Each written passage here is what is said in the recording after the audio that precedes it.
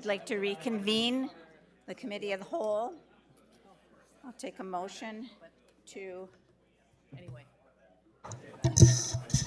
I'd like to make a motion to reopen the meeting. thank you. Second.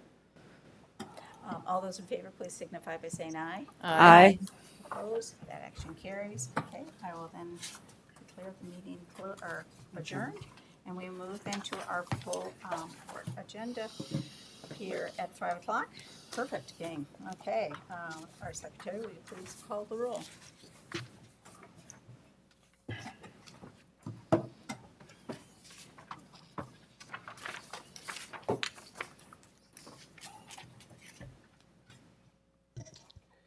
Commissioner Alper.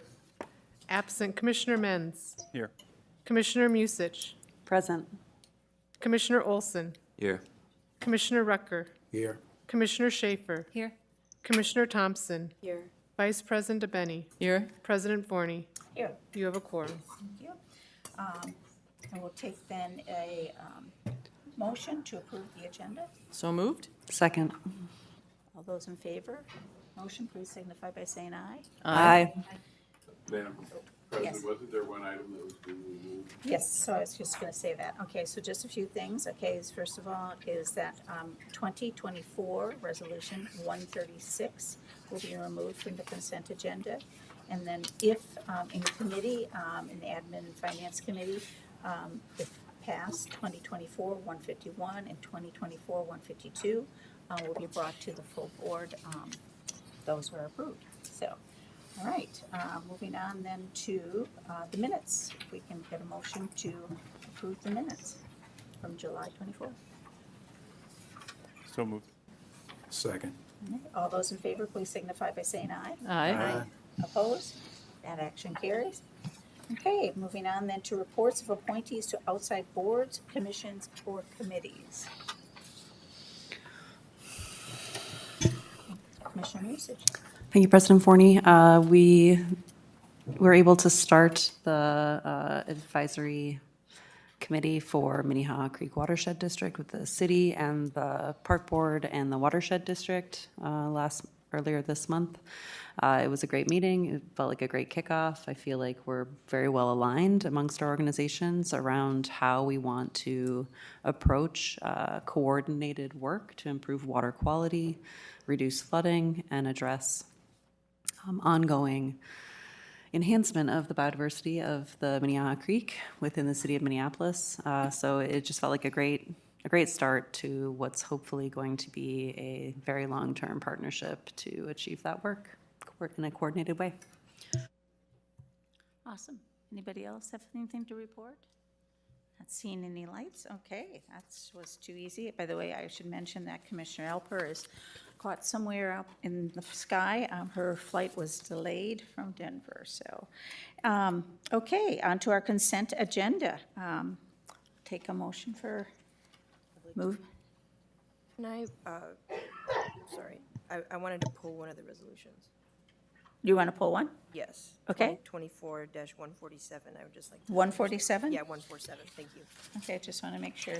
So it's 136 that has been removed. Okay, so 147 and Yes, I was hoping to pull 2024-146 and 2024-140. 140. Where is that one? Oh, okay. All right. I would like to move the remainder of the consent agenda as a slate. Second. Okay. All those in favor, please signify by saying aye. Aye. Opposed? That action carries. Okay, on then to the first resolution, 146. If somebody would like to read that, please. I'll move Resolution 2024-146. This is a resolution approving a 2-year contract with Aru Software, Inc., if I've pronounced that inappropriately, someone correct me, for hosted recreation management software maintenance and related services for a total contract amount not to exceed the amount of $50,000 with a contract end date of August 16th, 2026. Second? Great. Okay. Do we want to have a discussion or you want a presentation? If there's somebody out there for a presentation, a quick one, maybe just to start on what the child care management software will entail and how it relates to, I really just have mostly questions, but. Director Luber, welcome. So This software is actually currently in use and has been in use for a number of years at the Park and Recreation Board. So I want to just make sure that that's out there. And the reason that we have to do a new contract is because the two parties, the software provider and their payment processor, they have changed their payment processor, so it voided the contract. So what we are doing is just doing this new contract for the remaining 2 years of the original. Yeah, I noticed that in the materials. My question is around, it's Elio, right? LEO. LEO. So, and this is part, and the RFP that went out, this is a part of that RFP, and ActiveNet serves some of the other RFP that was in the board materials around management software. Well, so originally ActiveNet had done the function that the LEO software is now doing. Okay. If that makes sense.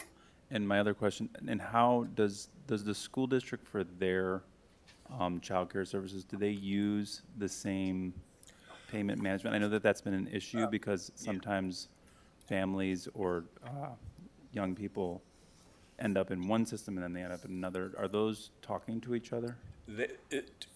So the park and recreation system and the public school system are two completely separate systems. They don't talk to each other. We have our own agreement with LEO. We have our own payment processor database of customers.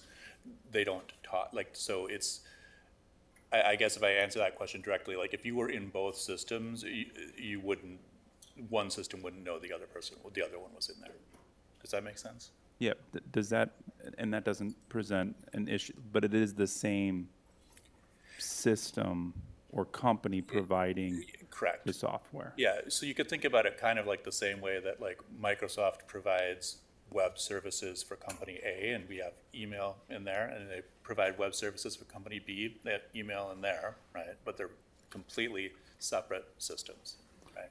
Do we often have users who do utilize those two different from year to year, and does that present issues for the users? Because that's something, I'm raising this because I've heard this from constituents around the child care management software and how they don't necessarily need to communicate with each other or talk to each other. Correct. But if both us and the school district are the largest providers of child care, you know, families are going to move between those two different child care providers, sometimes on an annual basis, and it can become sort of an issue. So I'm wondering if there's any discussions around how to make that a little bit more seamless for users. And I'm not saying it's all our responsibility, but I'm just wondering if any of those conversations happen around our child care delivery.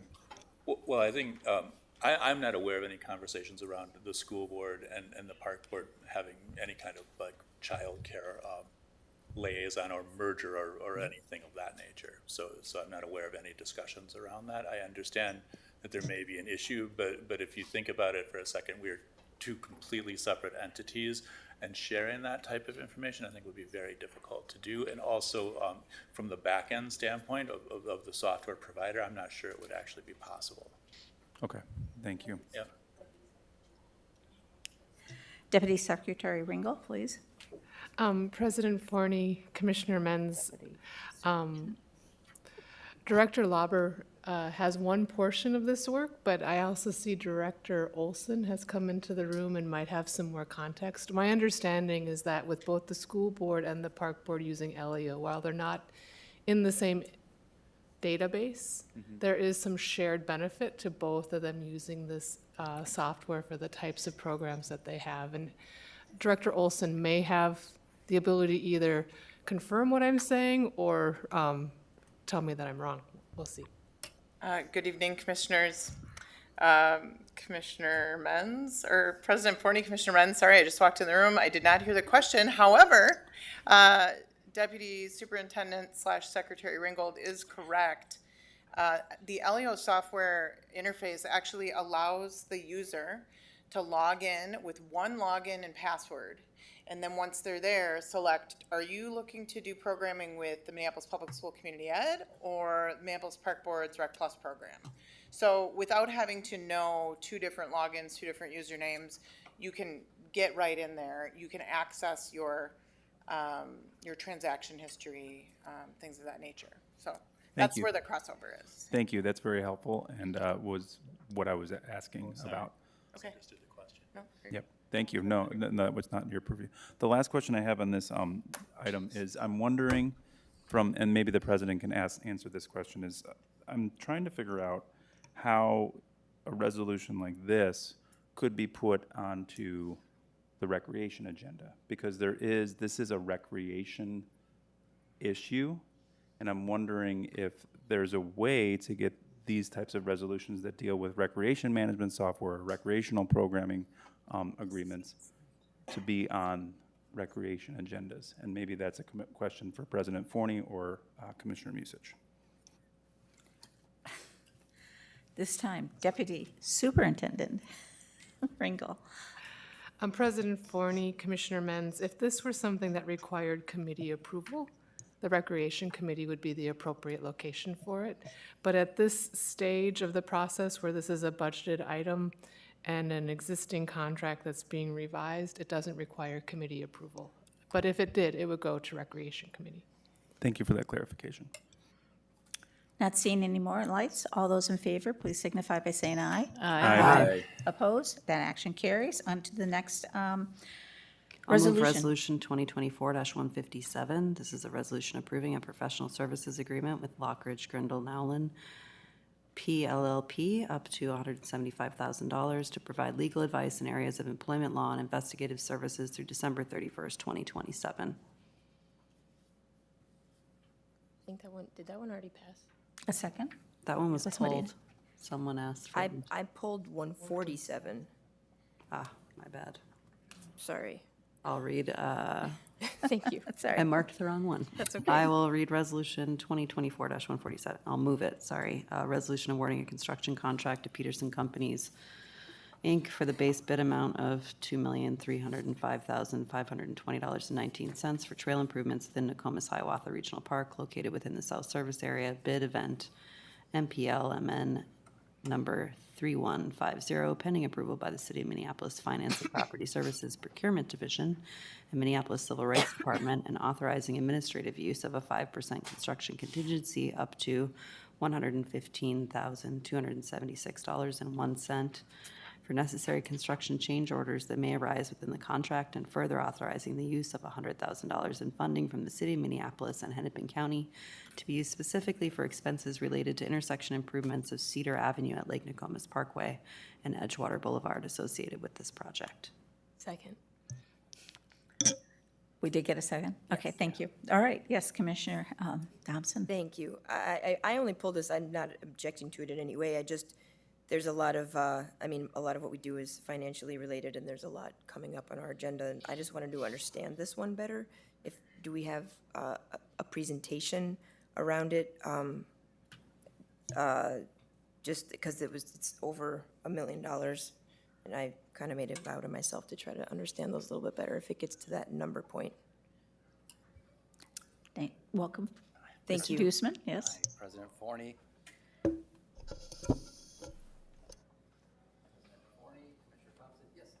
here. I can definitely answer any questions. I can give a presentation. I have one available. It won't speak so much maybe to kind of the funding aspect of things. It'll be more kind of just talking about the project and what's involved in the So I guess my question then, I know from what I was looking at, the trail improvements, I know that this is a location, let's see, Cedar and at that, I know the area. It's a high volume choke point for pedestrians with cars. What part of this are we working on? And obviously, there's probably a lot of stormwater infrastructure that's going on as well. If you had like a Cliff Notes version of what we're doing, I would love to comprehend it a little bit better. Sure. I will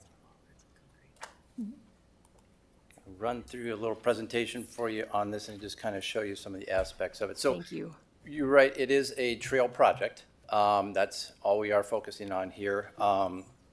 And so when we started community engagement, we had several items that were still identified in the master plan that were short-term priority areas for trail improvements that this funding was earmarked for. And so here on the map, if you can see on your screen, we have these areas A, B, C, D, G, and I that are identified that these were the short-term areas that, based on the community engagement and based on the master plan, these were the areas that we were looking to do the trail improvements within. If you look here on the right-hand side screen that lists the bullet points, the last one that's listed under the base bid is the Cedar Avenue median. That was actually a project that wasn't part of the original scope, but as we were working with our counterparts at the city and the county, kind of coordinating our project with them, knowing that they had a pilot project that was focused in on the safety improvements associated with Cedar Avenue and Edgewater, there was a key component of that which came out from the pilot study, which was the construction of a median on the north side of the intersection with the Parkway and Cedar Avenue. And then we basically had some conversations and said, if our project can do the work because we can do it faster, right now we're ready to go with the project. If we can include it with our project, it would get done faster. And then we worked out an arrangement with the city to get, and the county to get reimbursed for that. So that kind of came in after the fact, that aspect of the project. I won't go through this necessarily. This just kind of gets at the community engagement and how we identified the trail improvements. And then this just gets to kind of some of the trail areas here. So the one image up at the top is kind of this connection, this trail connection that is a new trail connection that would bring bikes and peds up along Cedar Avenue from the intersection of Nokomis Parkway and Cedar straight up to the Cedar Avenue Bridge. Area B down there in the bottom image is essentially what we're doing there is creating a new bike path around the west side of Amelia Pond, and the existing path that's there now, which is the bike path, will become the ped path. So it's kind of a new pedestrian loop around Amelia Pond. And then also with Cedar Avenue, this is just then the bike extension that would occur on the north side of the Cedar Avenue Bridge. And that would bring bicyclists over to the intersection near Cedar and 52nd, I believe that is.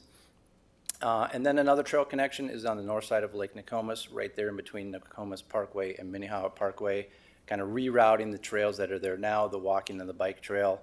The conflict that occurs right there on the north side of 22nd Avenue, we're going to actually move that crossing to the south side where it is actually a three-way controlled intersection with stop signs through there.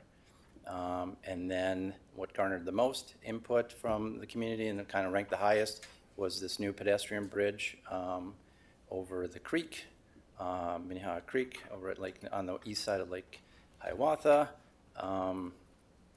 And then this would be that intersection area then down at Cedar Avenue. So basically we worked again with the city and the county on what the improvements should look like. And this design was from the direction that we received from both city and county staff on what that median improvement would look like. So can I just ask about the bike or the pedestrian bridge? Why was the bike bridge and when did that happen where it became bike only? I was just looking at your map, existing bridge conversion to bikes only. Is that currently the way that it is, or is that proposed? That is proposed. So currently the bridge that sits there now is a shared use. So it's got two-way bike traffic and then pedestrians. And so now this bridge will be simply, the existing bridge that's there now will be just dedicated for bikes. And then we're constructing the new bridge just downstream of that one, and it'll be an 8-foot wide pedestrian bridge. Is it that heavily trafficked of a bridge by bikes now? There's serious safety concerns that came about during the master plan as to really having a second bridge there, because there has been some near misses with accidents there, and there is a lot of traffic that goes across that. Yeah, bridge. okay, thank you. And the median at Cedar, that is on, so is Cedar is a county bridge? No. It's County Road. Yeah. So that would be our jurisdiction, or is that becoming? It stays county jurisdiction. Okay. We're just constructing an improvement for them that they would normally be constructing, but because our project is ready to go, and we can actually implement this faster than if they were to try to design it and put it out to bid. Does it create a protected bikeway, or is that not what, I'm just trying to understand the pictures. President Forney, Commissioner Thompson. So basically what it does is right now we're just eliminating a segment of two-way traffic, northbound traffic there, and creating the median there. So it's kind of a refuge island, if you will. There's still enough time for people to get across, but it kind of restricts the traffic, slows down the flow, the Yeah. speed of traffic that would go through there. So all we're doing is adding that median in that Got location. it. Thank you. I don't have any other questions. I just want. Commissioner Musil? This helps. Thank you, President Forney. I just would like to provide a little bit of additional context around the items Commissioner Thompson had inquired about. The hardening of the landscape that's occurring at Cedar and Lake Nokomis Parkway is replacing plastic bollards. It was largely intended to push cars to merge prior to entering the intersection.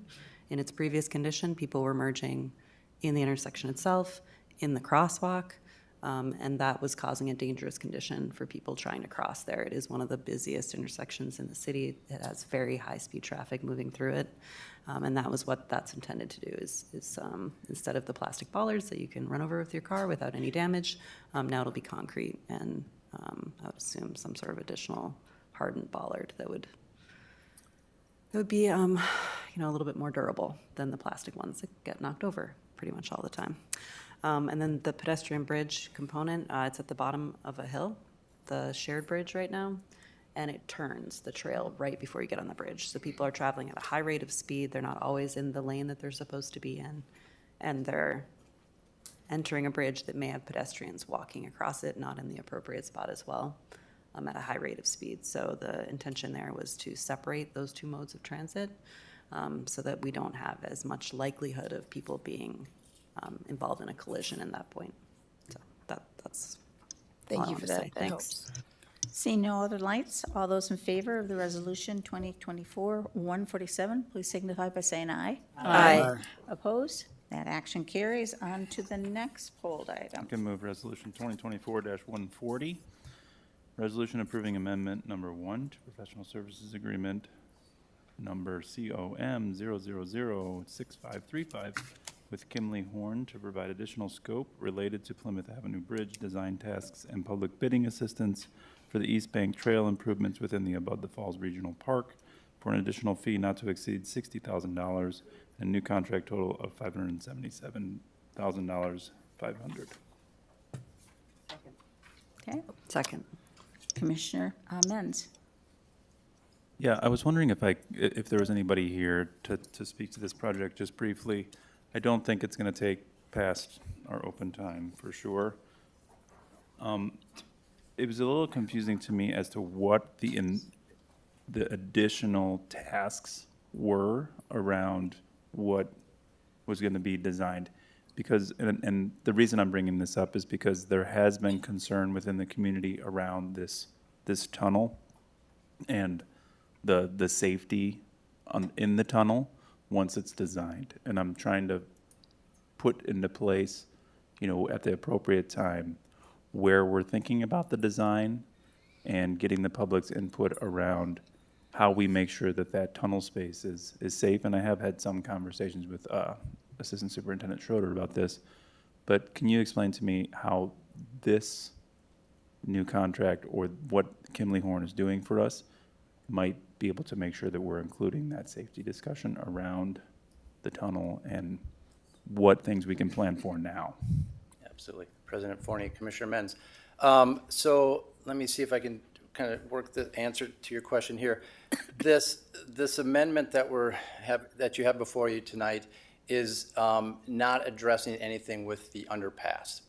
This is strictly up on top where the underpass project will be having to take out a section of the bridge to build the underpass. The city has a subsequent project that they're going to actually do kind of reconstruction work on the bridge itself. And so to sort of merge the two projects together, it made sense to have Kimley Horn, the park board's consultant, kind of take on some design scope that the city would be doing to kind of, because we are constructing a little bit of the city's work with our project. And so that's what this task, I think, one of the tasks listed in their proposal to us as part of the board packet tonight lists out that it's just kind of extra design work associated to kind of fold in some of the city's bridge work into our project.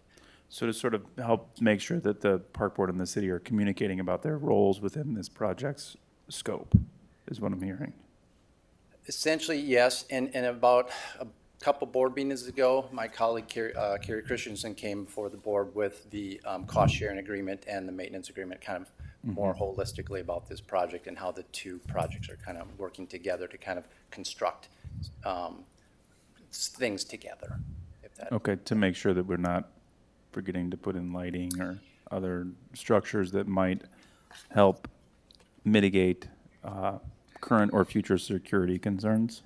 More or less, but the park board's project with the underpass, it does have elements designed into it to help with security. So there will be, camera associated in the tunnel itself to help with security needs as well. We've got extra lighting in there as well.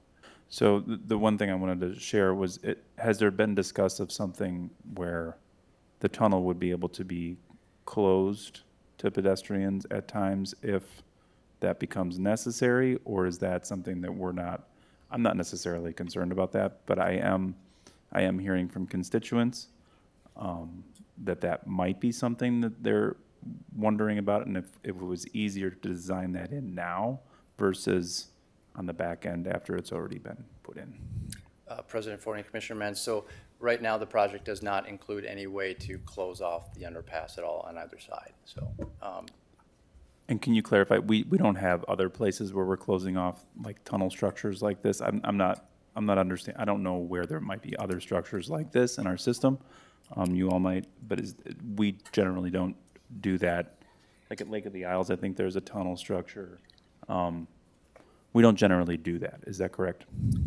President Forney, Commissioner Menz, to my knowledge, no. Where I've gone around and seen different locations, Brackett Park, there's a tunnel there underneath the Midtown Greenway there. There's no gates or anything that would close that off. I'm thinking of underneath 35W, not ours, but another significant tunnel piece there. I don't recall ever seeing anything there that has anything that would close that off. So we don't have that associated with our design either. Okay, but safety and security is a primary concern when we're designing this project and considering pedestrians or bikers going underneath that space specifically at nighttime and in that area of town between those two parks. President Forney, Commissioner Menz, safety and security is always an important thing that we always want to consider in our design so that we are doing everything that we can to make sure that the space is safe for people. So when we looked at the design of this, we are doing what we believe is the right things to do to make sure that it's safe, to make sure that people aren't going to stay underneath there. Where we've got some space, we've kind of designed things a little bit differently to kind of deter anybody from setting up tents or encampments underneath there. We've got lighting associated with the project. There's also additional project that might come into to it later on, an art project, which would do some more additional lighting in there. So really kind of looking at everything we can do to always make sure that we're doing something that is going to be safe and building stuff that is safe. Thank you. That's satisfactory to me. I appreciate that. Commissioner Schaefer? Just one more quick question for you. I think there was a line item for security, maybe around $6,000. Was that just primarily lighting, or was that also including cameras? Can you speak to that a little bit? Yeah, President Forney, Commissioner Schaefer, absolutely. That's a good question. That is specifically related to the security camera that would be installed in the middle of the tunnel itself. So yes, that's what that's for. Seeing no other lights, all those in favor of the resolution, please signify by saying aye. Aye. Opposed? That action carries, okay. So that concludes our consent agenda. We will now move to standing committees, the planning committee, if you'd like to. Okay, I'm just going to start reading about the open time rules instead of going into our remaining agenda. Okay. Thanks to all of you who want to share your thoughts and ideas with us during open time. Before we start, I want to provide an abbreviated version of the open time board rules. All individuals wishing to speak may call in before noon the day of the meeting to be placed on the agenda, or can sign up at the board meeting prior to the open time. I will be calling on people only on the sign-up list. Open time for public input shall not exceed 15 minutes, with the time limit to be allocated by myself, the president. Please watch the timer up here to be considerate of others to speak, and stay within your allotted time. During open time, public testimony will be given without debate, and only clarifying questions from the board will be allowed. Two types of items not appropriate for open time in order to protect the privacy of all are pending litigation and personnel issue. Please refrain from commenting on specific personnel issues. We will not tolerate discriminatory and/or harassing words directed at anyone. So please ensure that all your comments you make tonight comply with the policy. The board made the decision many years ago to operate under Robert's Rules of Order. Under Robert's Rules of Order, the ceding of time to another person is not allowed. So only those signed up to speak may only speak for their own allotted amount of time. We also request that each speaker provide his or her name and address. And we have 11 speakers, so I'm going to give each one of them a minute and a half, sorry. And the first person is Joanne Furlong, and then after that is Michelle Schull. Is Joanne in here? Yes. Come forward, please. My name is Joanne Furlong, and I live on 3437 York Avenue North, right across from Victory Memorial Drive. Victory Memorial Drive is part of the Grand Rounds. The trees, memorial markers, and monument represent and honor 568 World War Hennepin County residents who died serving. Victory Memorial has faced several adversities, but none more daunting than a proposed hideous light rail station and tracks. This is an overdevelopment of the vibrant vision of our predecessors. This memorial was dedicated in 1921. Must we desecrate its 100-year-old history to the absurd encroachment of a light rail transit station? If this goes through, Victory Memorial Drive and the Grand Rounds will set a precedent that will embolden the Met Council to destroy more of our parks and parkways with their poor planning and abhorrently immoral squandering of money. This needs to stop. I implore the Minneapolis Park Board to help us save our war memorial and the Grand Rounds. Thank you. Well done. Michelle, and then after that is Barbara Johnson, Council President, former. Hi, my name is Michelle Schull. I am a resident of Golden Valley, and my family has lived in Golden Valley for 20 years. My children were born at North Memorial Hospital in Robbinsdale, and they have lived in Golden Valley their entire lives, and we love it. I am here to talk about the proposed light rail stop on Lowry Avenue and Victory Memorial Drive. Our family, as we've grown up in Golden Valley, has regularly used the parkway to bike, to visit friends and grandparents and family in Minneapolis and Robbinsdale. If you were to put a stop at that intersection, it will be cumbersome and incredibly difficult to create a safe way to cross that intersection. There are many emergency vehicles coming in and out of North Memorial. So aside from having that stop, which a big stop and a change like that on a parkway that has been there for so many years is going to create chaos and confusion for drivers, bikers, pedestrians, patients, and emergency vehicles. It's not safe. It's not safe. It's a beautiful parkway that we want families and children to continue to enjoy, and putting a stop there is going to take away the integrity of that parkway. Thank you. Former Council President Johnson, welcome. Thank you, Madam Chair and Commissioners. One of the things I really appreciate everybody speaking about this. One of the things that I'd like to point out is that I don't know that there has been a traffic study to understand the reconfiguration of the road and what would that mean for pedestrian traffic, bicycle traffic, also automobile traffic. Victory Memorial Drive and Theodore Wirth Parkway are essentially an arterial street between Robbinsdale, Golden Valley, and North Minneapolis. It's the street to get to those communities. I would just also point out that I've done a little research, and there have been 36 fatalities of conflicts with light rail since the system started. It's not an insignificant challenge. Most of those deaths have been pedestrian deaths, according to the person I spoke to at Metro Transit. The other thing that I think we should look at is how we would deal with traffic backup coming out of North Memorial, trying to get to Golden Valley, making a very, very fast right turn, and what that would mean for traffic challenges. And then the other thing I want to say is very few people in North Minneapolis, Ramsdale, Golden Valley know that this is being proposed. It has not been in the Camden news, it hasn't been in the North news, and so nobody knows that this is going on. I would just encourage you to support Commissioner Thompson's amendment. Thank you. Thank you. Next person, I'm sorry I didn't mention, was Matthew Burns. And then after that is Tim Marino. Thank you. I believe you all received my letter, but I wanted to reiterate some of the concerns that me and my neighbors have around the proposed Blue Line Light Rail extension through the Grand Rounds and Greater Minneapolis. We fully support the expansion and investment in great public transit, but we simply ask that we take a step back and reevaluate this plan. As with many Minneapolitans, I recognize that our parks are something to be cherished and that the risk of losing any part of them means it will be lost forever.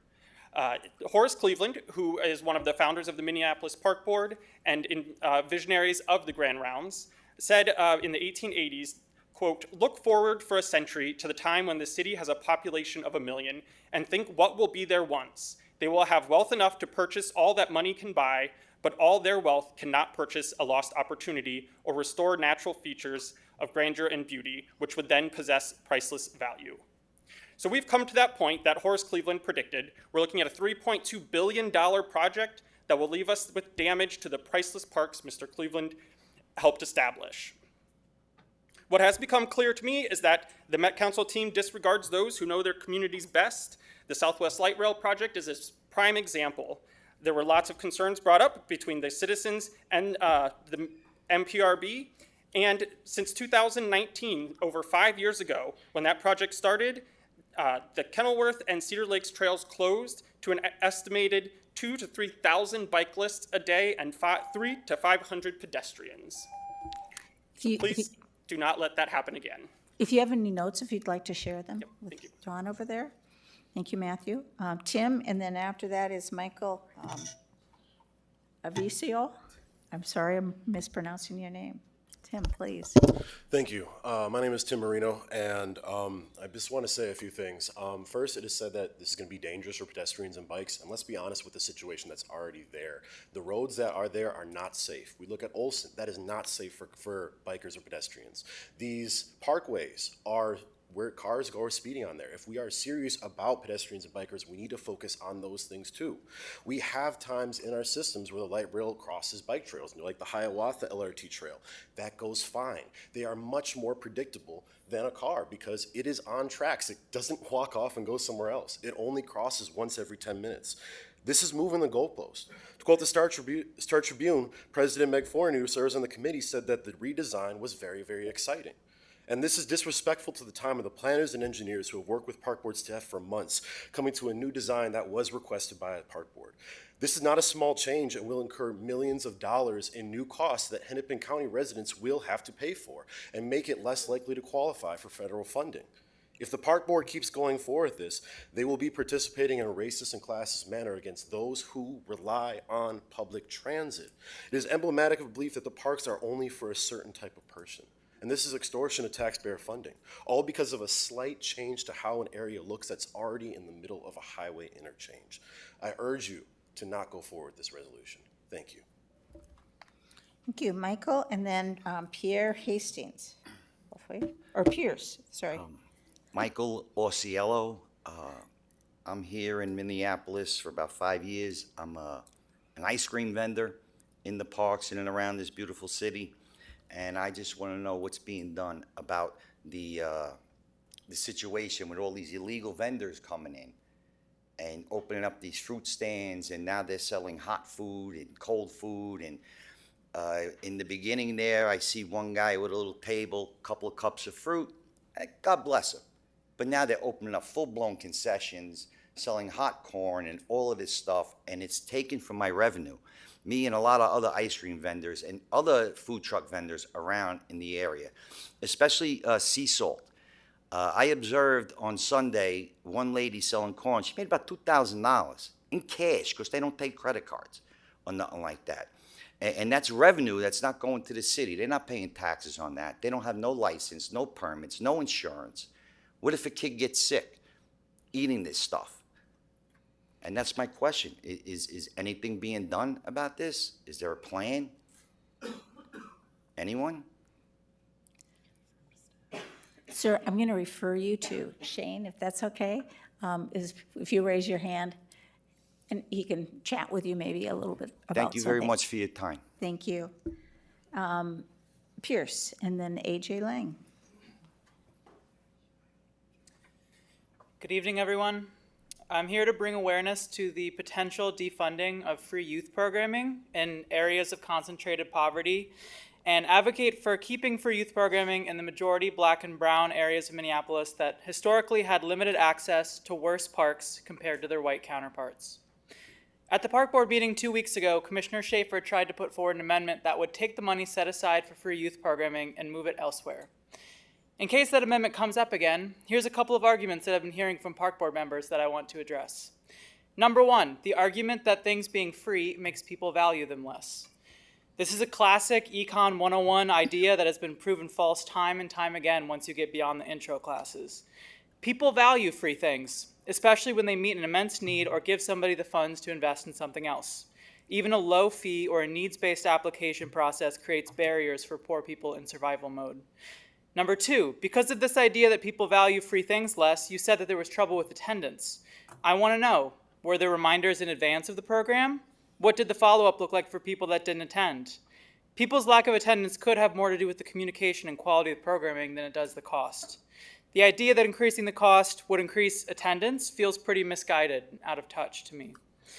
Number three, the areas on the north side and south side that people of color are forced to live in due to racial covenants are the same areas of concentrated poverty that currently benefit from this free youth programming. Cutting free youth programming is an issue of racial equity and economic disinvestment. Where was the racial equity impact analysis on that proposal? Where was the community engagement? Thank you. Thank you. A.J. Lang, and then after that is, I'm sorry, I'm going to, Zayed Rashid. Sorry. Welcome. Thank you, President Forney, Commissioners. First, I'd just like to express our support for the resolutions approving Local 363 contracts tonight, as well as our appreciation for the commissioners who spoke in support of workers in the community during this difficult process.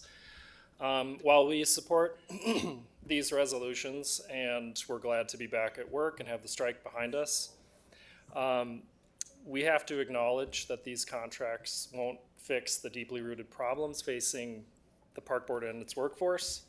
Our first week back has shown us that our most difficult work is ahead of us.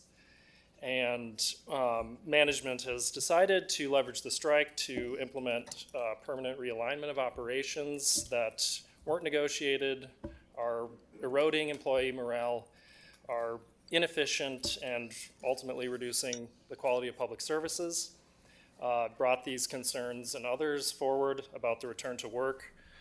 They've been dismissed with flimsy explanations or just outright ignored. So we need to work together to rebuild following our strike. And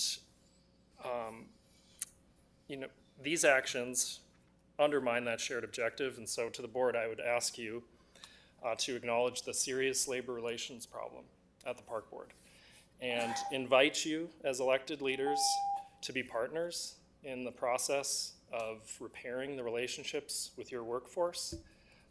So we can't rely on old ways of thinking. We need to be creative, collaborate together in order to truly move forward and cultivate a thriving workforce. So our door is open. Our members are committed to that work. We're not going anywhere. So hope to hear from you. Thank you, Syed. And then after that is Abdullah, I'm sorry, I can't read the writing, Rash. I'm not sure I'm catching that right. Good evening. My name is Ziad Rashid. I'm an assistant teacher and a community leader from City Riverside neighborhood, actively involved with the Muslim Coalition of Azaya. Our children are struggling. The pandemic has disrupted their learning and the social lives, and the pool of social media keeps them indoor. There are not enough activities for them to participate in outside. In the past, parks were the main gathering spots for kids in our neighborhood. They formed a positive relationship with the mentors and were set on a path to success. Today, there are not enough programs or funding to staff these park community centers, and the statistics support this claim. Over the last 20 years, there has been a deliberate reduction in investment for our children. A study published by the Park Board in 2019 highlights the significant decline in funding for youth programs, especially in parks serving our community. We know that extracurriculum are closely linked to academic success. I suggest we enhance our park-based educational programs. For example, creating a science club that partners with local environment projects can improve academic achievement while fostering a sense of responsibility. Safety in our community is another major concern, which is directly connected to engaging our young people. By expanding supervised sports programs in the evening, we can provide safe outlets for our youth to channel their energy, thereby reducing their chances of getting involved in risky behavior.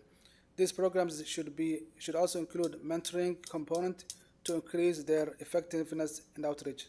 Thanks so much. Thank you. Abdullah, and then Zaid Khan. I'm so sorry. Good evening. My name is Abdullahi Farah. I'm an organizer and faith leader in the Minneapolis East African community, and I'm here to support more investment in our youth and the more increasing the free youth programming in our parks. As you know, our kids are really struggling, a serious lack of investment you can see when you go to the different parks. And we've seen fewer hours at recreational centers even, and fewer services offered to our children. We know that since 2019, there's been a small increase in funding, the $2.6 million, the ARPA funding, and the tax levy, but in reality, that's like 0.016% of a nearly $160 million budget. So the question I ask myself is, do our kids really only deserve a tiny fraction of the budget? In 2022, we know the Parks Board made a step towards offering free youth programming in 17 parks located in areas concentrated in poverty. Some of my community members live in these parks.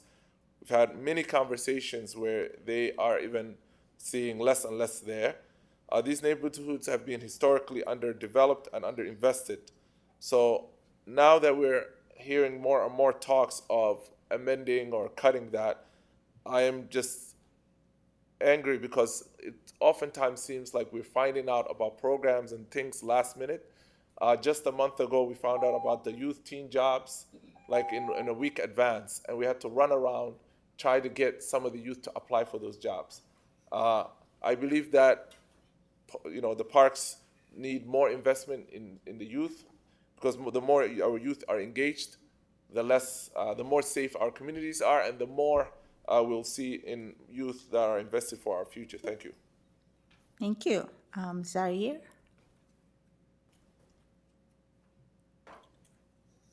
Zaire Khan? No, I'm not supposed to speak. It was a mistake. Excuse me? I was not supposed to speak. You were supposed to speak? Oh, was there somebody? He said he's not going to speak. Oh, you're not going to speak. I apologize. Okay, thank you. All right, so I will close then our open time and move back then. We were coming up from committee planning. Yep. Resolution. I'm ready. Go for it. Thank you, President Fournier. On behalf of the Planning Committee, I'd like to move Resolution 2024-135, a resolution approving concept design for Clinton Field Park improvements. Second. Seeing no lights, any questions? Seeing none, all those in favor, please signify by saying aye. Aye. Opposed? That action carries. Our next one. The second and final resolution coming from the Planning Committee is Resolution 2024. I'd like to move it. 2024-138, resolution approving a comment letter on the supplemental draft environmental impact statement, the SDEIS, for the Blue Line Extension Light Rail Transit Project, which may impact parkland in North Minneapolis, including Worth, Victory Memorial Parkway, Regional Trail, and North Commons Park. Second. Okay, yes, Commissioner Thompson. Thank you, President Forney. I would like to move an amendment to this resolution, and I would love if someone would second that. Hopefully everyone got it yesterday, and I tried to color code it, but I'm moving my amendment. Second. Thank you, Commissioner. Would you like to read it? Yes, I mean, I'm happy to, if you can see, so I struck. It's kind of long. It is rather long. I struck 2 whereas clauses and added a few, mostly just to clean up what I viewed as being more direct toward the impact toward parkland, and specifically Victory Memorial Drive and Theodore Worth. I will confess that I took out some verbiage of specifically to North Commons because the Blue Line route doesn't purport to cross that park information, but versus just the impacts to the drive and the crossing. And then the resolved clauses just kind of tinkered with the one that already exists with a couple of word changes, and then added just one to say that make the request that it be separated from at grade, to be a little more specific. That's the gist of it. Please, by all means, read it if you haven't. But it doesn't take away from our intention behind doing this. It just adds a little more specificity to what we're stating, and requests that our communications with Met Council take that tone, versus sort of, I mean, we probably already know, we don't have municipal consent in this, so this is sort of our version of municipal consent is this letter. And so I wanted a resolution that encapsulated that a little more directly as it impacts my district. So I'm happy to answer anyone's questions, but that's why I'm moving the amendment. Anybody else wish to speak to it? Oh, yes, Vice President Abeni. Thank you, President Forney. Just a clarification. One of the things that was captured in the original letter was the impact to North Commons on the alignment, really separate from the activity or the proposed work at the Lowry Station. So I think removing the North Commons references in this resolution doesn't have an effect on that part of the letter, because I think that the comments coming from the Park Board on the North Commons piece are important. So is that true?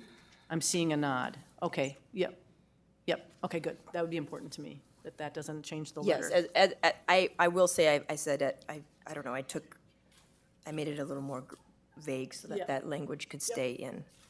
Commissioner Olson. Yeah, I can't support this amendment. It completely cuts out an option for this transit design that could be beneficial to our park users, increasing access, which is a tenant that we are for, also working well with our partners. It does not allow, like our original letter, for some reconciliation and of the concerns that we have.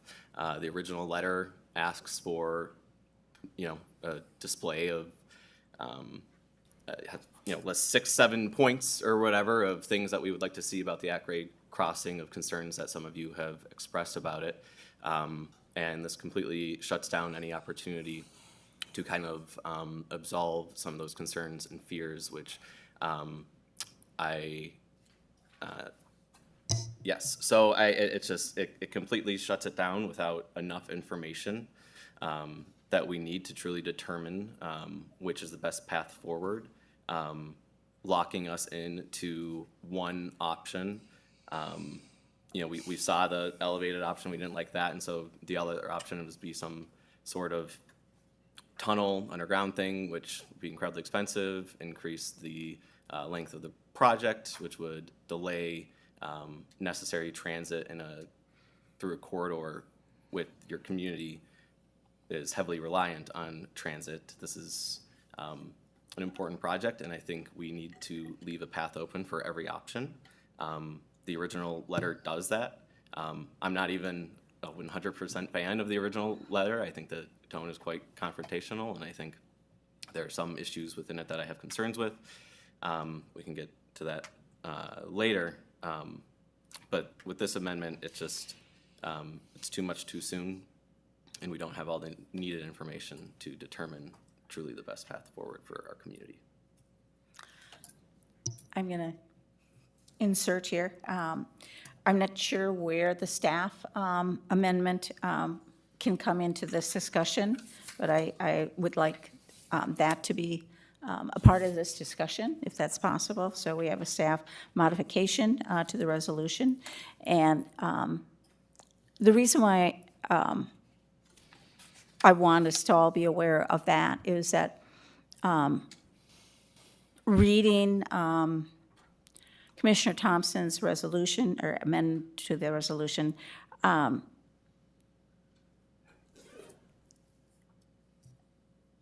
not sure that this is the appropriate time for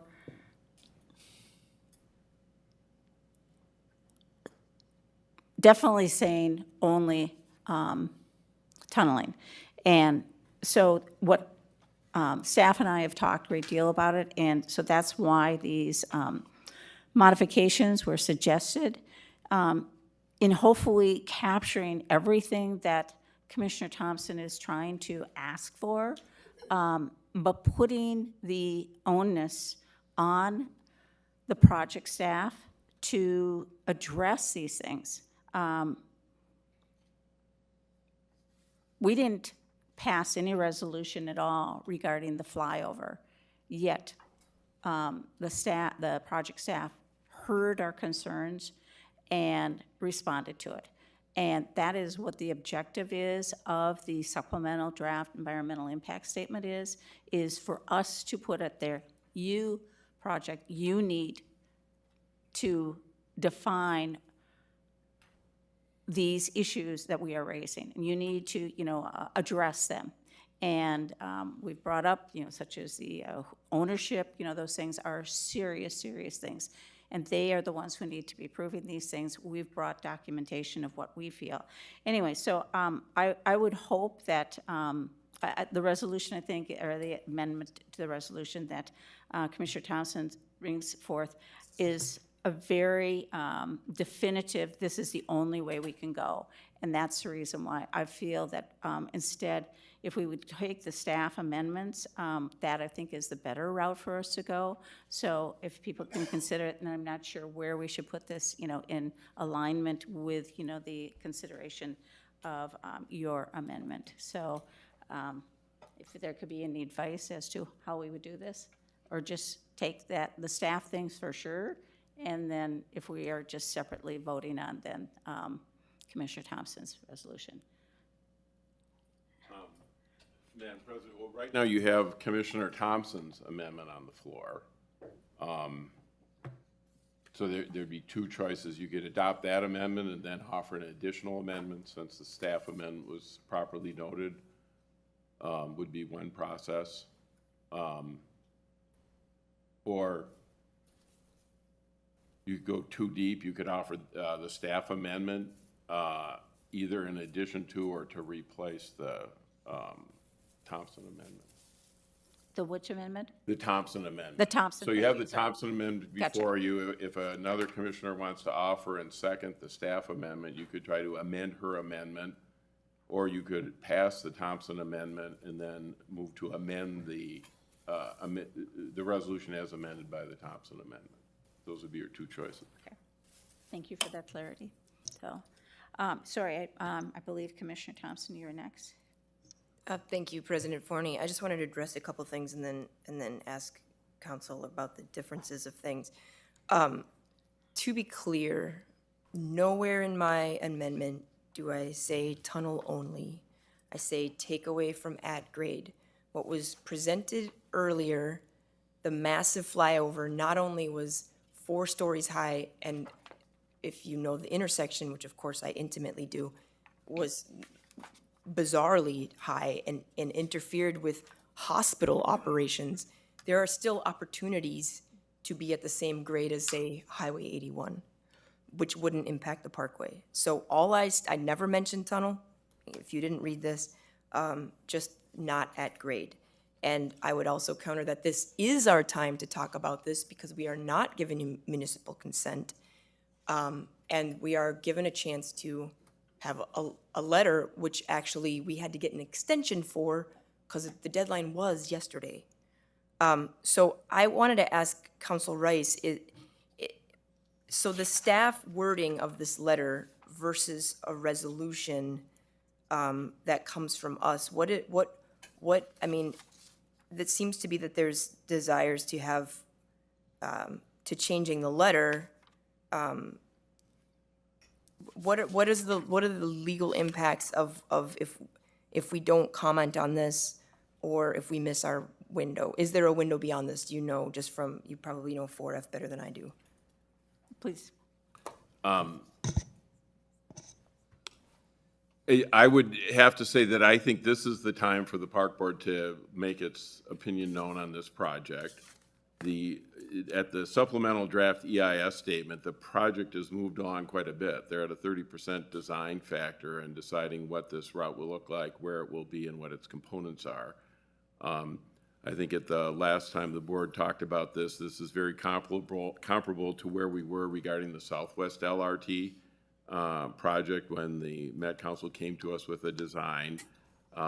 There were grave concerns at that time about whether it was going to cross the parkway or tunnel under. The board took a very strong position at that point. I think it wound up redirecting, for good or ill, the design of that project. But I would say, given where you will not see this next iteration of the project until it's like a final, here's your design, here's what you're going to approve. So my advice to the board is whatever direction you're going to take, you should take it tonight, or well, we've got an extension, but the sooner the better, and to be clear about what your direction is. I would say I've looked at the resolution the staff has offered, and I read the Thompson resolution to say the board would be opposed to an at-grade crossing of the Grand Rounds. I read the staff recommendation to say that the project office should consider, all options, but certainly an option to do an at-grade crossing would be one of those. It would still be on the table. Thank you. If I might just add, someone in open time mentioned talking about, directions and directives, and yes, there are meetings, but these are the moments when we vote as a panel, as a group, that we are being very clear about our directives. And I personally, obviously I wouldn't have written this, think that it is in fairness to the community, to the massive amount of stakeholders, to the timeline, to the budget, to say, hey, an at-grade is no good for the park board. I think that is the best way to be clear for this situation, so it does give them time to propose other options, as it is just in the developmental stage. I mean, I don't even need to talk about the impacts of things like Bryant Avenue, as the phrase goes, when you don't measure twice and cut once. And so I would hope to get support. I know that the north side does not want an at-grade crossing, so thank you. Commissioner Mans? I thought Commissioner Benny Vice President Benny was next. Oh, I'm sorry, I didn't see yours, so go right ahead, Vice President Abeni. Thank you, President Forney. I would say that, there's a speaker that came up that talked about some of the decisions that looked from back when that looked forward. And I think we do have examples on our transit systems and our transportation systems where we wish now we wouldn't have done something. And I think that it would be good to be standing at some point in the future where we're happy that we made a different choice. I mean, I'm thinking about the way the Minnehaha Parkway, Creek Parkway, Minnehaha Parkway addresses or does not interact with the light rail at all over there, and you have this uninterrupted experience on that parkway, both for all the modes.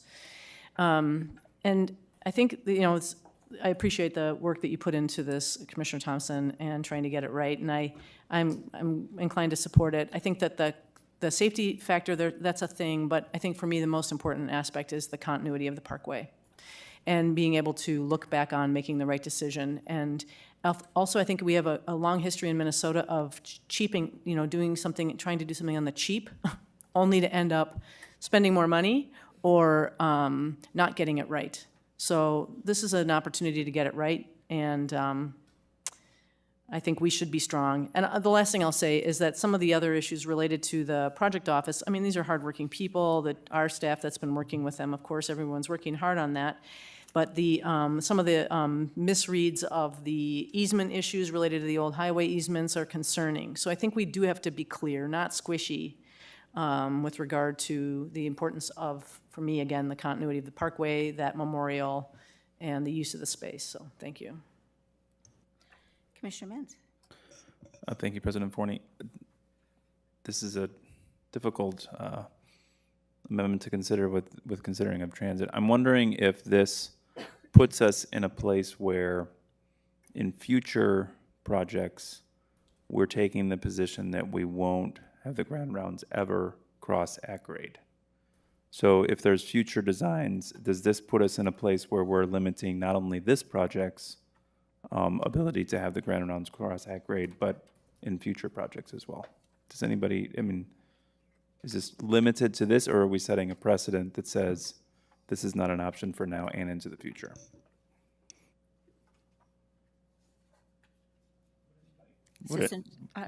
Maybe Council Rice or Superintendent Schroeder? Please, opine. My opinion would be the resolution relates to the supplemental draft EIS for the blue line. I think this board always reserves its right to take an action, whatever this board or the past boards have taken. I read the resolution to be directed specifically to this matter, but I also think it's could be viewed, in other history as a comment about generally what the park board's done. I would say this, what Commissioner Benny has said, and in my experience, it goes back a long time. There was a big fight over crossing Cedar Lake Parkway. I know historically there was a fight in the 60s about Minnehaha Parkway. It didn't really come to fruition until they did the tunnel under and Minnehaha, and they did a bunch of stuff. So I guess I saw the work that a previous board in the 60s did to resist an interruption of the parkways. So, I think that I would say this resolution stands much more squarely in the history of this system than the alternative of allowing transit systems to cross our parkways. Assistant Superintendent? President Forney, Commissioner Mintz, I think the task that for staff would be to ensure that there are findings related to this particular crossing that couldn't be construed to another crossing in the future, because there will be other crossings of the grand rounds by transit that will be initiated by the park board in this case when we look at perhaps grand rounds missing links. So I think we'll be working with legal counsel to make certain that we craft the comment letter or recraft the comment letter in a way that there are particular findings related to this particular instance that won't be replicated, that can't be replicated in the system. So while I got you. So whoever wants to answer this, okay, if we pass this resolution, we still though have the letter. And so will this accompany the letter, or is this incorporated into the letter? That is something that we need to understand. President Forney, the way that I read the resolution is that there's a resolve clause that directs staff to essentially redraft the letter in compliance with the directives of the resolution. So we'll still have a comment letter, and the resolution will guide the reformatting or reframing of the letter. I believe that's, Commissioner Thompson, that was your second to the last resolution. Is that correct? That is correct. May I speak to that? Yes, all I was going to say is that I would then strongly encourage that the language that was put forward by the staff and everything also be in consideration. So, but that's our next action if we do that. Commissioner Thompson. Just Commissioner Menz had asked me to read it, and there's a lot of changes, but just one thing that was just added in the final, second to final resolve clause was directs the president, working with staff and legal counsel, to revise the draft comment letter. That it's you can still take all the work that staff has done, but just make sure that it's in alignment. That's all. So any other discussion on this item? Okay, so on the amendment and everything, all those in favor, please signify by saying aye. Oh, sorry, I would like to request a roll call. Oh, roll call, okay. Secretary Engel? Commissioner Alper, absent. Commissioner Menz. Aye. Commissioner Musich. Aye. Commissioner Olson. No. Commissioner Rucker. Aye. Commissioner Schaefer. Aye. Commissioner Thompson. Aye. Vice President Abeni. Aye. President Forney. Aye. You have 7 ayes, 1 nay, and 1 absent. And if I can ask somebody if they would move the staff requested modifications, really appreciate that. That's in a separate.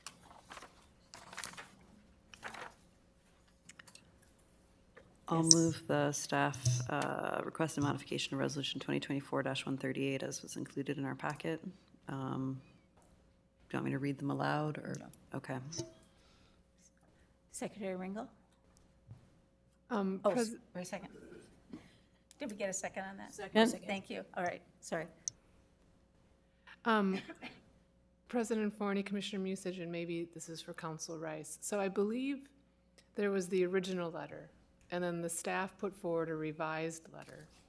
And now I think what you're currently moving is something that might be adding on to the revised letter. I think there's a question of whether or so not you the- also have to what's in move the the packet? revised letter. What's in the packet just asks that we include additional statements in the letter. So I don't believe it's specific to any version of the letter. It is specific to these themes being included in the letter. And I'm getting nods from Assistant Superintendent Schroeder in the audience that I haven't indeed interpreted that accurately. Do any of my colleagues need me to read this aloud for them? Secretary Ringel? Thank you for that. Council Rice, do we also need to move the staff revised letter, or was that now part of the base resolution? Madam President, I think as it stands now, Mr. Schroeder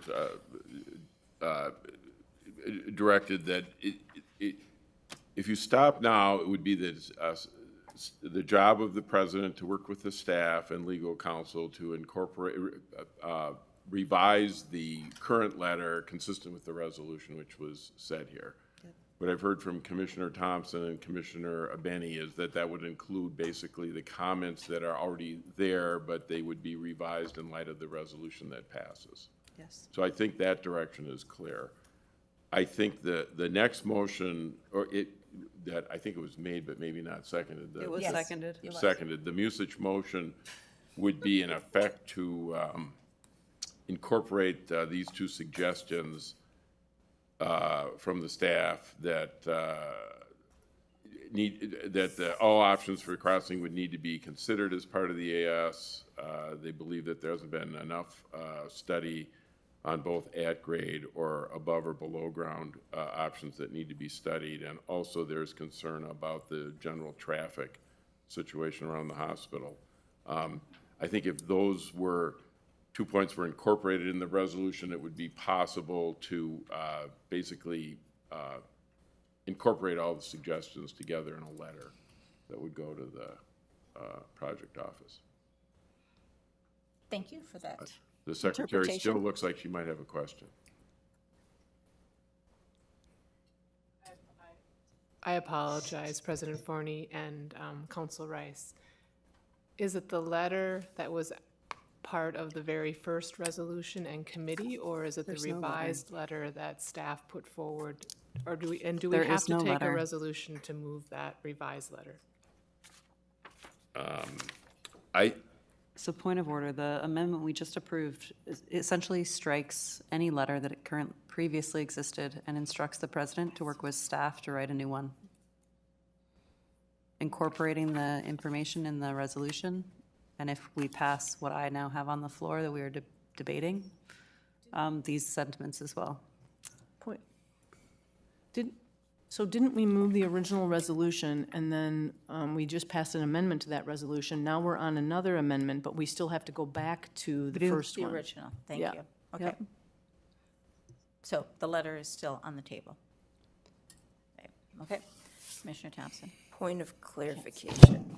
So, yes, so the resolution is amended at present but not passed. And now these modifications, I'm trying to take it all in, are things that staff would like to incorporate in the letter, which is now sort of open. Yeah. Is that, Right. okay, perfect. I just Okay. wanted to know where we were. Okay. More Vice President Yeah. Benny? Oh, sorry. No, I see it. Thank you, President Forney. Yeah, I think that the staff amendment, I mean, the letter's getting long, but this is the time. These are due diligence questions, basically. And I think it's clear, at least according to this, and I mean, I read the letter previously, but that they really, there was a focus on really one option on the letter currently. So this is just saying more things need to be considered. And then really the transportation impacts, I think also need to be flagged at this time. So I think it's appropriate. And I know we're past the deadline and all of that, and I think it would be good to get this done as soon as possible, but I think these are things worth doing at this point. And we meant to be on time, so. Madam President?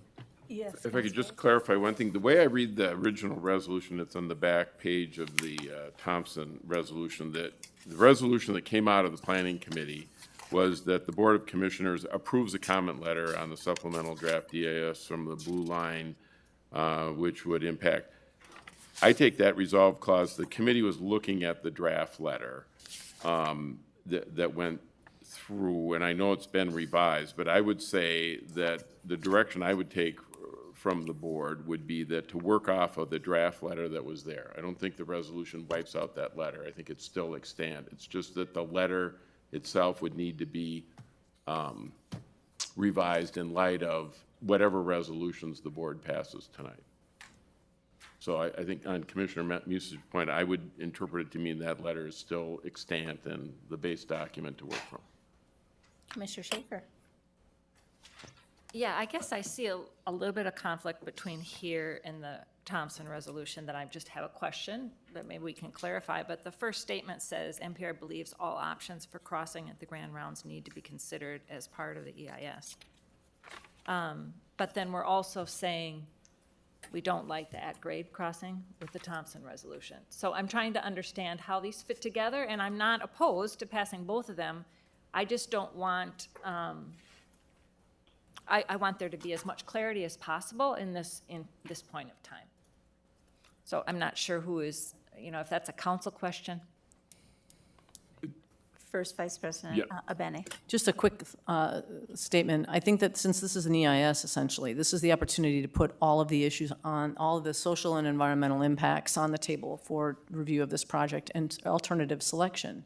And so I think that would be also expected that the project office would work on all possible alternatives, including what I think are continuity, other people think are also safety impacts of an at-grade crossing in this location. Frankly, also locating a station there where there isn't, it's not a destination, it's an odd location. The station would be better, in my opinion, closer to where the hospital is and so on. So anyway, I think it's not in conflict because really the EIS is meant to be a due diligence phase, looking at it, the social and environmental impacts of a project. I'm seeing nods from Mr. Schroeder. Yep.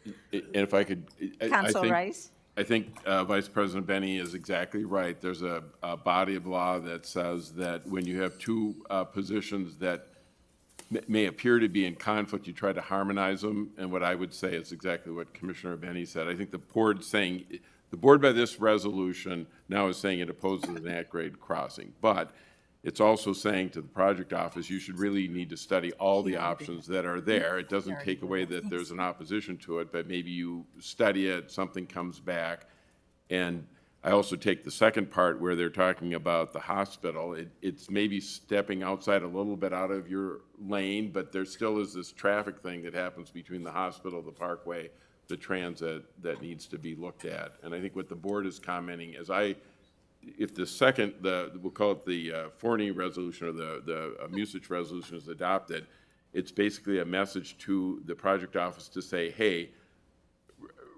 from the park board perspective, don't cross our parkway. From the bigger perspective, this intersection has a lot of complications and you need to think it through again.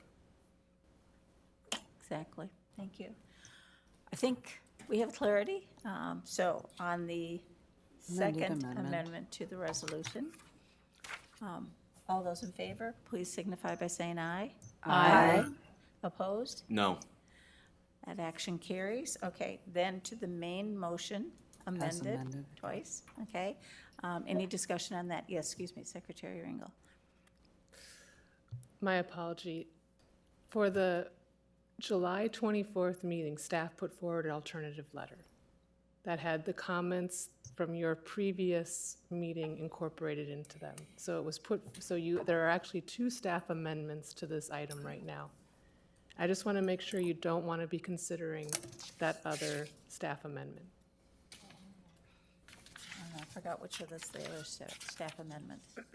The other staff amendment was an edited comment letter Oh, the based letter, on the comments from your first discussion on this. And I just want to make sure that you don't want to consider any of those amendments before you approve this. Because what you'd be approving is the 2 amendments to the original letter.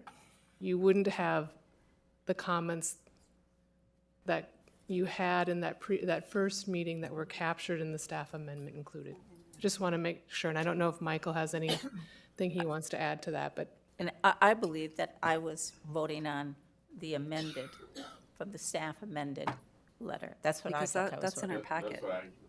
Right, Okay, all right, okay, all right.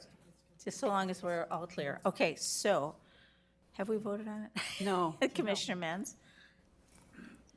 So when will we see the final copy of the letter in front of this board, or is this just us putting it out to the staff that they can create this letter with the direction that we've given them?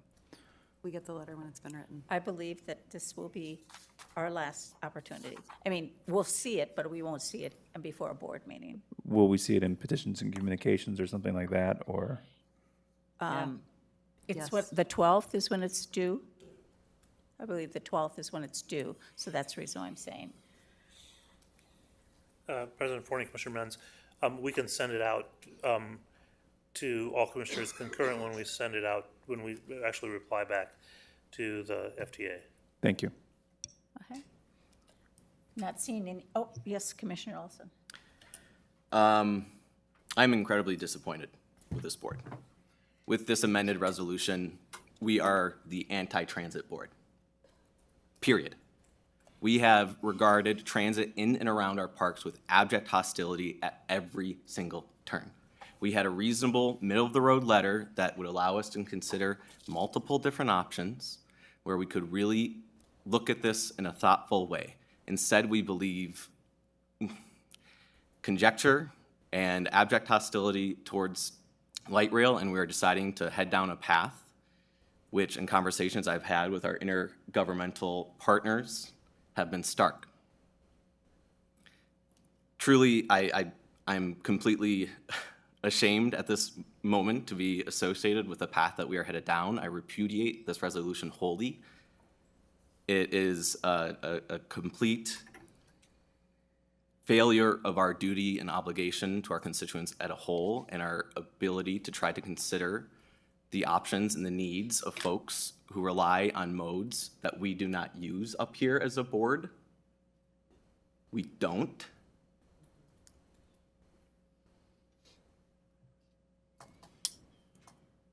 We could have left the door open for different options here.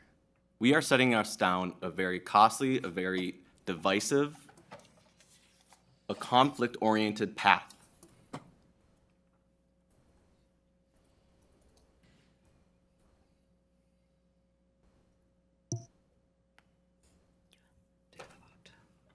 Not seeing any other lights.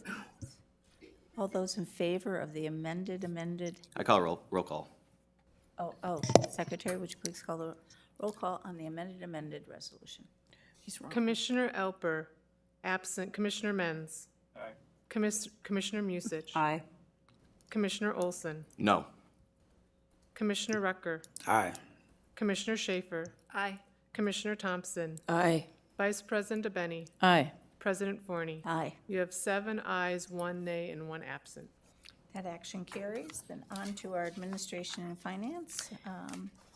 On behalf of the Administration and Finance Committee, I would like to move Resolution 2024-92. In fact, I would actually like to ask my co-chair if he would like to read it, because it's the Boys and Girls Club.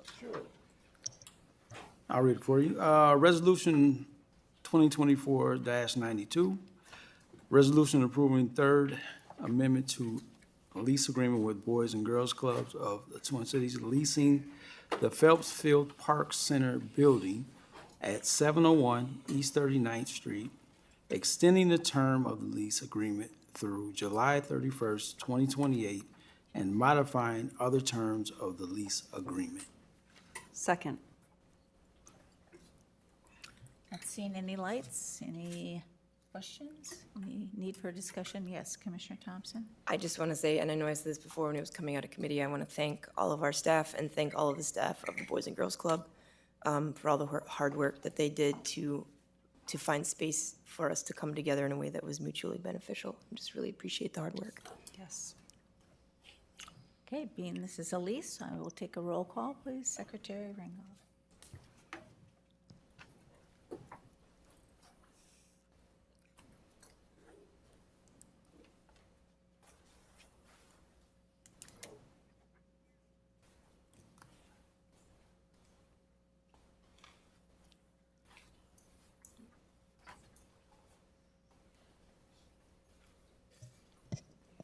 Commissioner Elper, absent. Commissioner Menz. Aye. Commissioner Musich. Aye. Commissioner Olson. Aye. Commissioner Rucker. Aye. Commissioner Schaefer. Aye. Commissioner Thompson. Aye. Vice President DeBenny. Aye. President Forney. Aye. You have 8 ayes, 1 absent. That action carries. Thank you, Boys and Girls Clubs. Jump off. All right, on to our next resolution. I will also move Resolution 2024-134, a resolution approving a lease agreement with Minneapolis Veterans Healthcare System regarding a revocable license for non-federal use of real property within Fort Snelling as part of the Fort Snelling Fred Wells Tennis and Education Center Parking Lot Improvements Project. Second. Okay, any questions of this? Yes, Commissioner Menz. I would like a presentation on this issue. A presentation? Okay. We have Director Swenson. President Forney, Commissioner Menz, we don't have a presentation for this. The board has approved the contract for this work.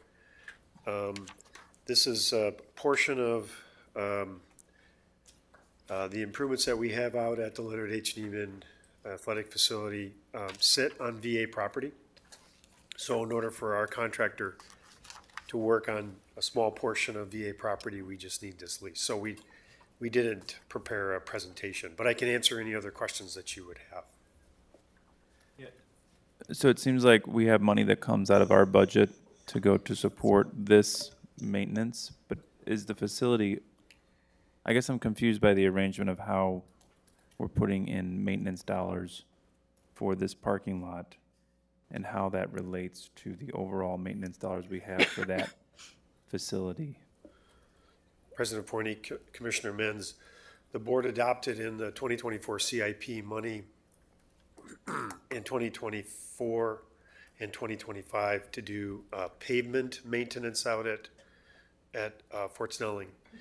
So as part of, yes, the tennis center leases land from us to run their facilities, but we operate all the roads, we operate a portion of the roads out at Fort Snelling, parking lots, et cetera, to support our facilities, as well as the tennis center facility. And I know that Commissioner Alper has raised the issue of like parking fees. Is there going to be any has there been any exploration of how we charge for the parking out there, or if we have ever considered that to maybe possibly benefit the youth who are using those facilities? President Forney, Commissioner Menz, this pavement maintenance work, we have not gone into any fee structure. We can reach out to Recreation Director Olson to see if there's any changes in how they would operate the lots that we do have out there. I will say that it's my knowledge that the parking lots that we have out at, especially at the soccer fields, those are to serve our rentals specifically. But I will make a note and reach out to Director Olson and see if there's some changes to how we or how they would propose that charging for parking in 2025 budget. I would appreciate that. I think that Commissioner Alpers also asked for some sort of parking study, especially out at that facility. I know that we don't charge for parking generally in those spaces, but I think moving forward, if we can find where there's a benefit to the programming and the ongoing maintenance of that area. I do know that we are charging parking at Parade Stadium at a rate of $4 per person who just goes there. So I'm wondering how those come into play and when we choose to charge for that parking. And this just brought up that issue again, and Director Olson can sort of take that for what it's worth, but how do we utilize the money and investment that we're putting into parking lots, which there is, and to Commissioner Olson, there's a light rail line out there. I mean, like how do we make sure that we're utilizing these concrete surfaces to maybe get the payments from the parking revenue instead of from our other budgets? Thank you. Seeing no other lights and everything. Okay, all those in favor of the motion? Oh, It's a no, roll it's a call. roll call, sorry. Commissioner Alper, absent. Commissioner Menz. Abstain. Commissioner Musich. Aye. Commissioner Olson. Aye. Commissioner Rucker. Aye. Commissioner Schaefer. Aye. Commissioner Thompson. Aye. Vice President DeBenny. Aye. President Forney. Aye. You have 7 ayes, 1 abstain, and 1 absent. Thank you, that motion passes. On to our next resolution.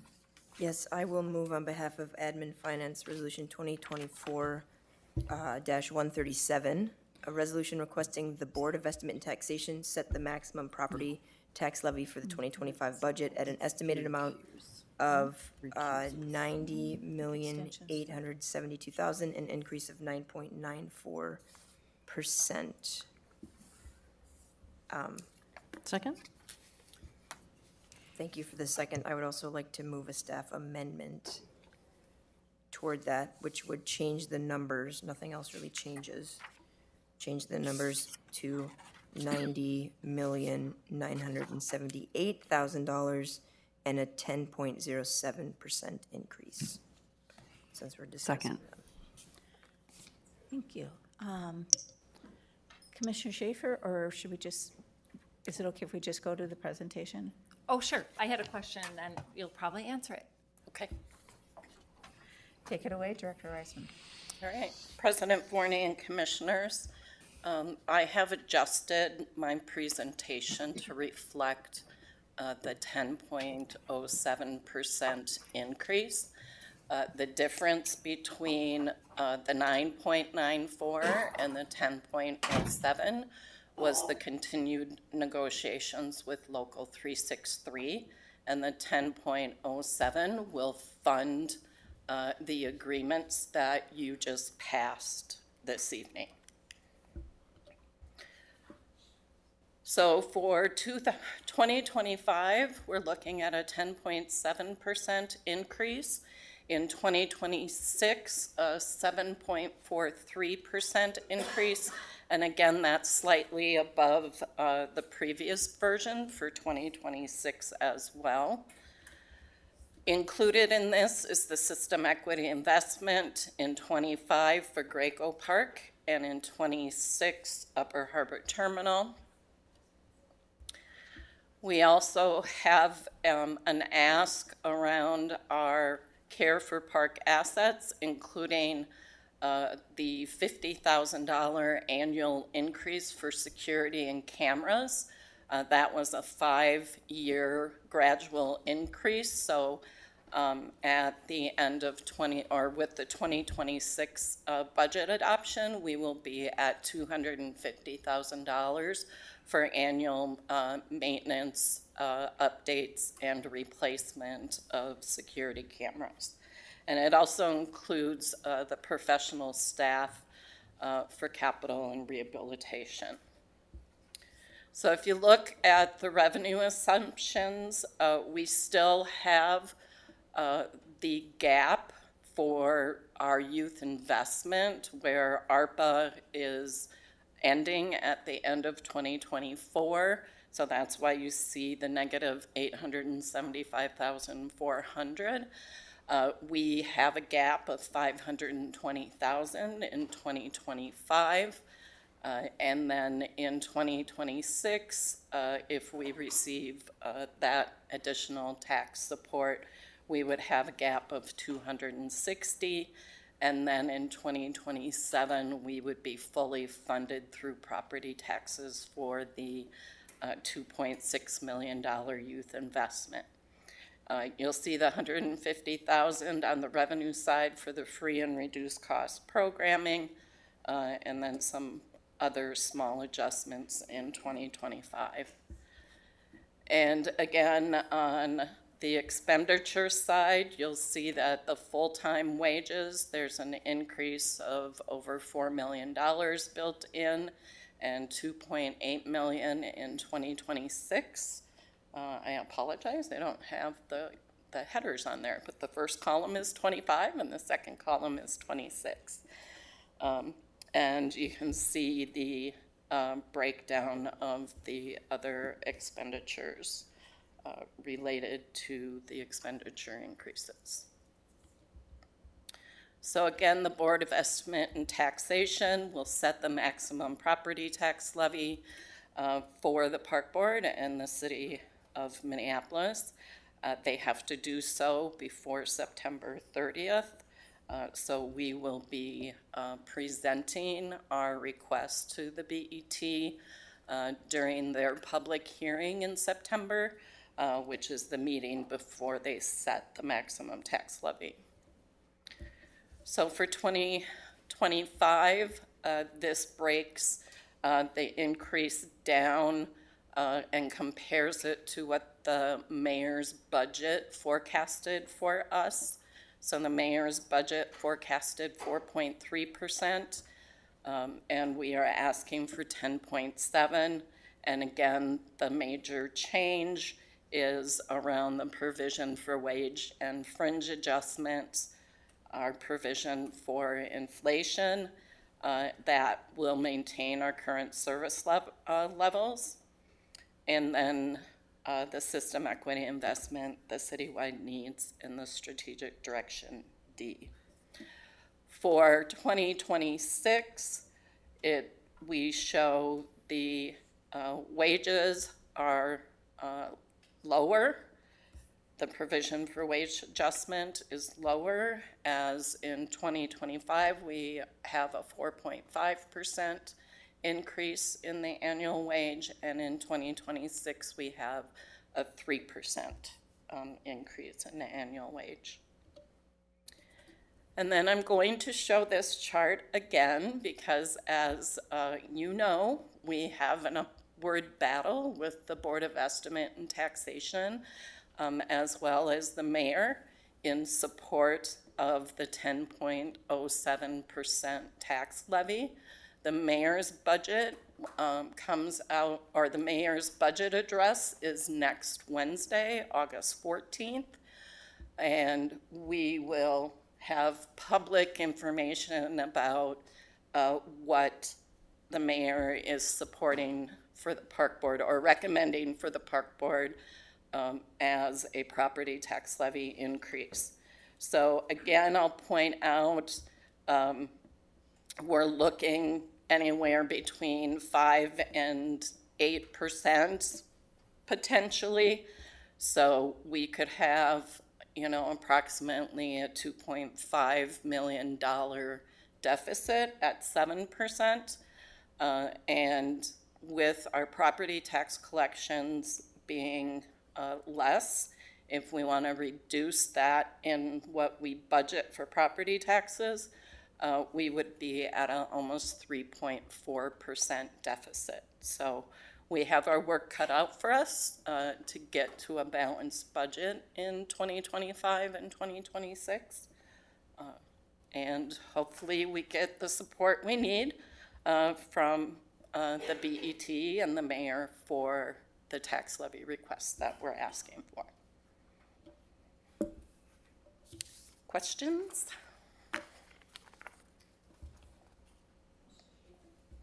Just to summarize, the sole differential in the increase was strictly wages. Correct. Thank you.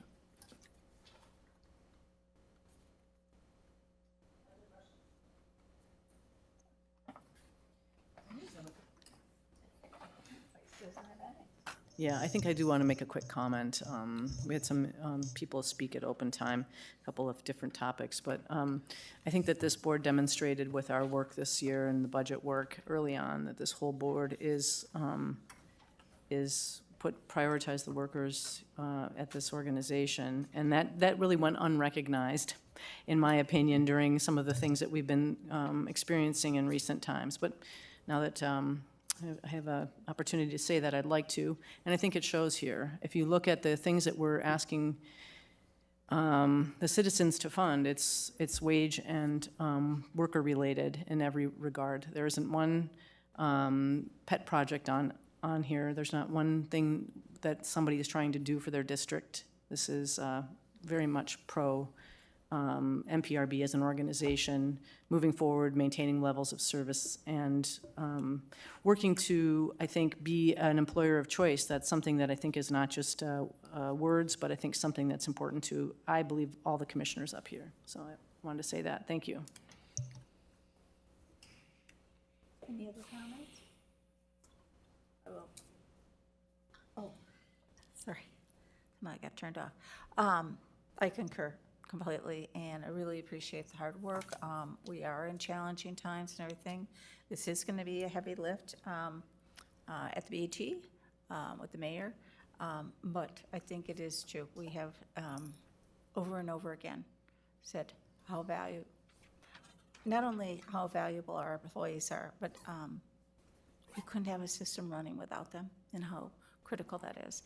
So with that, all those in favor of the motion of the resolution, please signify by saying aye. Point of clarification, I think we have to pass the amendment to up Oh, I up apologize. the monetary amount, and Okay, then, so yeah, first of sorry, all, on thank the you. amendment, all those in favor of the amendment, please signify by saying aye. Aye. Opposed? That action carries. Okay, then on to the main, excuse me, yes, Commissioner Shi. Yes, I would like to move another amendment. This was attached 2 weeks ago. I think there's been a little confusion around this. This is not cutting youth programming. We currently invest probably $750,000 to $1 million, roughly, already in our current model. But this is adding for the first time free youth programming to the tax levy, a small amount, the $150,000. So this is not a cut. This is more an amendment that I'm bringing forward, primarily about an adjustment to our process in the order in which we do our work. As a board, we have had some general discussion around free youth programming, and given a general staff direction to explore citywide youth programming, but we have not received many details about what the rollout includes, specifically program specifics and funding sustainability. Because this is the first time, we are asking residents to pay for free rec programming through a levy increase although a small amount. I believe that we as a board together, as well as the general public, should have a better understanding of what's involved in this shift before we include this, even this small amount in the levy request. Once the board gets more specifics and formally approves the staff direction and work on this potential rollout, it is then that I believe the commissioners can choose to levy the residents for free programming at a future date. As you can see in this amendment, it just transfers that 150 for the year 2025, and as you saw in Julie's presentation, it was in the year 2026 as well. So I am hopeful that within this next year, that we can have a more formal presentation about what this citywide rollout looks like, and approve it as a board, and have a public transparency around that before we put it on the taxpayer in the levy increase without understanding what that looks like. So that's kind of the spirit of this, is kind of an order of process that I feel more comfortable with in this vein. So I don't know if I'll go ahead and read the resolved clauses. Basically, so you have them top of mind. Remove the $150,000 for the free program from the 2025 MPRB levy request. And resolved, reallocate that $150,000 to the levy line item Strategic Direction D, Care for Park Assets, for a new total of $346,000. And resolved, reconsider a levy request for needs-based free programming citywide in 2026, when formal board approval for this direction is met. Does anybody have any questions or comments? Do we get a second? Do we get a second? I'm sorry. To your amendment? Second. Okay. All right, okay, Commissioner Menz. I am interested in this change of process, Commissioner Schaefer, and I'm wondering if there's a way to amend your amendment to ensure that that $150,000 that would go to the carrying of park assets, to ensure that that $150,000 goes towards fields or spaces where youth are definitively benefiting from the programming we provide. I'm not opposed to changing the process or making sure, but I am opposed to figuring out how that money is going to be directly benefiting the youth and the facilities within the system that they utilize most effectively. May I respond? Yes, please. I think that's something that would happen during the budget process this fall. There would be that 150 extra line item. You could see from Julie's presentation that where the 196, was already laid out. But I wouldn't see it going into necessarily one of those line items that they've already put in there. But it could be, maybe it's the Title IX stuff, maybe it's pavement, but we could discuss that this fall. But this would be the first step, I think, in just shifting that direction. From my perspective, it would be the easiest way to do it. Just to respond back, so, I mean, I don't know if we put that in there, if that's definitely going to go to the right place. And, I'm thinking specifically about what's going to come out from the technical advisory committees and the request for funds for softball maintenance, which is going to directly impact youth and groups that it might not have been supported in the past.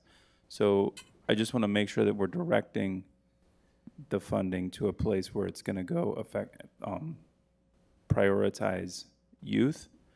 And I also, as we go through this process, I think that we heard tonight during open time that the issue of free programming is a challenge for this board.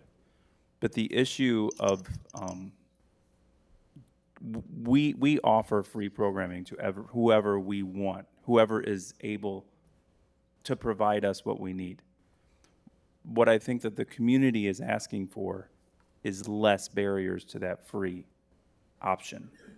And I think that if we go back to the record and we find some budget amendments that I proposed last year around making registration for youth programming free and outlining a communication strategy to encourage people to provide revenue to the organization, that those recommendations are similar to what we heard tonight and what I am hearing in the community around how that free programming could work citywide, but making it a free registration. So I think that just this amendment brings up a lot of that.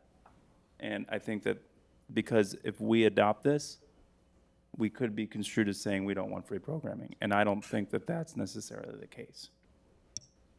Vice President Abene? Thank you, President Forney. So I think that resolving I feel like I don't understand our free programming, and I think I feel like we've talked about it during our budget setting in the springtime a couple of times, and looking for more of the, we have to sort of, it was just sort of plopped out there by the previous board, and we want to kind of back calculate to figure out what are we doing here with this. And so I'm not clear that that's the case, that we've done that, but I'm optimistic we will in the next year. The other thing I'll say, though, is that doing this would just really create another hole in our budget. And I get where you're coming from, Commissioner Schaefer, but we might not even get what we're asking for. Remember, we still have to, get this through the BET and work, the other elected officials have a say in this stuff. So I don't want to change anything more right now, because the organization may be forced to identify places to find some savings. And I don't know that I want to dictate that this is the place to do it at this time. Thank you. Commissioner Olson? Yeah, it was kind of, it was brought up like the process around this free programming and kind of, how we've gone about the program and the results we've seen from it, good and bad. And I mean, I think it was earlier this year or late last year where we passed the Musich-Thompson amendment that kind of set us on a path to have a better, more clear understanding of this program. And I really think we have to stay the course with it, because I think we don't know if it is that cost is not a barrier, or if we fail to implement the program correctly, or if we need to approach it in a different way. We're kind of in the process of analyzing that, and at this point, I don't want to jump the gun and remove something that could be and is quite critical for many youth in our city. So let's just stay the course as we are with our budget, with what the staff have put forward, and we can continue kind of the robust conversation we've had around this programming in the future. Commissioner Thompson? Thank you, President Forney. I have a couple of questions for Director Wiseman regarding this, because I hear what my colleagues are saying. I appreciate Commissioner Schaefer's intent, and also I'm kind of aligned with Commissioner Menz and some of the other things.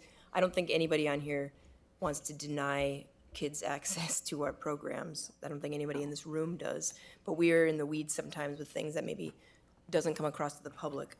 So my questions are, is an amendment like this better served to come before us at our final budget time, like in the fall? Like, I mean, we're approaching it, but after we've gotten our sort of levy request, or is now the time to consider that, because the ask with BET might be, I guess I would just like your opinion from the budgetary standpoint.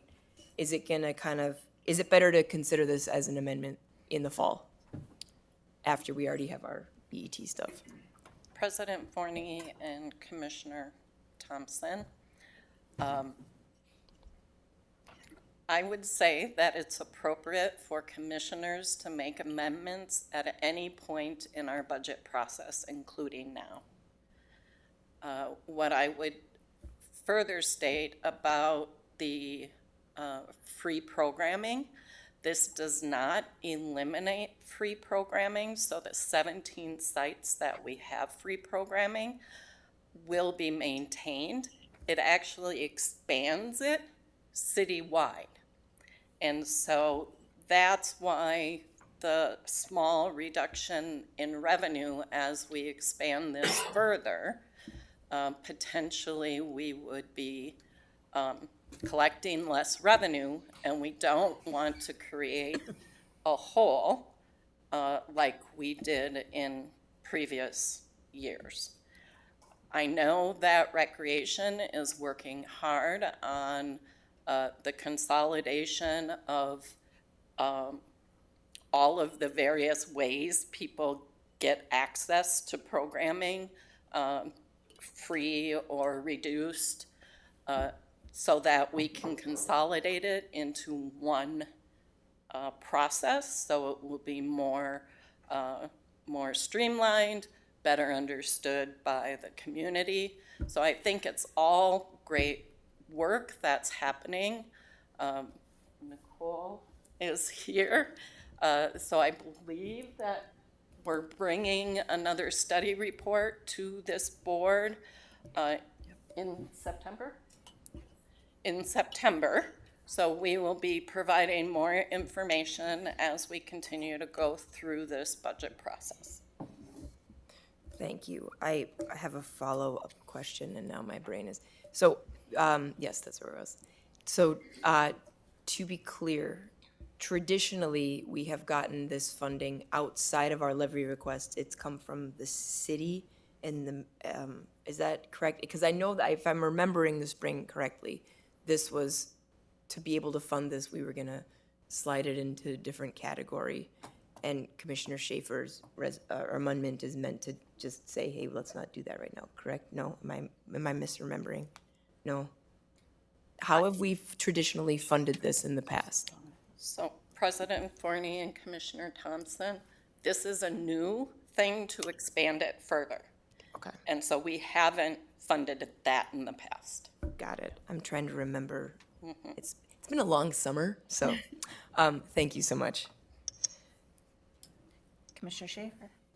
Yeah, I would just say that I think as a board member, I feel like it's important that we understand what we're levying our residents for in greater detail. None of us, as it was as said here, are against free programming. But we are making a change here from going from 17 sites to citywide. We don't have an understanding of, you know, is that going to be a different age group? Is that going to be a different focus? We haven't given input into the program specifics. And I think that's part of our job. I think that's really important for public transparency, that we as a board not levy the public for something that we don't understand and they don't know about. So it's a small amount of money, I understand that, but to me it's the principle of how we function as a board and how we order our processes in making these decisions. Commissioner Menz?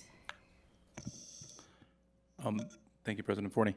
I also want to make sure that, you know, as a board, it's very easy to say we're having free programming and we're doing what we can for youth.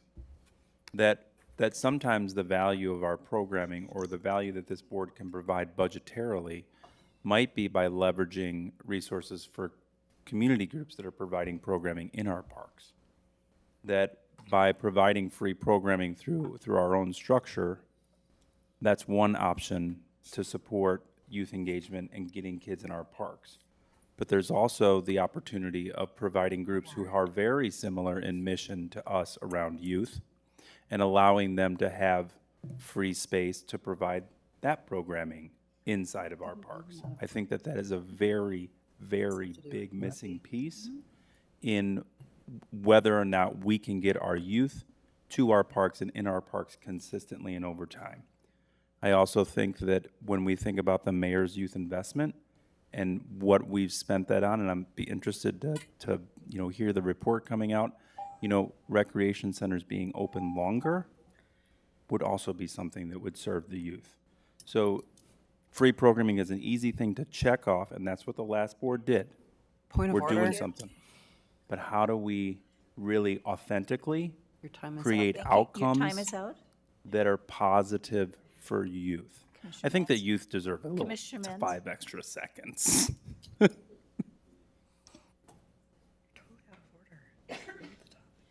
Okay, I'm not seeing any more lights and everything. On the amendment to the amended, right? Yeah, to the amended resolution. All those in favor of the amendment, please signify by saying aye. Aye. Oppose? No. No. That action does not carry. So on then to the main motion that has been amended. Any more questions or concerns or whatever? Not seeing any lights. All those in favor of the amended resolution, please signify by saying aye. Aye. Opposed? That action carries. Okay, so we are now then to a discussion item on cannabis and the related policies study item. Oh.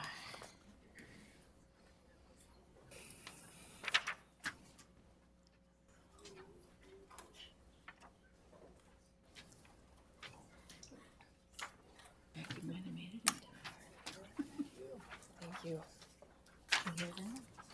What? She's calling on her airplane? Okay, that's right.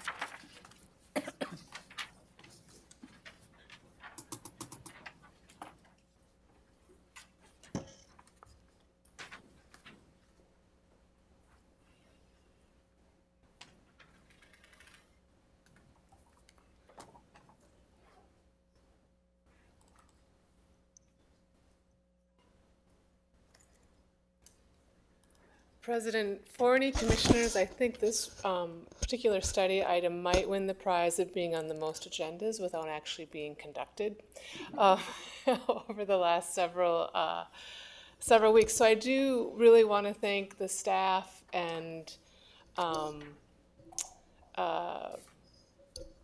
legal counsel who are here tonight to help address some of the questions and provide information, because they've been coming along with this for a few meetings. This study item really looks at a few different things. So it's a recap of where we were at on September 20th, where we had a study item on this. We'll talk a little bit about any updates to the state law, as well as what we're seeing other units of government doing. What I just handed out is an initial draft looking at how we would be adding cannabis to our existing tobacco policy. One thing that we haven't talked about very much, and we don't have a lot of input from the board on, is really thinking about this in two ways. So there's use of maybe cannabis in the system, primarily smoking or vaping, but then there's also edibles, THC edibles, that might be sold through concessions or things that would be at permitted events. And that second part, we don't have a lot of direction from the board on, but that would be a separate probably policy and direction that we would need guidance on from all of you. And so we will also be seeking some information on that. And then finally, at the end, we'll be asking you for feedback probably on all of these pieces.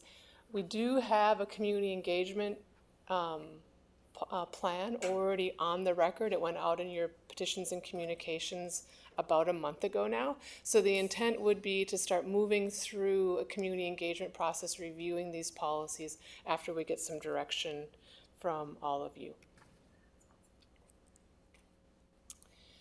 When we met on September 20th of last year, we talked about cannabis use within the system. We talked about the state law that was in place. We were primarily focusing on your intention around whether you would want to be prohibiting it in any way in the system. And if you did, what would be the tools that you would want to consider? Policy, ordinance. Ordinance puts you in a position of being able to have a petty misdemeanor associated with it. Whether or not we would be doing maybe administrative tickets on it. We really covered all of that territory within that meeting on September 20th. When staff walked away from that meeting, what we felt we heard pretty strongly is that while there would be an interest in prohibiting use within the system, the interest was more around a policy than an ordinance. So not putting it in the category where you'd have a petty misdemeanor associated with it, putting it more in line with how we think of tobacco within the system. And in that case, you don't have an enforcement arm with it. So you really are in a situation where it's self-patrolled. If somebody refuses to stop doing it and it becomes more of a disorderly conduct, then you would be stepping into an area where there could be a citation or some type of enforcement with it.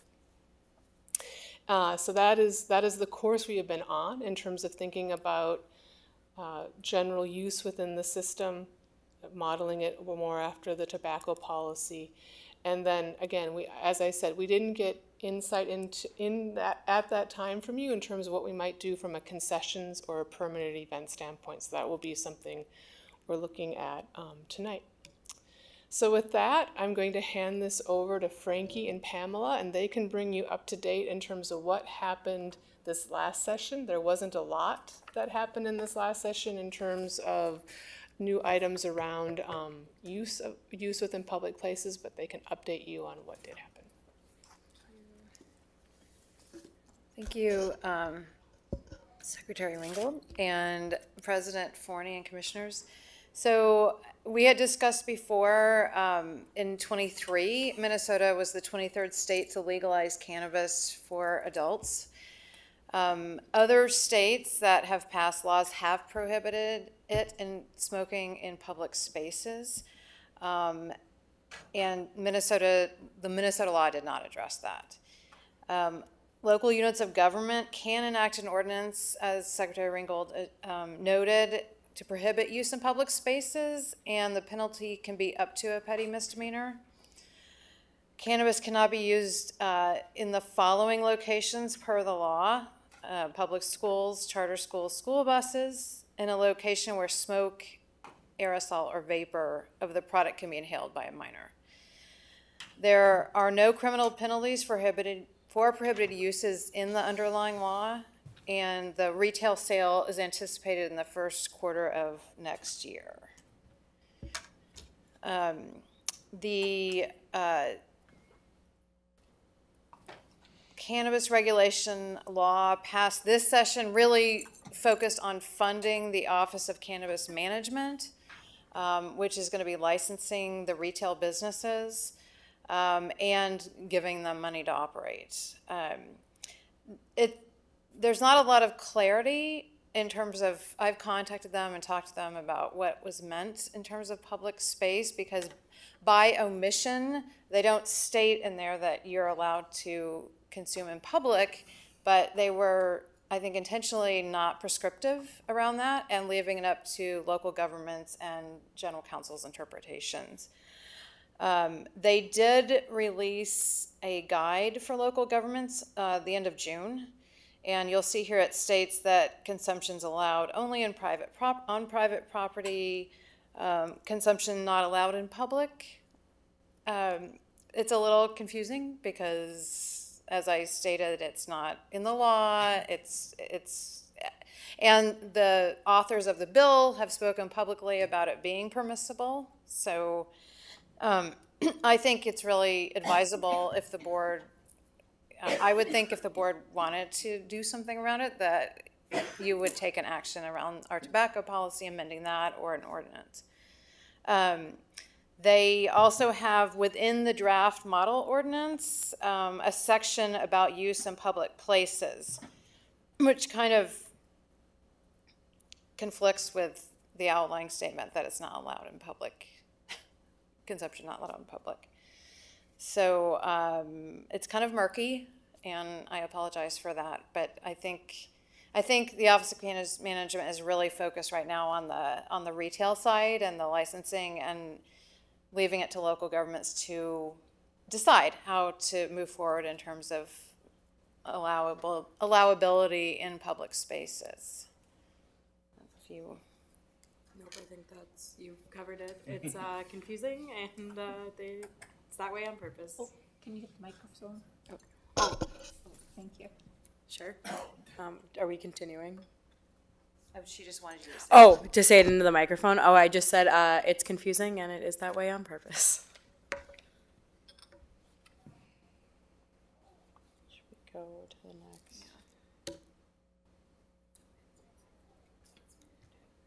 I think Annie's doing Yep. Well, why don't you take it over? Good evening, President Forney, Commissioners. This is my turn. So in my role here at the Park Board, I have had a unique opportunity to be in good contact with other park and recreation agencies across the state of Minnesota. And I did a little bit of research, reaching out to colleagues across municipal lines to find out what they're doing, how this is impacting their communities. And in general, actually found kind of a smattering of how folks are handling it. I did put it together in these slides, which I believe you'll have access to after this meeting as well. But overwhelmingly found that many past ordinances which prohibited use of cannabis, whether it be smoking, vaping, or otherwise within the park setting,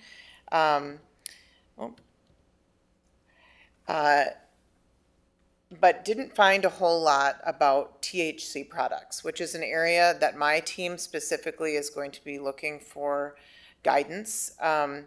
Some that I've spoken with at other park and rec agencies and in neighboring municipalities are looking to THC products like hard seltzers or THC seltzers in the same bucket as they treat alcohol.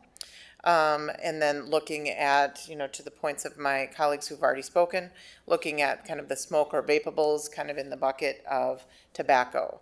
But in general have found that not many are permitting use or sale within their park systems at this time. A handful said that as far as vending, events, and private events like wedding receptions, things of that nature, that they would treat something like a THC beverage like they would alcohol. So nothing very specific other than lots of specifics about banning or prohibiting use of cannabis within other local governments.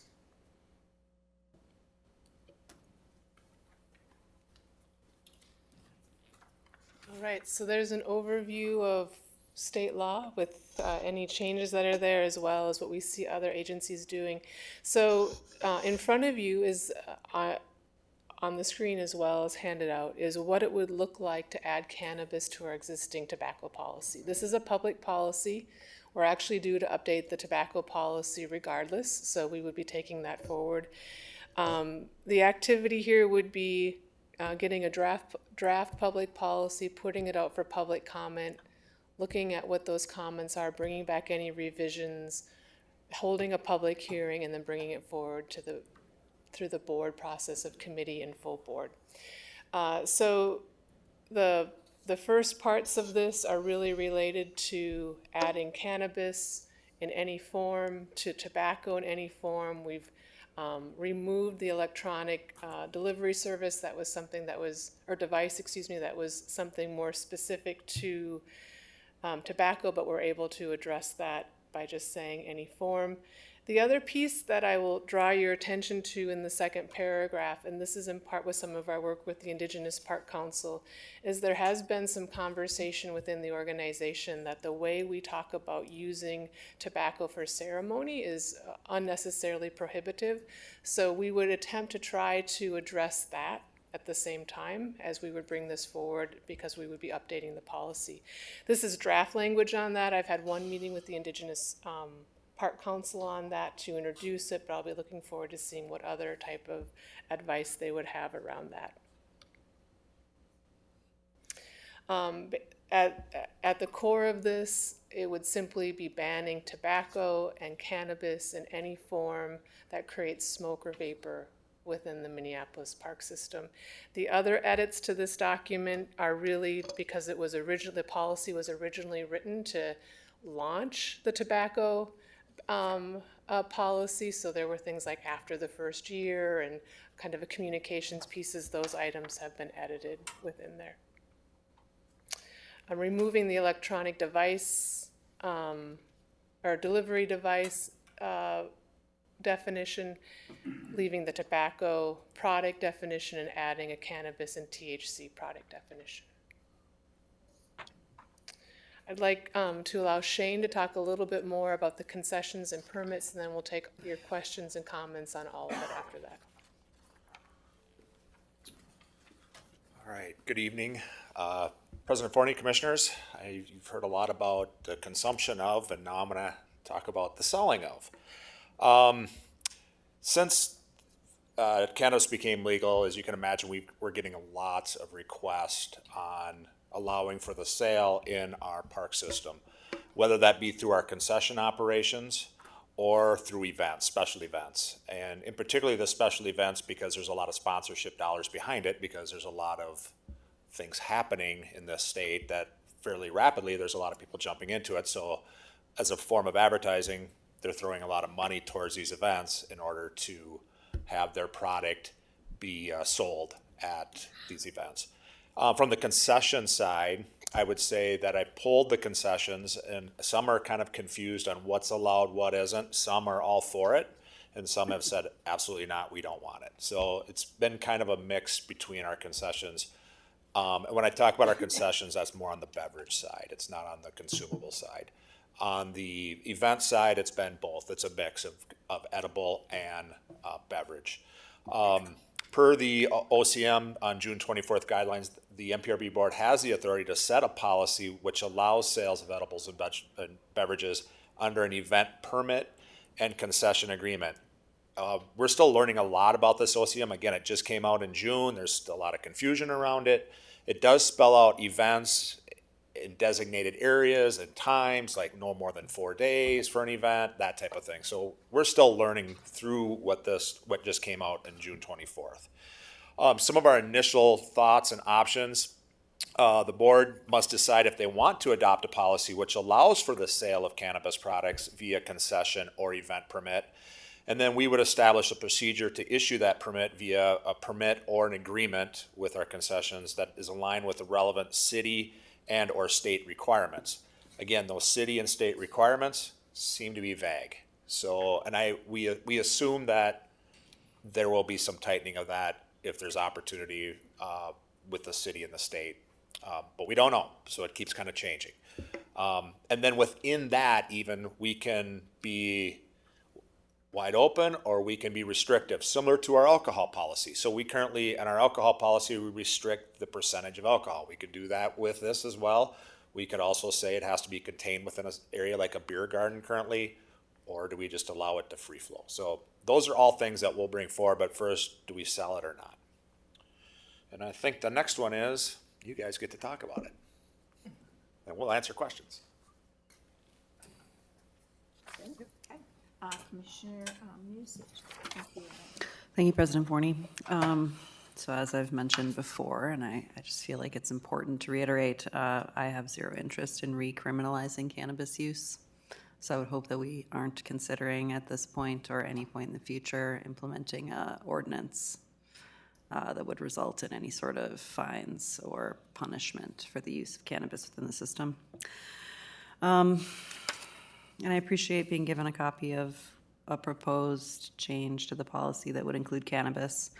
But I would note that while both produce smoke, cannabis has medicinal uses, and we've recently been informed via several articles in the paper that restricting people's use of this medicine and how it's consumed in multifamily housing in particular, you cannot do that. That people need to be able to use their medicine where and when they see fit. So I think that needs to be considered as we think about updating this policy. I understand we want to make sure that children are not exposed to secondhand smoke of any kind whenever possible. So, you know, I'd be open to updating this policy that in a way that achieves that, but does not restrict people's ability to use a medicinal product when necessary. And the rest of the things that you've asked us about, I'll have to think about, but I don't know why we wouldn't treat beverages and edibles the same way we do alcohol by restricting their sale to people that are of an age that they're eligible to produce it and expect them to use it in a responsible manner, like we do with beer and wine. Thanks. Who was first, but I'm going to go with Commissioner Olson. Yeah, just thank you for your work on this. yeah, I think this is an appropriate direction to take it, especially as we're kind of in the early days of it. You know, we will always have the opportunity if we find that cannabis, for some reason, is incredibly disruptive, which I don't think it will be, or harmful for our park system, to kind of ramp up enforcement if we see fit. And this, I think, is kind of a good first step to you know, manage it. Yeah, I definitely want to echo Commissioner Musich's medicinal point. That's a good catch.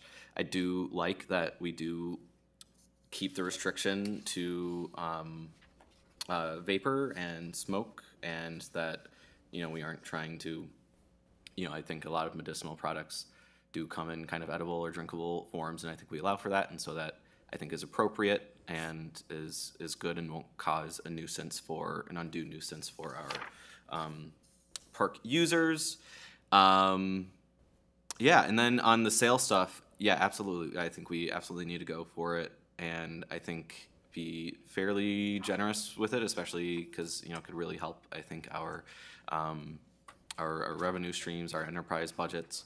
I think it would be appropriate to, you know, limit, you know, we don't want like 100 milligram things or whatever, and folks having bad experiences. So, you know, I think we can find some number that's, you know, good, maybe around like the 15s, 20 milligrams of THC, something like that as a max. But, you know, whatever, just so that we have options that will generate good amount of revenue, but still kind of be appropriate for park experience. I think being more liberal with it than alcohol is appropriate, because I think even though I have advocated for loosening of alcohol policy in front of you all, I do acknowledge that it's more disruptive than cannabis.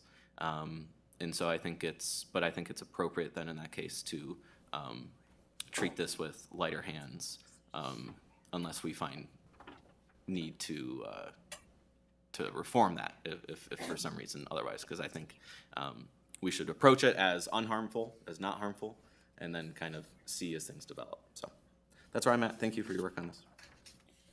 Great. Commissioner Schaefer. Yes, I have a question around the community engagement. I don't see it attached to our petitions and communications this board meeting. Maybe it was at the last one, unless I missed it. But could you give us kind of an overview of what that's going to look like? And I guess my main thing is I would like the public to weigh in on ordinance versus policy as well. I mean, if we just put out the policy edited for feedback, we're not going to be able to capture ordinance versus policy from the community. And so my question to you is that part of the community engagement? President Forney, Commissioner Schaefer, this would have been on the Ps and Cs, I think, for July 10th, whenever we first were going to put this item as a study item. We also had that on the P and C. The current community engagement process would focus on getting comments on the policy. We could add a question to whatever method that we use to ask if folks have a preference between policy or ordinance, but the primary focus as it's currently written is to get feedback on the policies. I think that we need to back up, in my opinion. I mean, if we're representing the public, we think we need to get some kind of feedback. Maybe we need to make a draft ordinance as well as a draft policy and put them both out there. But I think it's hard for us to know. I mean, I think everybody is, we're going to generally head that direction. But I think there are some questions, you know, about how we are going to handle it. If we think of issues where it would be nice to not have to put it on the rec center director or the public to ask people to put stuff out, right? If it's getting close to youth or whatever, where it'd be nice to be able to call a park patrol agent if there was a party happening or something along those lines. And maybe we want to wait until we get to that stage, but I think we need to get public engagement around policy versus ordinance. Okay. In order to feel like we can represent. Okay. And then I guess I would have a question for Director Olson around the people that you've tallied. It seemed like many of them were ordinances. Can you speak to that a little bit? President Forney, Commissioner Schaefer, not extensively, no. Many of our neighboring park and recreation systems are departments of their municipality. And the prohibition or ordinances have been passed by their city councils. I did talk with some park and rec directors and other colleagues over the past year since cannabis was legalized in Minnesota. And there were only a few that jumped really quickly at taking action, because I think we were all in the same boat, right? Trying to decide what's appropriate, maybe wanting to see another municipality kind of go through it and see how it goes. But I think that what we've seen over the past year has led this staff team to the point where we are right now, speaking with you.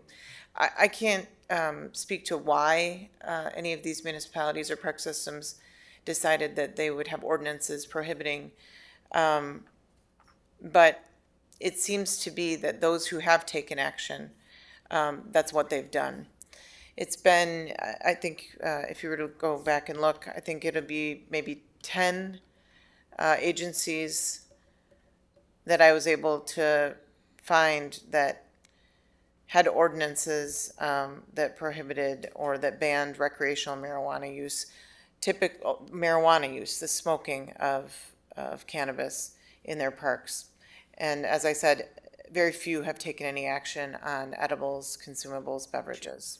So I can't say a whole lot other than I talked to a lot of my friends, and we're all kind of just learning to swim here. Sure. I appreciate that, and, we are in a unique situation where, as an independent body, we may be in a different situation than our city council, and so that maybe is partly driving that. I guess that was the main thing, and just, those are the main 2 points right now. Thank you. Commissioner Menz. Thank you, President Forney. Secretary Ringgold, I really want to commend the group on making sure to bring, because one of my questions was around the vapor and how that might be used in indigenous cultures around. I know that at Edison we do weekly smudges, and the vapor that comes from sage is sometimes really welcoming to young people coming to park buildings at designated times. So this will be going back to the Indigenous Council, from what I understand. Like you'll bring that back, or have them help clarify the ceremonial nature and how that language supports what communities might need to have this fit for that. President Forney, Commissioner Menz, specifically around tobacco. And so the policy as currently written requires a certain number of steps in order to get permission to use it. So looking at, is there a way to reduce those steps and be able to honor the traditions that the indigenous populations have within the area in a less restrictive way, in a more honoring way. So it's not around sage or those types of pieces. It's specifically around tobacco and tobacco being used for ceremony. Okay, then one of my comments is regarding the vapor. Sometimes the use of a smudge, maybe even outside a rec center welcoming kids, as something that provides an inclusivity piece, could be construed as something that might be in violation from people who might not have knowledge of what that practice is. So maybe clarifying how a smudge might work in regard to the vapor piece of the policy. Also, I'd like to make sure and clarify, and with my fellow Commissioner Olson, that THC is dangerous. That is speaking as someone who is in recovery. It is difficult to attend places where there's not options other than THC at certain places, and I prefer, and I'm gonna to Director Stenzel, maybe if we do adopt a policy where these substances are able to be sold, that there is a viable non-alcoholic option that's not just water or soda, that we are making sure to hold our vendors accountable and hold ourselves accountable to make sure that we're being supportive of folks who might not be able to consume those items for purposes that are somewhat out of their control. So just wanted us to be aware of that. Vice President Abene. Thank you, President Forney. So I'm having a little trouble hearing up here tonight for some reason, so this may have misunderstood a couple of things, but in general, this is, I think, I really support this direction. When it comes to the sale, I think the only thing that's I didn't know we had limits on percentage of alcohol in beers and wine, so that's actually interesting, and it's probably a good idea. So I do think any of the beverages with a limit might be a very good way to start this. This is new uncharted territory. But if there are other forms that are contemplated to be sold, I don't think that's something that we should even really, okay, I'm seeing a no. Okay, yeah, I don't think we should be in that business, but a beverage is not much of a departure from another type of beverage, and I think we can comfortably make that pivot, but I think going further than that would be a mistake at this time. Okay, thanks. Not seeing any other lights. I don't only know is, I'm sorry, Commissioner Schaefer. I'll just comment one more time. For those of you who didn't know, Pride had a cannabis garden this year. And just so that you're aware of it, they had it along right in front on the street. So they got a permit from the street, and it was a walled off area with fencing with a bunch of visual blockade so that anybody who entered that area could not be seen from those walking around the area.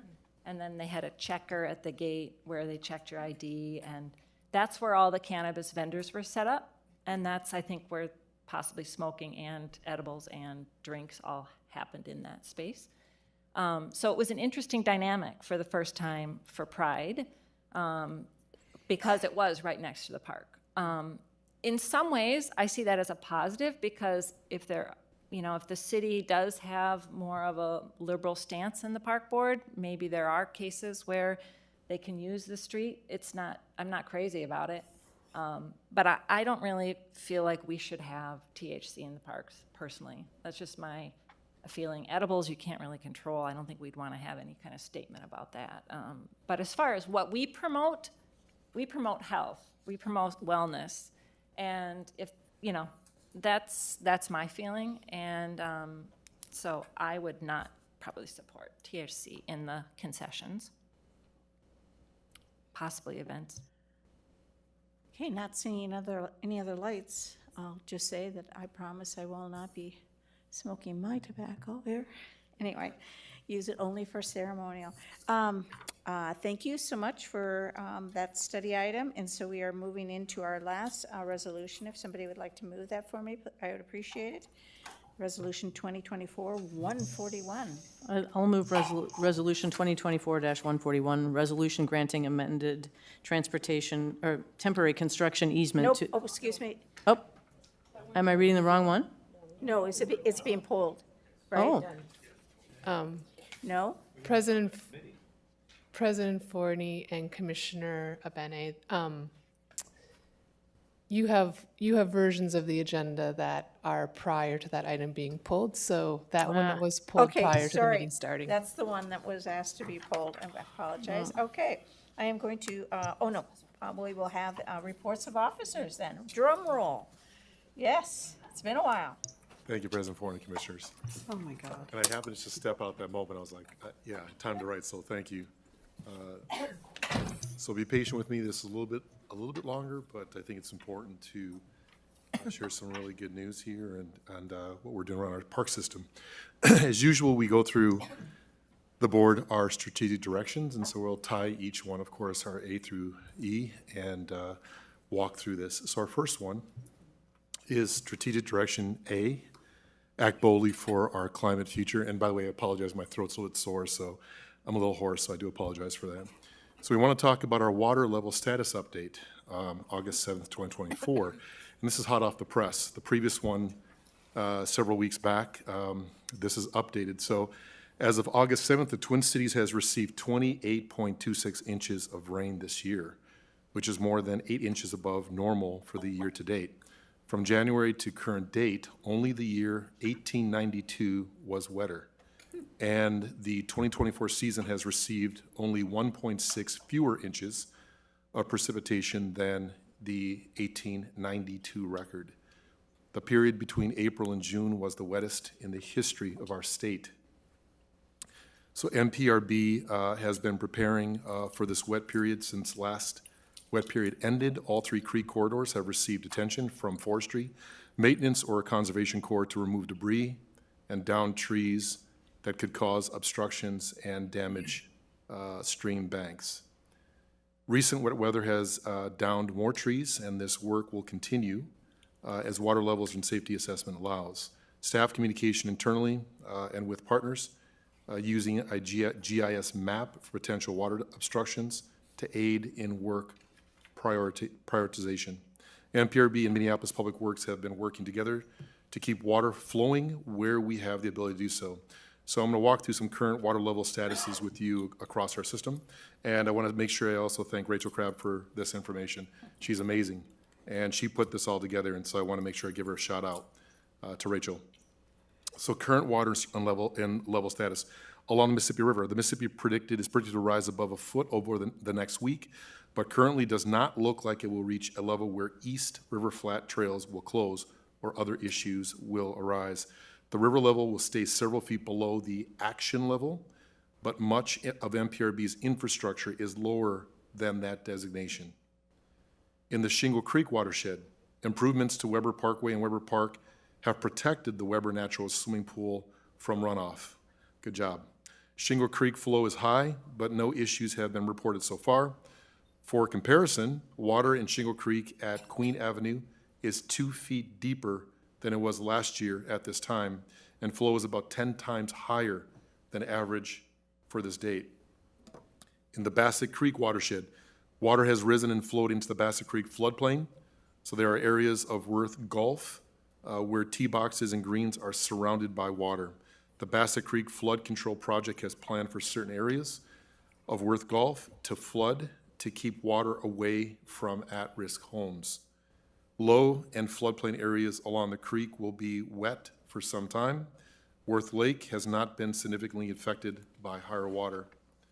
In the Minnehaha Creek watershed, Brownie, Cedar, Isles, and Bedeh-Makaska. Water in the upper chain is now higher than its peak in 2019, wettest year on record. Aquatic plant harvesting has been difficult since offload sites are underwater and accessible to equipment. Multiple beaches have been closed. High water and rain are factors.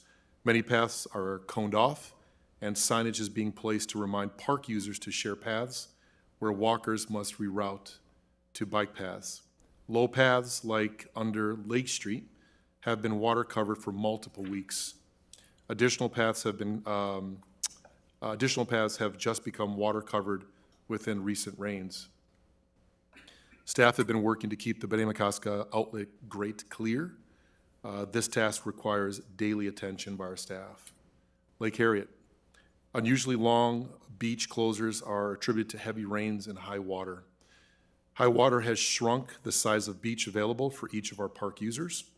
Although Lake Harriet is above its ordinary high water level, the lake has been higher than the current level 5 times since the late 1990s. Powderhorn Lake. MPRB and city staff have operated the outlet pump 6 times this year. To date, to bring the lake back into its banks, keep paths and the dock accessible, and preserve shoreline vegetation. Pumps are currently on and have removed over 10.5 million gallons from the lake so far this year. MPRB permit allows for up to 38 million gallons more to be pumped if needed. I'm always amazed that we have this information. Like I said, our team does a great job. Lake Nokomis. High water has impacted beaches, shoreline, and projects at Lake Nokomis. As of today, 8/6, or yesterday, the weir is open and water is flowing out of the lake. Maintenance and the water quality staff are working together to operate the Nokomis weir where weather and creek conditions allow. Frequent high-intensity rain has limited MPRB's availability to keep Nokomis protected from AIS and open weir to reduce flooding. Am I pronouncing that right, Jeremy? All right, thank you. All right. Let's see. The highest level recorded at Nokomis so far in 2024 was 816.76 on 8/6. This level was over 1.3 feet above the OHW for the lake. OHW, I'm not sure what that means. My apologies. OHW. Okay. So far, Nokomis has remained about 5 inches or more below its 2019 peak level and over a foot lower than its 2014 peak level. Minnehaha Creek corridor. At times, after heavy rains, low paths along Minnehaha Creek have been water covered and closed. Water has not overtopped the berm at Hiawatha Gulf in 2024 to date. Gulf and the water quality staff are tracking golf course pumping per the DNR permit. Minnehaha Creek Watershed District plans to send out detailed information about water levels in the district in the next week. And I think with the attached photos and this information here, you can see, of course, I think back there's a view of the beach with lifeguard stand in the water. Maybe it's not here, but extensive standing water in the archer range between the Bede-Makaska Toolhouse and William Berry Channel is pretty obvious. And if you go around the system, you'll see standing water literally just in, low-lying kind of areas that are just off even the parkway. The graphic below shows the year-to-date precipitation in black, driest year in red, 1910, and wettest year in blue, 1892, as of August 7th. So that's that one. Strategic Direction B, cultivate each community's place and honor cultural traditions in Minneapolis parks. Clay courts. Implementation of 2 clay surface tennis court occurred through an arrangement with the Minneapolis Community Clay Courts with an opening in October 2021. Agreement allowed for construction of playing surfaces by the MCCC and maintenance of the courts for a period of 10 years by MCCC. Players are encouraged to brush the courts and clean the lines after playing. Clay courts offer a different tennis experience than hard court surfaces with slower play and a softer surface being easier for players' joints. And I'm a tennis player, so as you get older, like I said before, it is really nice.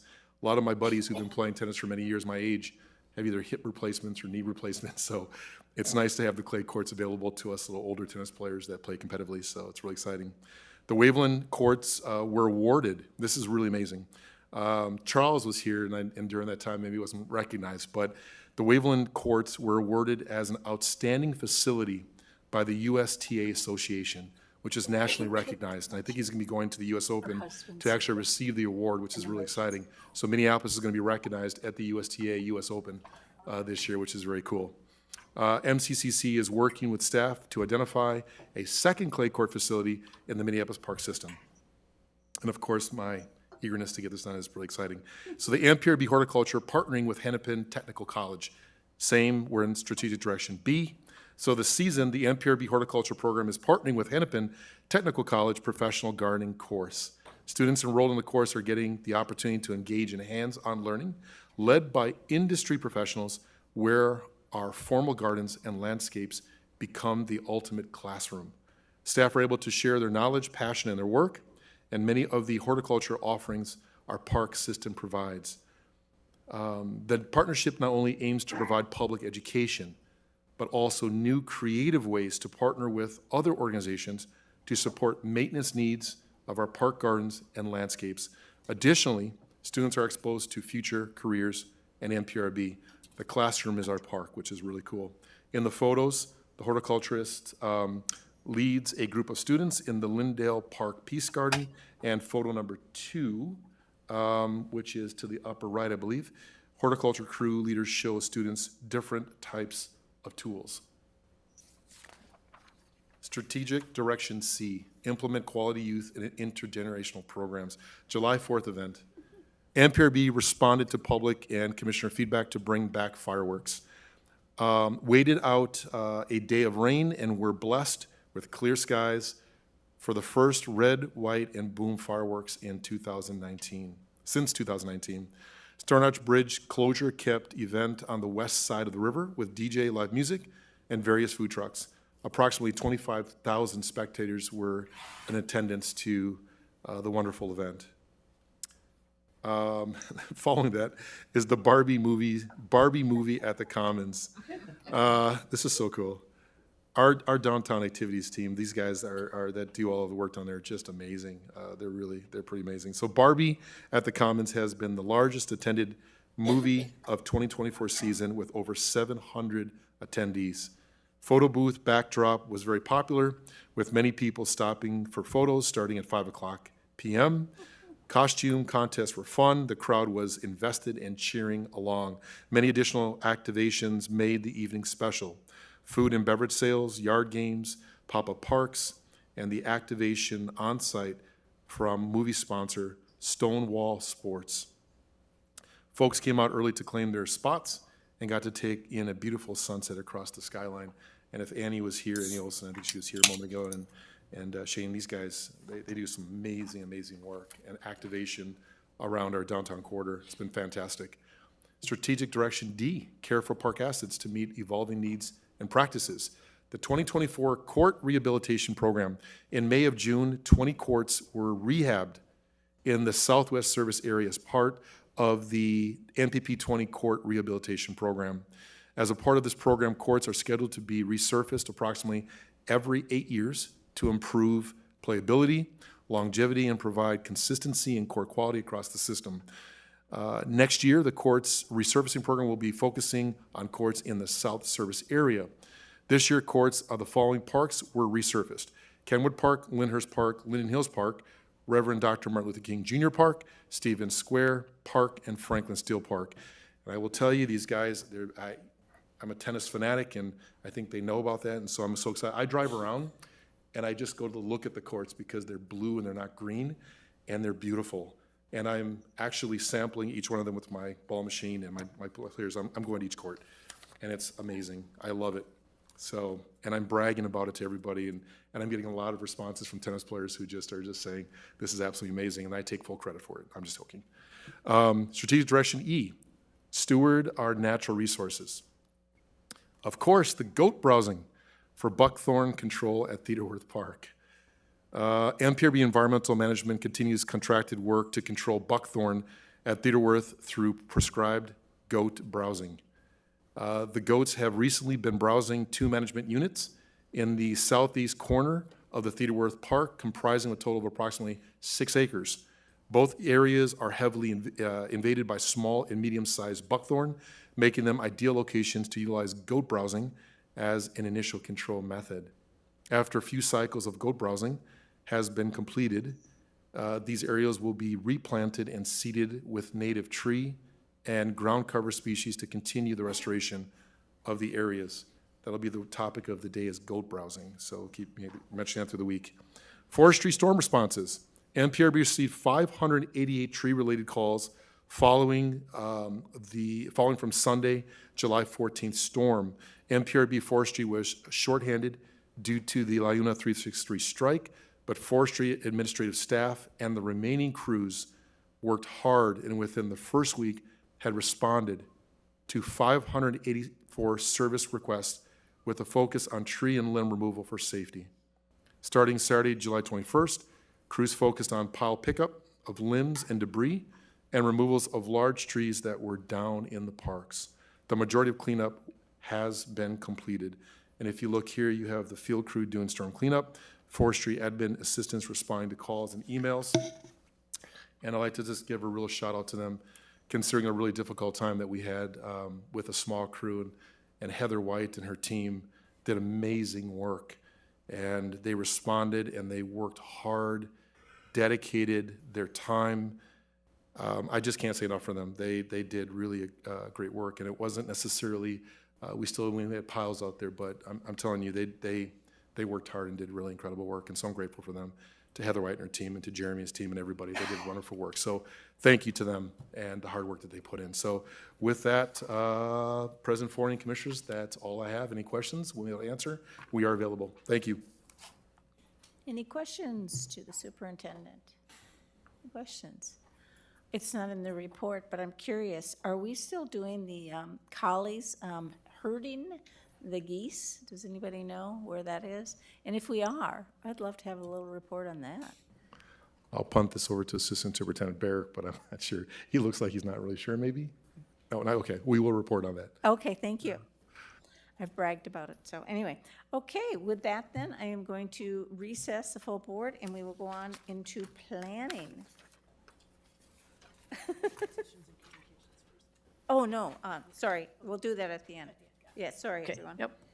Okay, noting the time is 7:49, I'd like to open the planning committee or call the planning committee to order. Secretary Ringgold, will you please take the roll? Commissioner Alper. Absent. Commissioner Olson. Here. Commissioner Schaefer. Here. Vice Chair Thompson. Here. Chair Benny. Here, You have a quorum. thank you. Would somebody move the agenda for approval? I'll move the agenda. Is there any discussion? All those in favor of approving the agenda signify by saying aye. Aye. Aye. Opposed? The agenda is approved. We have minutes to move. Would somebody move the minutes and read the dates? I'll move the minutes, planning committee minutes of April 3rd, 2024. Can I move them both at the same time? So, Can I do both at the same time? Yeah. And then I'll move the minutes of July 10th, 2024 as well. Is there any discussion? All those in favor of approving the two sets of minutes, please signify by saying aye. Aye. Opposed? The minutes are approved. Okay. Well, we have 4 resolutions. Would somebody move the first resolution for discussion, please? I'll move Resolution 2024-154. Resolution approving a coordination agreement and statutory partnership agreement between the Minneapolis Park and Recreation Board and Awamni Otahatpai related to lands surrounding and adjacent to the Upper St. Anthony Lock and Dam, including Waterworks Phase 2, a part of the Central Mississippi Riverfront Regional Park. Thank you. And I think I personally would like a presentation on this, and yep. So welcome, Assistant Superintendent Schroeder.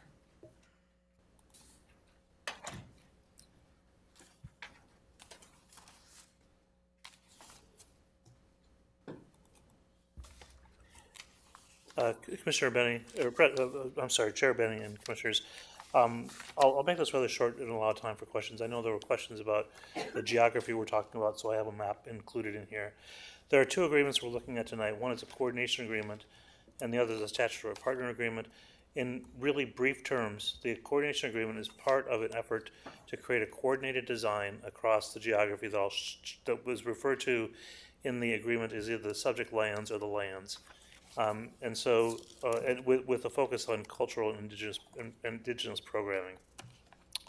The statutory partnership agreement is necessary for us to work with OO to pursue an EPA challenge grant, community change grants program. They're looking to pursue an amount of $15 million, which if they're successful would be, and we come to agreement on a coordinated design, would be used on the 2 properties to implement some of the improvements. This is a little bit hard to read, but this is the OO early stage design. There's what they call the first season design. And you can see the lock and dam area and the properties that would be subject lands for OO bounded in red. The yellow portion would be the approximate boundary, perhaps, of Waterworks Phase 2, which we would include in a coordinated design. It's important as we look at this that we recognize the proximity of the 2 properties and creating what we've been referring to as a coordinated design. The OO project intends to do a significant amount of restoration across disturbed lands at the lock and dam, and they would extend that general principle across our property at the what we used to call the riverside phase or the riverfront phase, phase 2 of Waterworks. And we don't have a design, right? They've actually hired a design firm and are moving through the design now. So the coordination agreement allows for the creation of a preliminary design, which would come back to this board for approval, as well as approval by the OO board. We would result in a construction cost estimate, maintenance and operations projections, program and activities definitions, and anything else that we feel is necessary to better define the project. As I noted, this coordinated design resulting from the coordination agreement will be subject to approval by the Board of Commissioners, and further work, when we get to like implementation, would also be subject to further agreements between the two parties.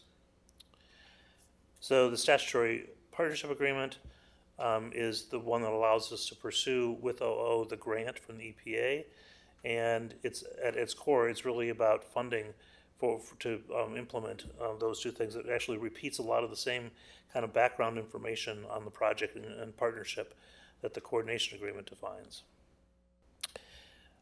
Both agreements require staff time to be directed to the coordinated design as it's prepared, and but neither one of these agreements commit funding or parkland to the collaborative effort. That will be the subject of a future agreement. I'll note that Shelley Buck, president of OO, is here if you have questions about OO's relationship to this. Otherwise, we'll stand for questions. Thank you. All right, there are questions. I see Commissioner Thompson. Yep. Thank you, Chair Benny.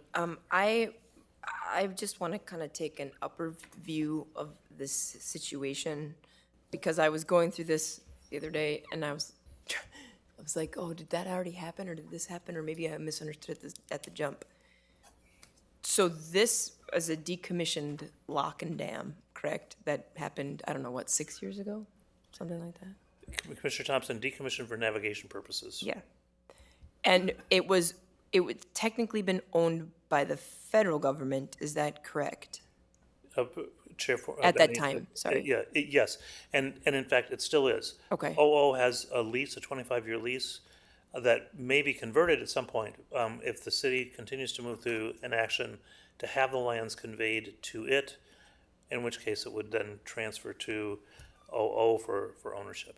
Right now, they would be operating on the terms of a lease. Okay, so that is perfect, because that is exactly where I was a little confused by this. So, Omni, Okay, they operate. yeah, but I got the first one down. I'll work on the second. And I apologize for my bastardization of the phrase, the name. So they have a release with the federal government, and this would be a partnership for us to help this become a sort of a cultural public space. Is that my understanding is correct? Chair Benny, Commissioner Thompson, I think that's a fair way to look at it. It would, I think, for all intents and purposes, operate like a park. The biggest thing that we would be doing differently is having the cultural programming extend onto park board property from the OO lands. And in particular, because, and I'll just share a little bit of how we got here. We were in a meeting with OO, and they are building a dugout canoe program as part of their educational program. And when they talked about putting the dugout canoes into the tail race at Millrooms Park, it just seems so incongruous to me that I suggested they would have a better fit to the land and a better way to access the river if we were just move upstream a little bit onto park board land. And we entered in this great discussion about how we could be collaborative here, which is resulting in some of these kinds of agreements. That is really cool, and that answers all of my questions. Thank you. Commissioner Schaefer? Yes, I noticed in the statutory partnership staff amendment and also the coordination agreement, the regular version, that there was, instead of saying leaser, it says owner. It says OO and it's an owner. And I'm just wondering if that's a technical thing we should switch throughout the documents, because it's a little unclear, I think. Even, the lease thing, I think, was new to most of the commissioners tonight in reading through this document, and so we're committing significant funds to a leased space, which is long-term. But I think, I'm just wondering if that's a legal thing we should change in our documents. Chair Benny, Commissioner Schaefer, so I will look at that between now and the time it comes back to the full board. The statutory partnership agreement is one that's crafted between the EPA initially, and so they would have assumed to be owner, but I will check and see if there's a different way to interpret lesser versus owner. Okay, I just was wondering about that. And then how does that work with Just can you talk a little bit about liability of, between the two organizations when space is leased versus owned? Chair Benny and Commissioner Schaefer, for us right now in these agreement, and I can perhaps defer It's to not- yeah, it's Council not an Rice. issue. We're not really at the point yet where Yep. we have anything, that it's a good consideration going forward. And it's one of the things, when I talked about the other parameters we'd have to look at as we move forward.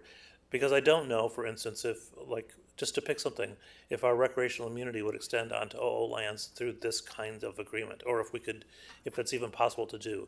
But I think those are things, the kinds of things that we would have to be resolving beyond kind of the really broad and easy to understand things like the design, the cost, and the programming. And then can you give an idea of the scope of staff time? Is that community engagement already, or is that just executive leadership meetings? Can you kind of give a general scope of the staff time? Chair Benny, Commissioner Schaefer, so I participate, and I've been the one doing this for the last, since this was first brought to the board several years ago. And it was at a time there were hour or 2 hour meetings every couple of weeks. And that's been most of it so far. In the last couple of weeks, there have been partnership meetings where several, like the city of Minneapolis has been participating as well. So I would say for the amount of, it's a relatively small amount of time, given the scope of the effort, because OO is really taking on the bulk of the work. They have been doing community engagement that aligns with what the park board would require. They were doing that through what they called their first season, and that's continuing into this current work as well. Great. And a couple more questions. I was trying to find Waterworks 2 on our own website and was having difficulty, and maybe you could direct me on where I could find that plan, but I was searching and couldn't find it. So I'm just curious how these two plans merge together, and if you see, are they basically just, is there going to be a lot of things to work through, or are they pretty seamless? Chair Benny and Commissioner Schaefer, I will have to look to see where that exists on our website, but I might characterize it as this way. If you look at what OO is doing on the lock and dam lands, it's largely a restoration, removing pavements, establishing more of a native landscape, and using that as a cultural and educational tool for people. If you look at what we were doing in Waterworks Phase 2, we were revealing historic infrastructure related to the gatehouse for Waterworks, for the Waterworks in Minneapolis. We're looking to create a coordinated design, so there's a more continuous experience across those two properties. When we look at what we've been doing in the Upper River, trying to establish more natural landscapes along the river, it seems like we would probably be modifying our Waterworks Phase 2 to create something that's more congruous with what OO is doing on their property, as opposed to continuing to reveal and somehow perpetuate historic milling infrastructure or waterworks infrastructure. Yep. Okay, that's helpful. Thank you. President Forney? Thank you for letting me speak on, since I'm not in this committee, I just want to express how exciting it is, this agreement. And it's just such a milestone, it really is. And I also want to share, I think it's the third time that I've had Barry Han, who is the program director, share his stories. What was it, just Monday? Yes. I really encourage anybody to take one of his tours. They're wonderful, and it's really, really insightful. And hopefully it will change a lot of our narratives and also signage, I think, in that area in particular. So I'm looking forward to all of that. Thank you for this effort. Actually, I have a question myself, Assistant Superintendent Schroeder. I forgot to, when we talked about this, and I was glad Commissioner Schaefer asked about the Phase 2 and the plan, but hasn't the Waterworks Phase 2 been one of our bonding requests? That's, Chair Benny, yes, it has been up to this point. That was, and we'll have to look at that as we move into the 2025 bonding request. This may set us on a different course. Yeah, let's look at that. I mean, I think it's on there. It's, but if we have an opportunity, I think, to be more integrated and bring more continuity between the two spaces, I think that would be very good. And then if you could go back to the one graphic where you were depicting land ownership. That was something I know I asked for, and so this is helpful to me because there's other parkland, I think, adjacent to the red area. And the red area continues off this space, right? Just a little bit further Okay. downstream, that's correct.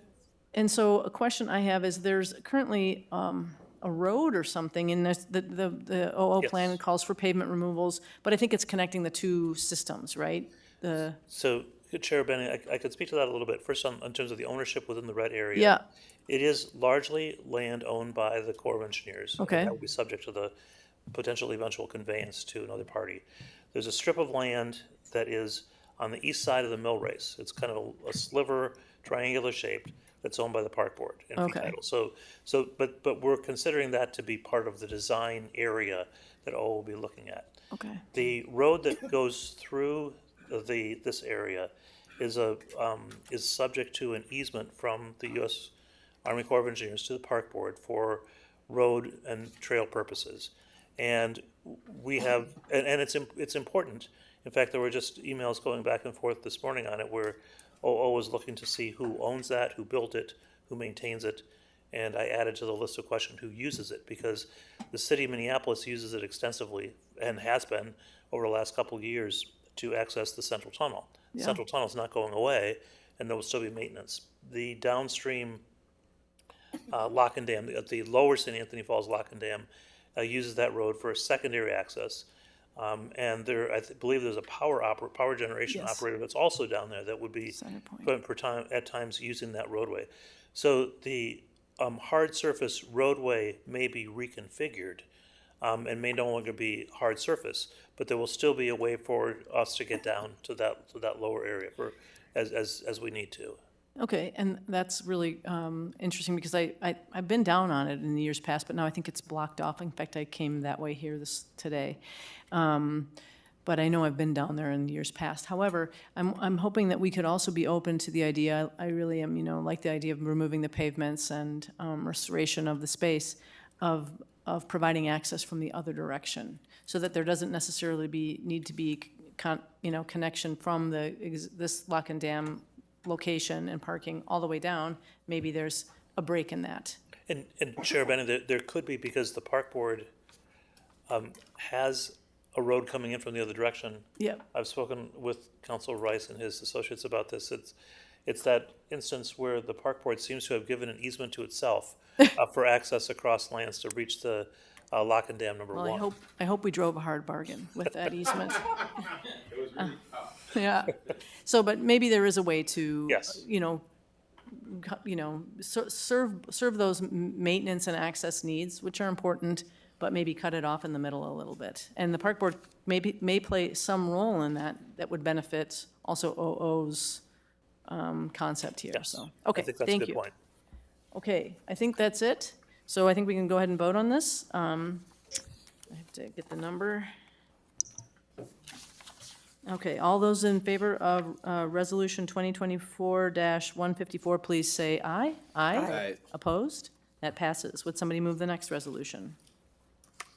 I'll move resolution 2024-143, resolution approving temporary occupancy under section 4F of the Transportation Act of 1966 for a City of Minneapolis bridge reconstruction project adjacent to and within the Minneapolis Park and Recreation Board property known as the CPRO site. Is there any discussion? I don't personally want a presentation. It was, there were nice photos in the packet. Okay, let's go ahead and take a vote. All those in favor of approving Resolution 2024-143, please signify by saying aye. Aye. Opposed? That passes.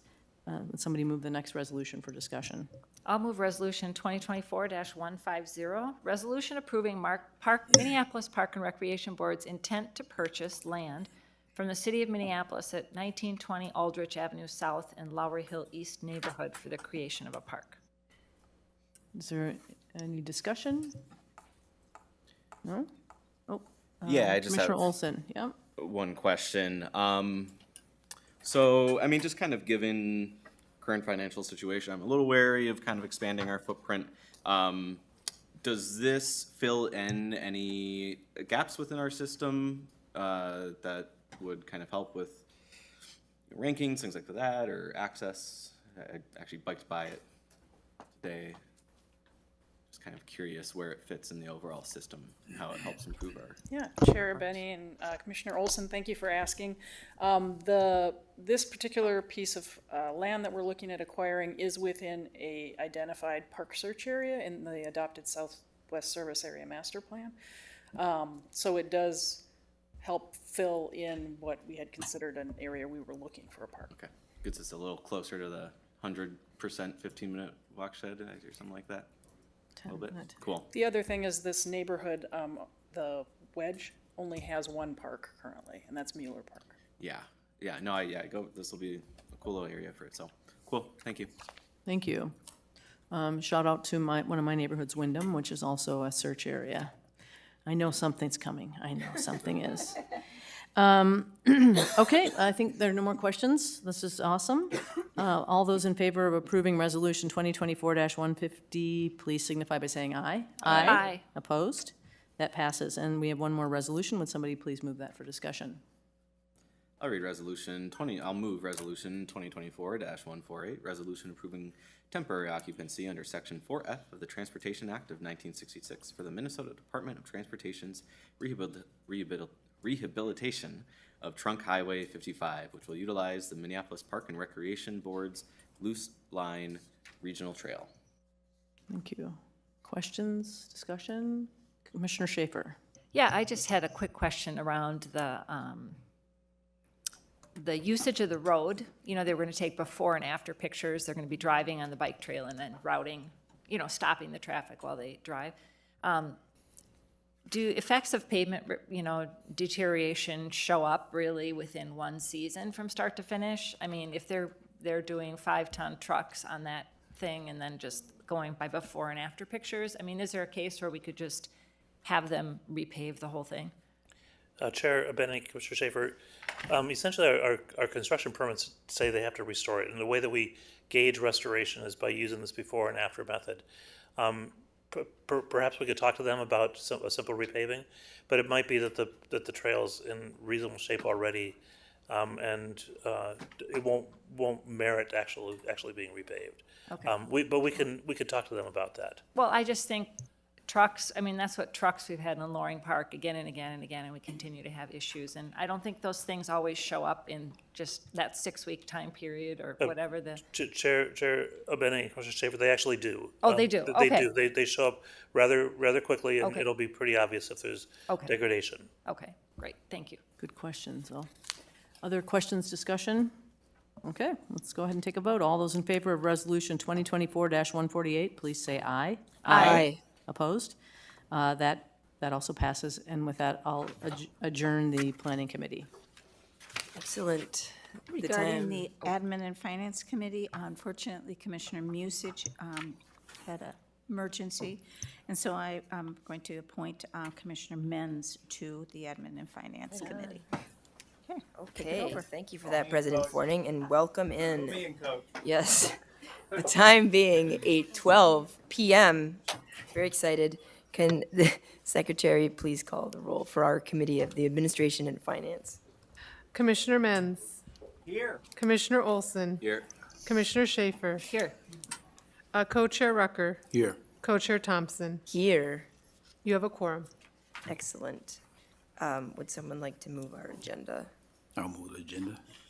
Thank you, Co-Chair Rucker. All those in favor of our agenda, please signify by saying aye. Aye. Any opposed? We have an agenda. Would someone like to move our one and only set of minutes? I'll move the Admin and Finance Committee minutes of July 10th, 2024.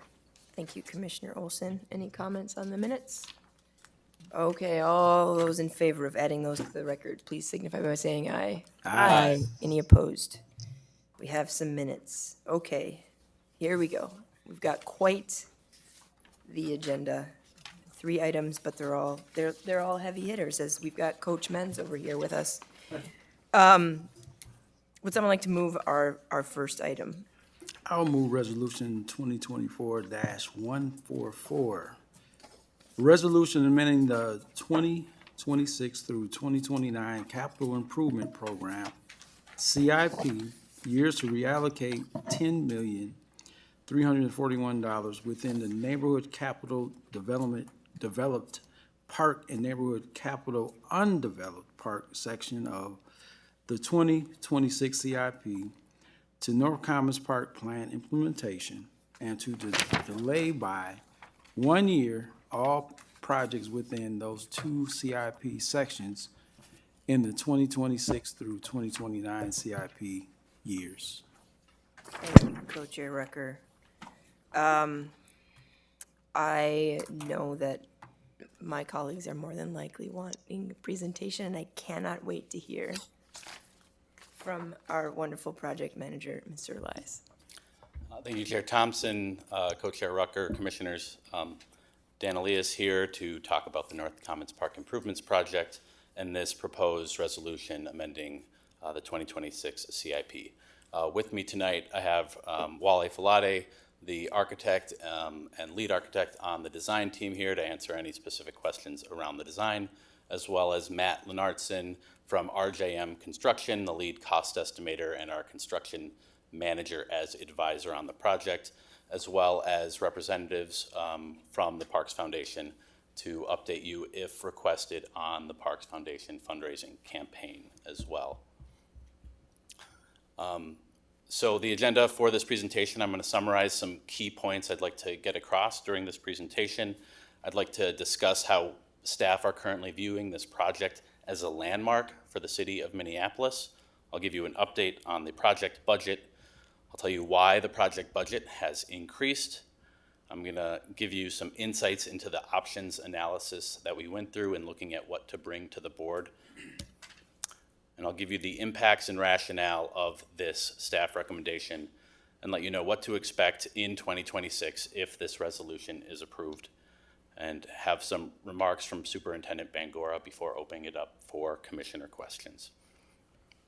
So as you guys know, this resolution is recommending a reallocation of over $10 million within the Neighborhood Capital Developed and Undeveloped Parks sections of the 2026 CIP and moving that funding to the North Commons Park Plan Implementation Project.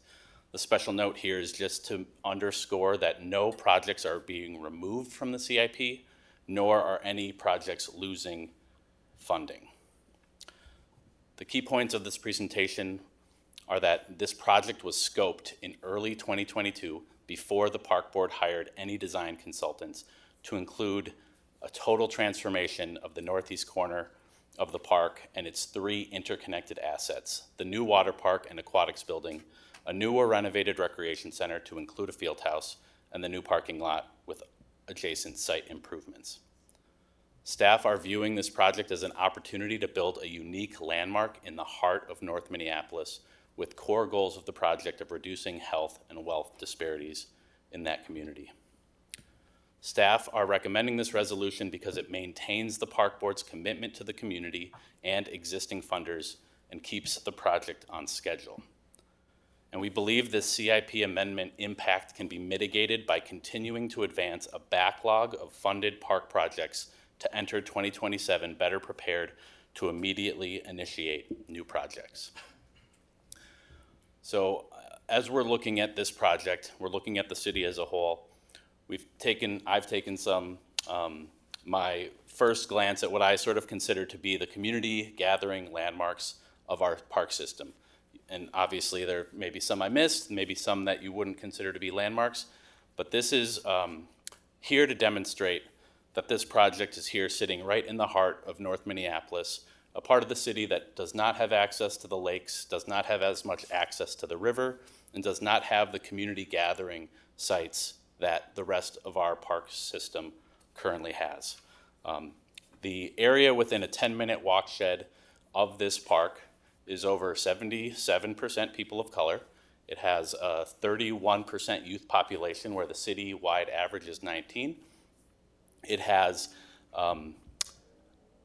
it's a part of the city where there are higher obesity rates, higher asthma rates, and the median household income is over $22,000 less than the citywide average.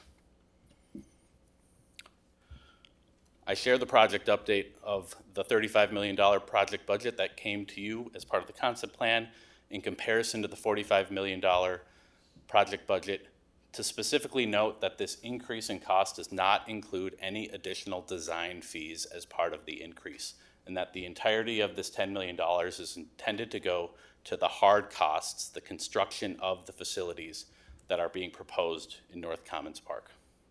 I'm happy to come back to this if there are specific questions. So why has the project budget increased?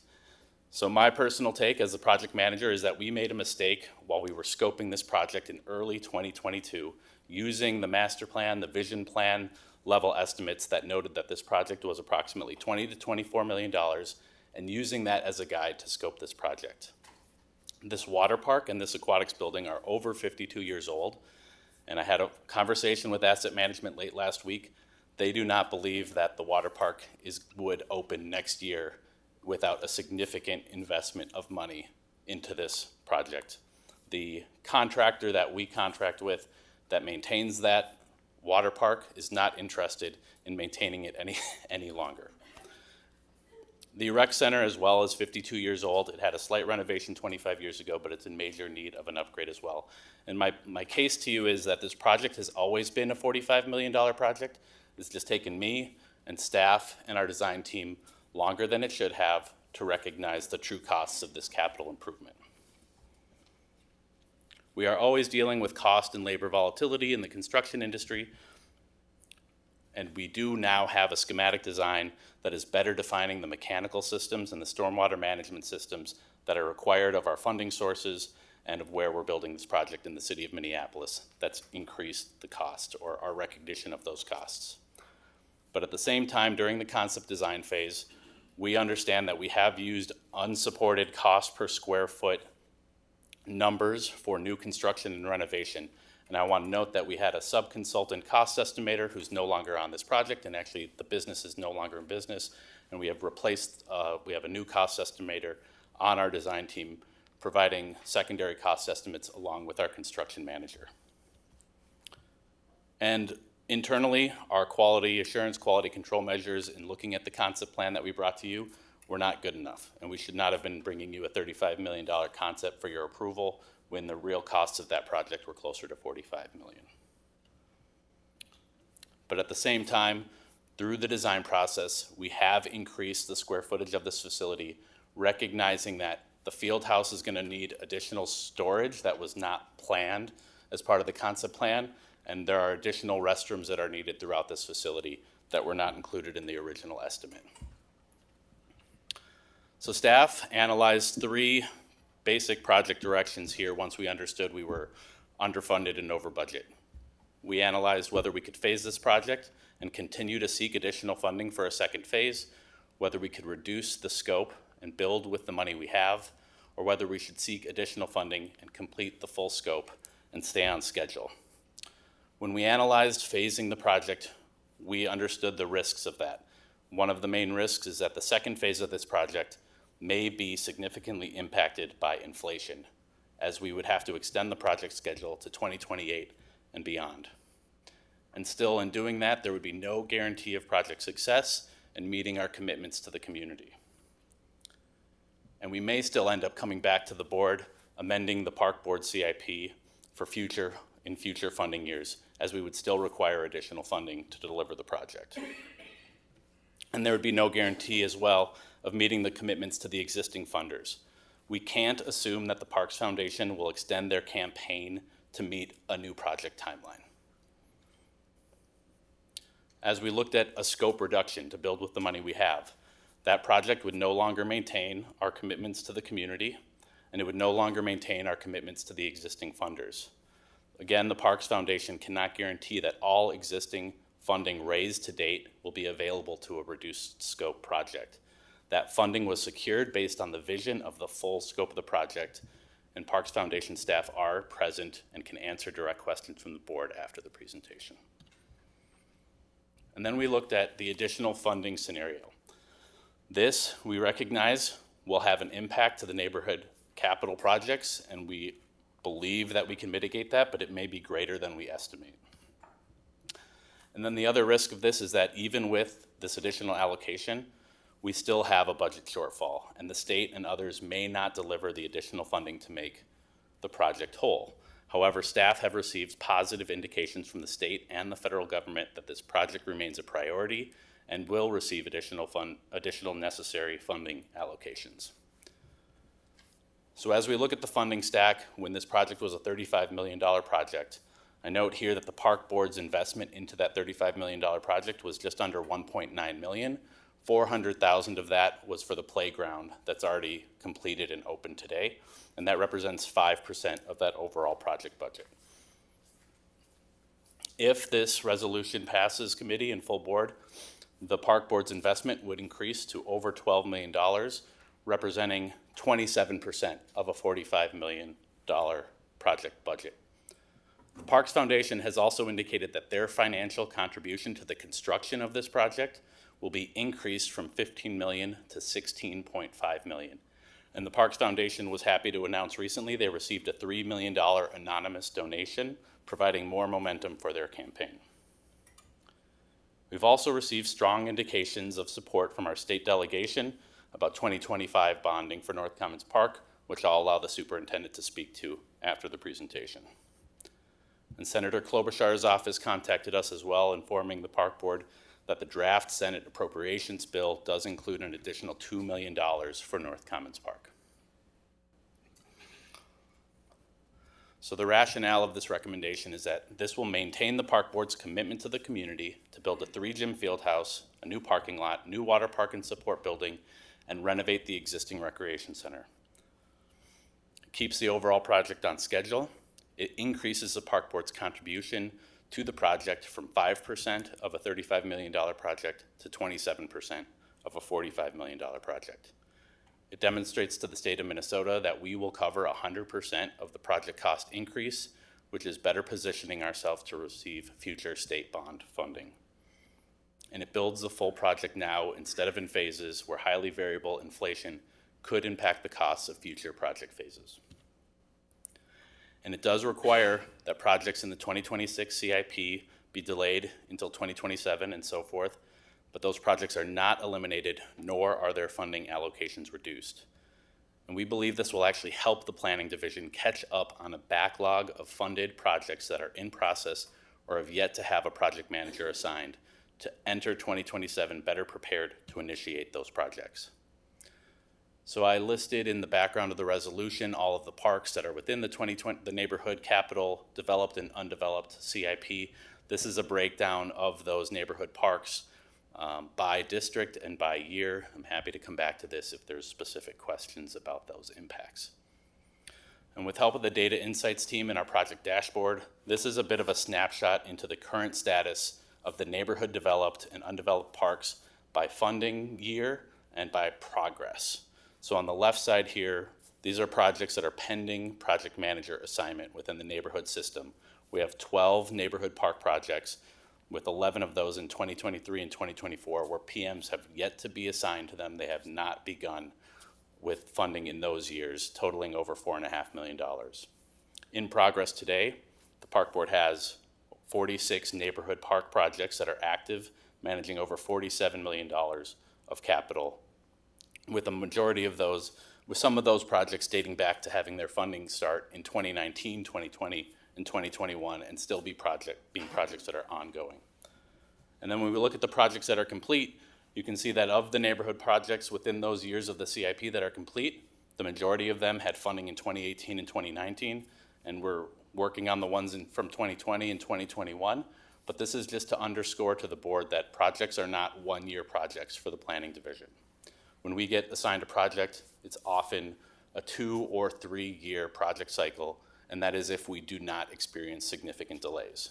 And so we see this CIP recommendation as an opportunity for us to catch up on this backlog of neighborhood projects that are coming. And it underscores that reality that we rarely deliver these projects to community in the year that the funding is allocated. So what to expect in 2026? if this resolution is approved. The 2026 CIP year would not add any new neighborhood capital developed or undeveloped park improvement allocations. However, significant work throughout the system, including within the neighborhood park system, would proceed. We'd have regional park projects that would continue, rehabilitation projects would continue, parkway resurfacing would continue, including Lake Harriet Parkway, which is scheduled for resurfacing starting in 2026. And neighborhood park projects with prior year funding would continue. 2025 CIP will be adding 11 neighborhood park improvement allocations and over $10 million in additional neighborhood capital. And so with this significant project backlog, 2026 is an opportunity for project managers to complete projects with prior year funding to enter 2027 initiating projects and the year the funding is allocated. If project managers have capacity in 2026 to initiate 2027 projects, we believe that we can begin pre-design, community engagement, scoping, and early design phases with minimal funding. This list is from planning leadership, noting the parks that we believe will be either in active design, active community engagement, or active construction phases in 2026, even without the 2026 neighborhood capital developed and undeveloped parks entering the system, and it includes the 2025 CIP parks as well in this list. So circling back to the key points, I want to reiterate that this was scoped in early 2022, and that's really the moment that this project began to be over budget. We have 3 interconnected assets. It's very difficult for us to do any of these projects independently without improving the other ones. We have an opportunity to build a unique landmark in the heart of North Minneapolis that can strive to reduce health and wealth disparities within that community. Staff are recommending this resolution because it maintains the Park Board's commitment to the community and to existing funders. And we believe that this CIP amendment, the impacts of it can be mitigated by advancing a backlog of funded park projects to enter 2027 better prepared to initiate new projects. I'll pass it over to the superintendent. Okay. Oh, thank you, Chair Thompson. So I hadn't planned specifically what to say. You know, I think Dan has done a great job, so really appreciate the presentation because it really spells it out through really the way that he spoke through it. I think it's important to understand. I think, first of all, I want to say I really appreciate the board and our conversations we've had. I respect tremendously the conversations that we've had over the last several weeks or month. I greatly appreciate that. It's been really good conversations. I know this is a very, it's a significant thing that when you look at 10.3 million in CIP, understand that, and I respect that. I want to say to our, Minneapolis Parks Foundation, their amazing work that they continue to do, and we're very grateful. I also recognize our delegation, Senator Champion, who has been a really staunch supporter. I have met with him multiple times now, and we've talked, and he's been very, very supportive. And it's really good to hear from our delegation, particularly from our senator, the president, and also, of course, Chair Lee, Representative Lee, who's been very supportive of this project. And so what I do know is this support for this project. And clearly, as we saw what came down from the state, 30 minutes before the gavel did not hit, out of that almost $1 billion, they had supported the $6 million for the parks. For them to do that, and that $71 million kind of process, and I know we've talked about this, and is a pretty significant thing to hear from them to do that one project that was there. So very, very positive thing, and very grateful for Senator Champion and Representative Lee, but to put that almost that 5.2 million, Representative Omar, and the 2 million, the 3 million from our ARPA from the city of Minneapolis, to really look at a project that has been supported across all bureaucracies, all of our state and our federal and our foundation, philanthropic, all the people that have donated and that have contributed to this project is so important. I see them and I recognize that, and to our community, more importantly. This promise that we did for this, that we promised for this recreation center to be envisioned and to come to fruition, for Mike that sits here, Mike Tate to sit here, for his dedication, his work towards this, his advocacy, along with Brett and with Seeds to Harvest, and their work and the community that they represent and the people that stood up and said, we really need something here that's going to be transformative. In the example itself that he's given, if you look at the map and you look at something that's going to be really transformative, historic on the north side, this is that project. I've stood in front of and cut ribbons, right, and looked at spaces that are really important, right, and we know that we have these wonderful amenities that we give in our system. This for me is historical. It's transformative.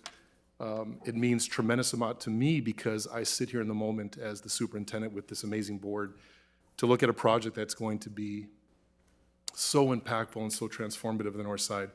That park has been there 107 years. It's one of the earliest parks that was formed with the Minneapolis Park and Recreation Board.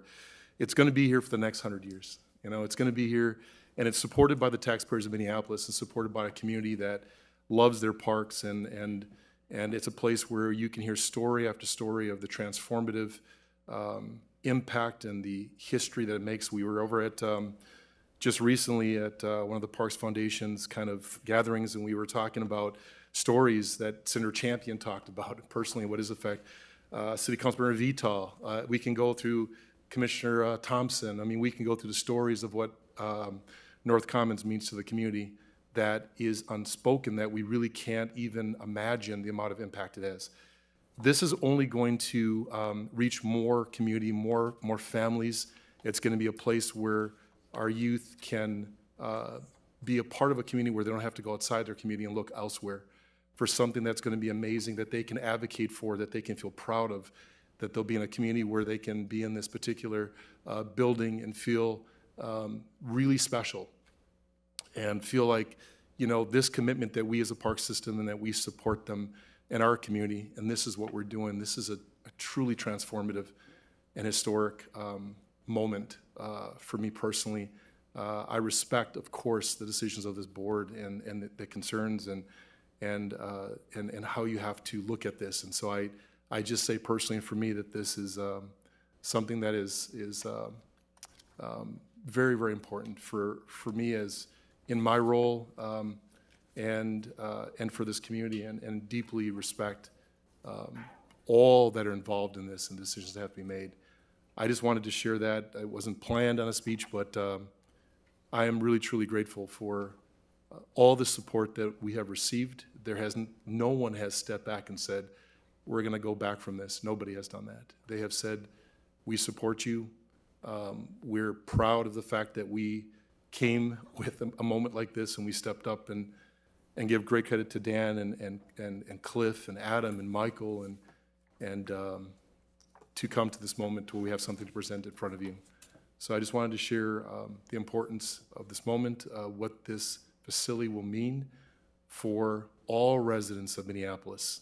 All of our facilities are always available and access to everybody, and what this will mean for the north side and the importance of it, and the opportunities that we're going to have there, and all the different things that we're going to be doing there with our partners in the community, with all of our organizations that are going to be partners with us and providing services in that space. So I just wanted to share with this board that I appreciate you all very much. I appreciate our conversations, and just grateful for this opportunity to build something that's going to be absolutely transformative for Minneapolis. So thank you for your time. Thank you, Superintendent Bangora. Do any of my colleagues have questions and/or comments? No lights. Yes, now there is one. Sorry, I turned away. Commissioner Schaefer. Yes, I would like to have staff explain, our equity matrix guides are order of implementation, but I know you also have kind of a formula, and I believe you shared it with me in an email, but I'd like you to kind of publicly kind of detail it because I skimmed it. How do you determine how much funding goes to each park within the NPP neighborhood structure? Yeah, Chair Thompson, Commissioner Schaefer. So we have a tiered system that is based on the size of the park as well as the number of assets within that park. And so obviously Director Arvidsson would be able to explain this in much more detail, but that sets a baseline for the level of funding that comes into a neighborhood park through MPP 20. Then there are sort of financial bonuses, as it were, if the park has a recreation center, and another one if the master plan, the vision plan for the park is envisioning some major transformation. And that's what then sets sort of another financial bonus within that. And then there's sort of another category of parks that are like the triangles and the really small parks, where often it's the estimate of the vision plan because it might just be a picnic shelter. That allocation is really trying to align with the true costs of a single phased implementation project. Okay, so the North Commons initial investment of $2 million roughly was based on that formula. And then I guess I would like to understand how staff are viewing this $10 million investment. Is that following any formula? Can you tell me about that? Yeah, Chair Thompson, Commissioner Schaefer, I would say that this is not following a formula. It is sort of outside of the regular business of the equity metrics, but it is something that staff recommend to commissioners fairly frequently to solve budget holes with projects as well, and allocate additional funding to projects. My other project, the Bidet-McCosco Refectory recently, as we recognized, we brought Metropolitan Council funding into that project. We had insurance proceeds for that project, but the vision for that project was $8-9 million. And so the board, through the approval of that concept, allocated $4 million of enterprise funds and another $1 million of general fund dollars to that project to get it over the finish line because of the vision of the board approving that concept. So I will say it's not part of sort of the equity metrics as it is, but it is something that is in regular practice within the board to plug sort of budget holes. This is obviously a case of a budget hole in one of the largest, if not the largest, projects that the park board has undertaken. And so obviously the delta between where we believed we were and where we are now is just a much, much higher number in this case. Yes, and I guess with the example you gave about Bidet-McCosco, I mean, enterprise fund and general fund are a little different than MPP 20 funds. I mean, I think we had a cadre of city council people, former and present, that really committed to seeing this funding through for us. And in the spirit of that, for us to decide without a formula, with an unusual situation, to allocate, there's a limited amount of NPP 20 funds. So for us to take 10 million of that chunk, that means the people at the other end of the line may never see a second investment. Or Loring Park will never get more than the same amount as North Commons 2 million. So I just want us to be clear and the public to understand, and those that really fought for NPP 20, that this is stepping outside of the parameters of what that funding was really intended in my mind, and maybe we can get some more people's opinion on that. But this is an unusual case, and is it a worthy cause? Absolutely. But the way we jumped through the hoops to figure this out, I say we go back to the drawing table and jump through some other hoops, whether it's, we can come up with ideas, we don't need to talk to them now. But I don't think it's right for us to penalize the rest of our neighborhood system with the limited NPP 20 funds that we have. That's just my initial reaction to this. And do you ever anticipate having another situation like this before NPP 20 runs out? We're gonna have a Cedar Riverside. Is that gonna be regional or is that neighborhood? Chair Thompson, Commissioner Schaefer, Cedar Riverside Recreation Center project has currently $8.5 million of state funding. There's no other funding in our CIP that I'm aware of that is going toward that project at this time. Okay, so we may have another situation where the vision for that building is big as well. Mm-hmm. And so I guess I'm just really, this is a little problematic for me as a kind of a philosophic departure. And I guess I'll just kind of I support this project completely, but let me tell you why this is hard for me as a commissioner to support this. And I've got 17 seconds, so maybe I won't start that. But do I get another round? Okay, I'll go ahead and just run through these very quickly. Number one, we approved a park design that was based on inaccurate information. That puts us as park, public servants in a really bad situation with our residents, and makes us look like we are not knowing what we're doing. We have been asked to prioritize one park over all the 50 parks that are in the queue. Last year, commissioners were asked by staff to delay the parks, several parks, because of moving the undeveloped metric into the system. All of our undeveloped parks were way at the bottom, so staff worked on rearranging those to put those in a more equitable manner, which then delayed a bunch of parks last year. Lauren, well, anyways, we talked about the differential investment between other parks. And I guess the other last point is, I'm not understanding how I can justify this to the rest of my parks that I've been working to.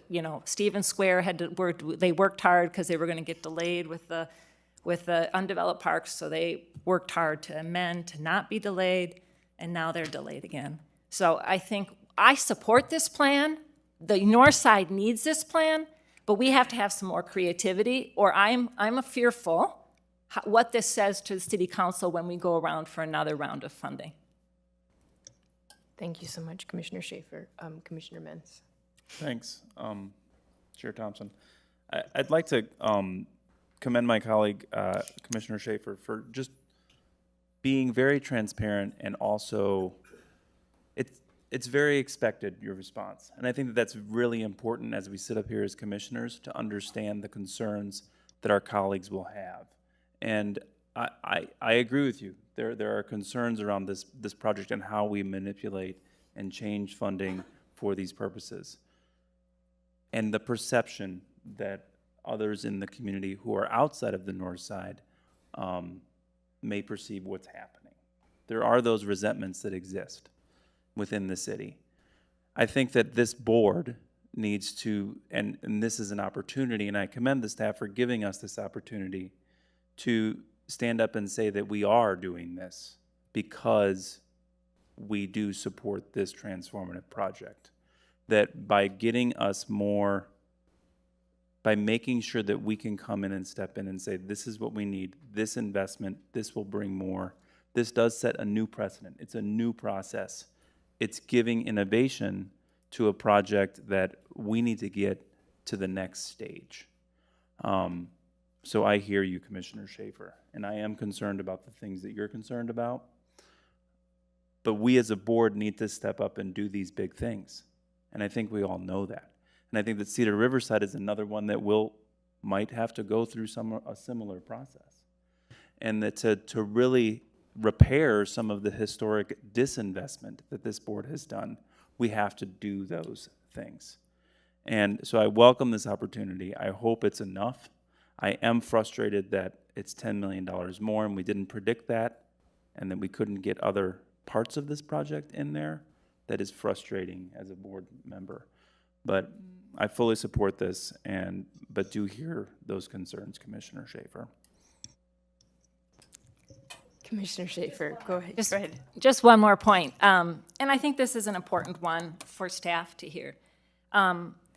We as commissioners have always respected staff direction based on the equity matrix and the CIP plan.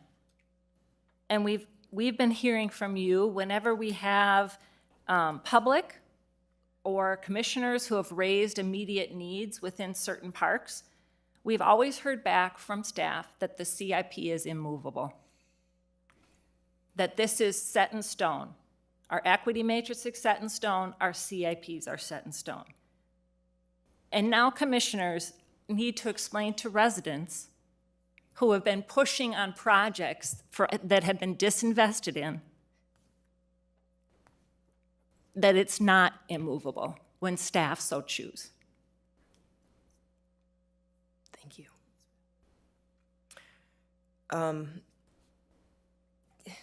Oh, sorry, Commissioner Olson, please, I see your light now, finally. Yeah, so pretty big issue. Just feel like, should speak on this. Yeah, I mean, it's a huge mistake. It's a $10 million mistake.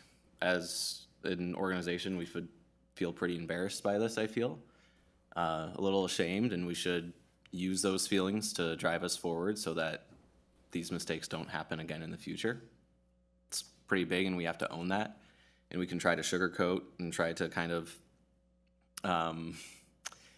frame how we're moving this money around and, neutral or not so unfavorable terms. But yeah, it is tough for a lot of other communities, and we have to own that. And I think we have to face that head on.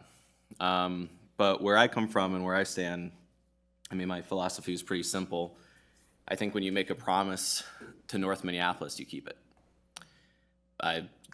Just too many times, there have been big promises made to that community, dreams sold, and the rug has been pulled out. And I can't be a part of that. So while I understand I'm quite frustrated by the situation, and as an at-large commissioner, I understand that most of my other constituents are losing out of this situation in a way.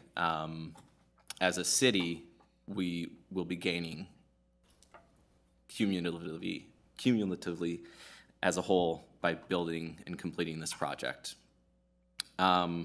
And yeah, to a lesser extent, but still an important extent, I mean, we have to maintain our credibility as an organization with our intergovernmental partners and with folks we rely on to get these projects through.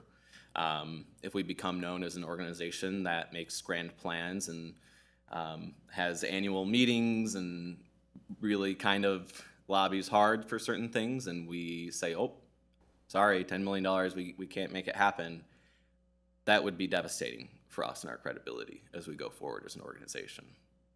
So we have to step up, we have to take the hit on the chin, and we have to finish this project for the community. So I'm going to be supporting it. It's not that I'm happy about it, but I'm going to be supporting it. Thank you, Commissioner Olson. I appreciate you saying what I often feel around this is the promises on the north side. And that's what I feel like this is about for me personally.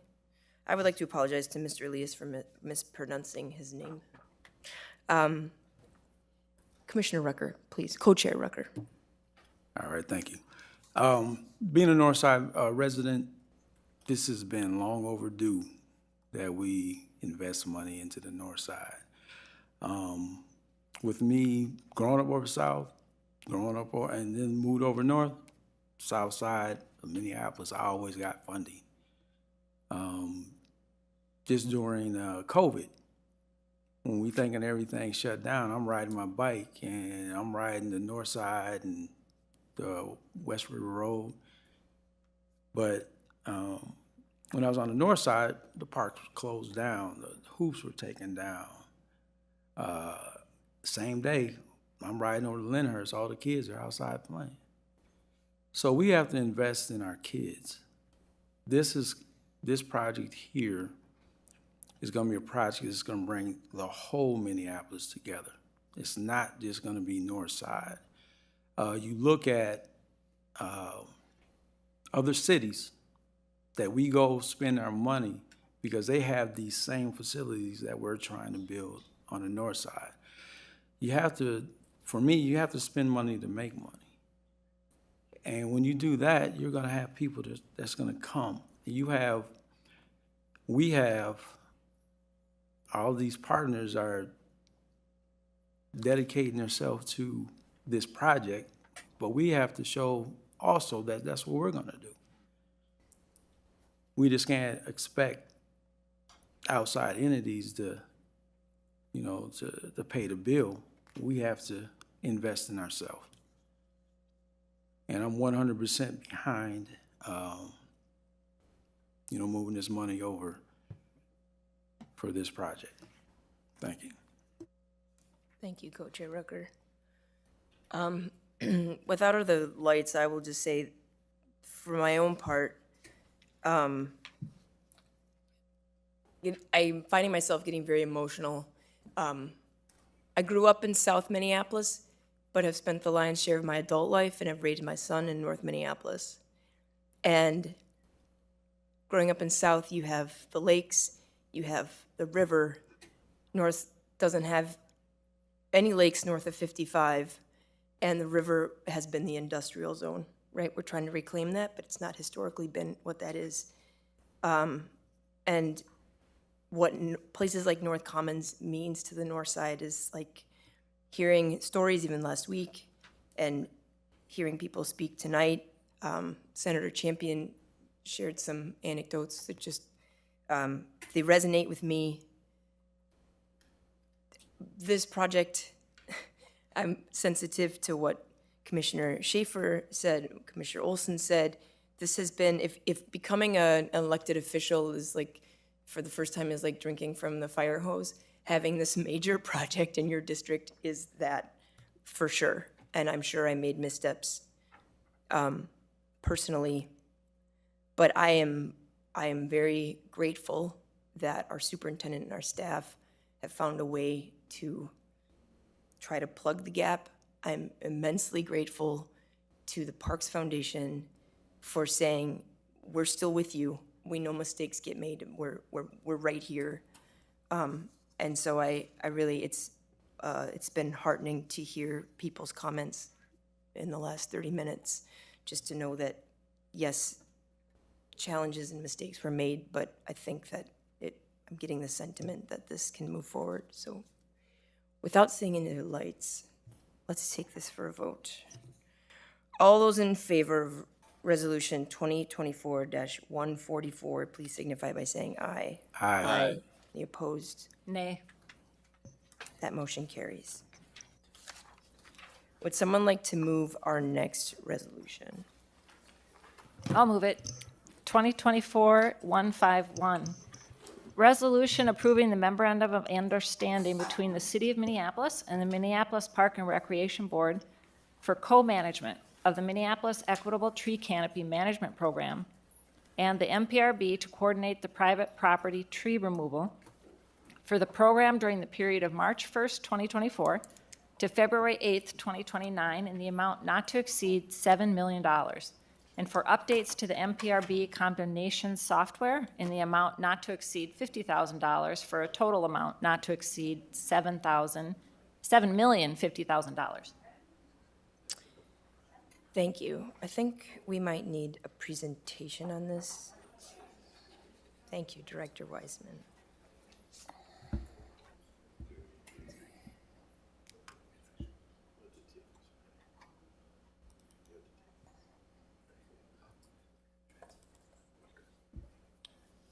Okay, Chair Thompson and Commissioners. As you all know, emerald ash borer has been killing ash trees throughout the city, and the number of condemnations has increased.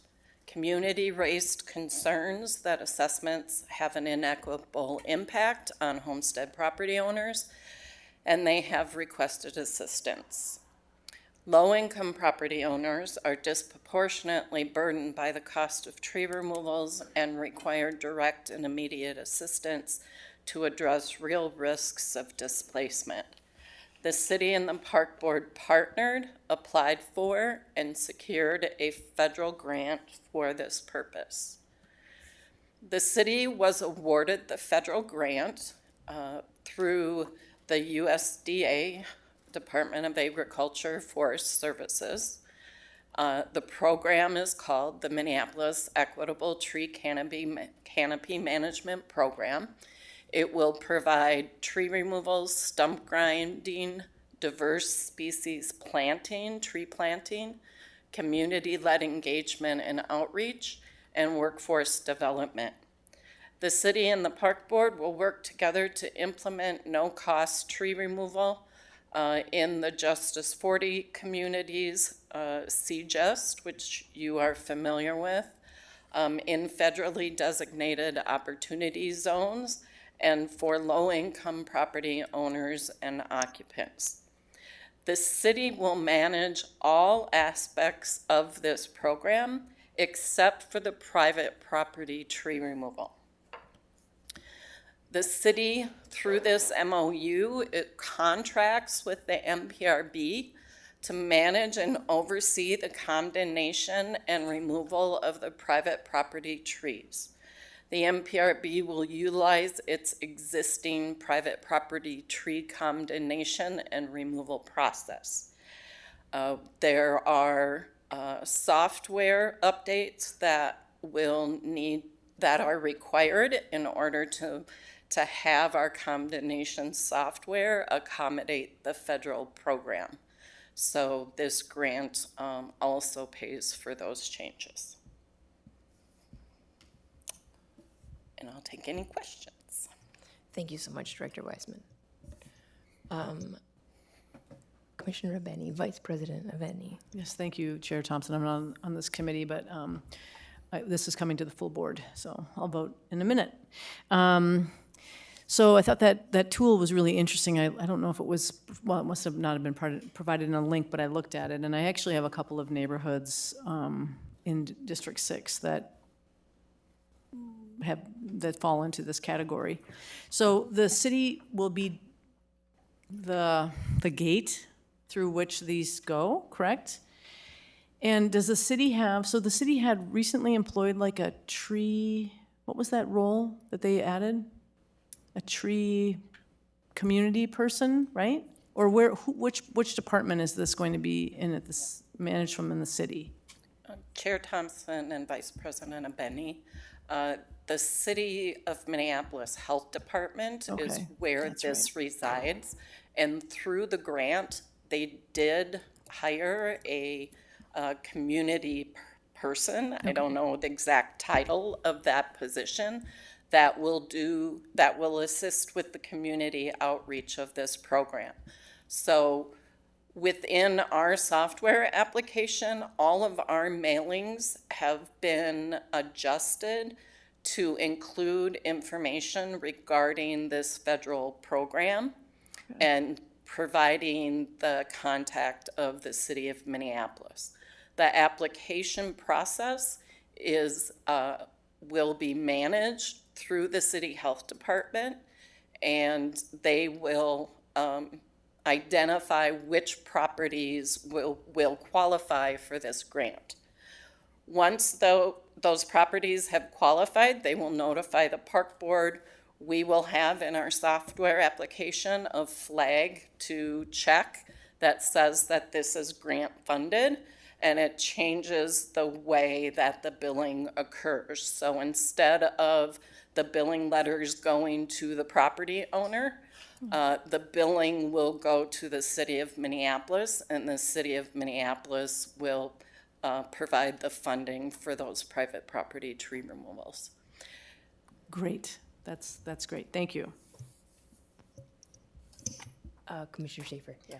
Is the 7 million going to be enough to meet the need from your past history? Chair Thompson, Commissioner Schaefer, the $7 million is available through the 5 years. It's a set amount, so when it's gone, it's gone. I cannot really predict how we've removed a lot of ash trees, so predicting how many ash trees remain in the City of Minneapolis that would qualify for this federal funding. Hennepin County also received this same type of federal funding. I don't remember the exact amount, but it's more than the City of Minneapolis did. So we are also working in partnership with Hennepin County, and the thought is if the City of Minneapolis funding runs out, then we would be directing those property owners to the Hennepin County process. And they are working together so that those processes are as similar as possible to make it easier for property owners to move from one to the other. Great. Well, that's really helpful to hear that it's a coordinated effort and something we should really be proud of, I think, as a board, and really stepping forward and acknowledging that need and supporting the community in that way. Thank you. Vice President Abeni. Sorry, I just can't help but comment that the tool was, like I said, it was very interesting, and it actually, the map shows the whole country, which is also very interesting to look at. But in Hennepin County, you know, Minneapolis is the place. Maybe there are some other communities as well, but there are lots of parts of Hennepin County that aren't in that, those zones or areas. So I'm glad you're thinking ahead to, and that the city is thinking ahead to that county program, because it's perfect for what our needs are here in Minneapolis. So thanks. Commissioner Metz. Thank you for letting me speak. Although I am on this committee today. Yes, you are, So I absolutely. got called up. Welcome. This issue is really a great reflection of the responsiveness of the board and the superintendent to an issue that was brought to us by community engagement. That community engagement was not necessarily the way that we wanted it. I would like to personally thank Mitchell for some of that community engagement, who is here today. Even though it was hard, we responded, and I appreciate this board and the organization hearing that and how we can respond. I think that is really an incredible victory. And the fact that the city, and also the recommendations that went through MTAC, that where there has been a lot of listening and hearing around this issue, and then action in order to correct some things that we were not really always aware of. So just making sure that we're acknowledging that this came from community engagement in ways that we don't always want to listen to, but we sometimes need to. Commissioner Schaefer. Just one more quick question. When are we Absolutely. going to be done with private condemnation of ash trees, do you think? Anytime soon? Chair Thompson and Commissioners Schaefer, you know, Dutch elm disease started in the 80s, I think, and we're still removing, you know, elm trees for Dutch elm disease. We do have a lot of ash trees that are being, what is it called? Injected with the, Yeah.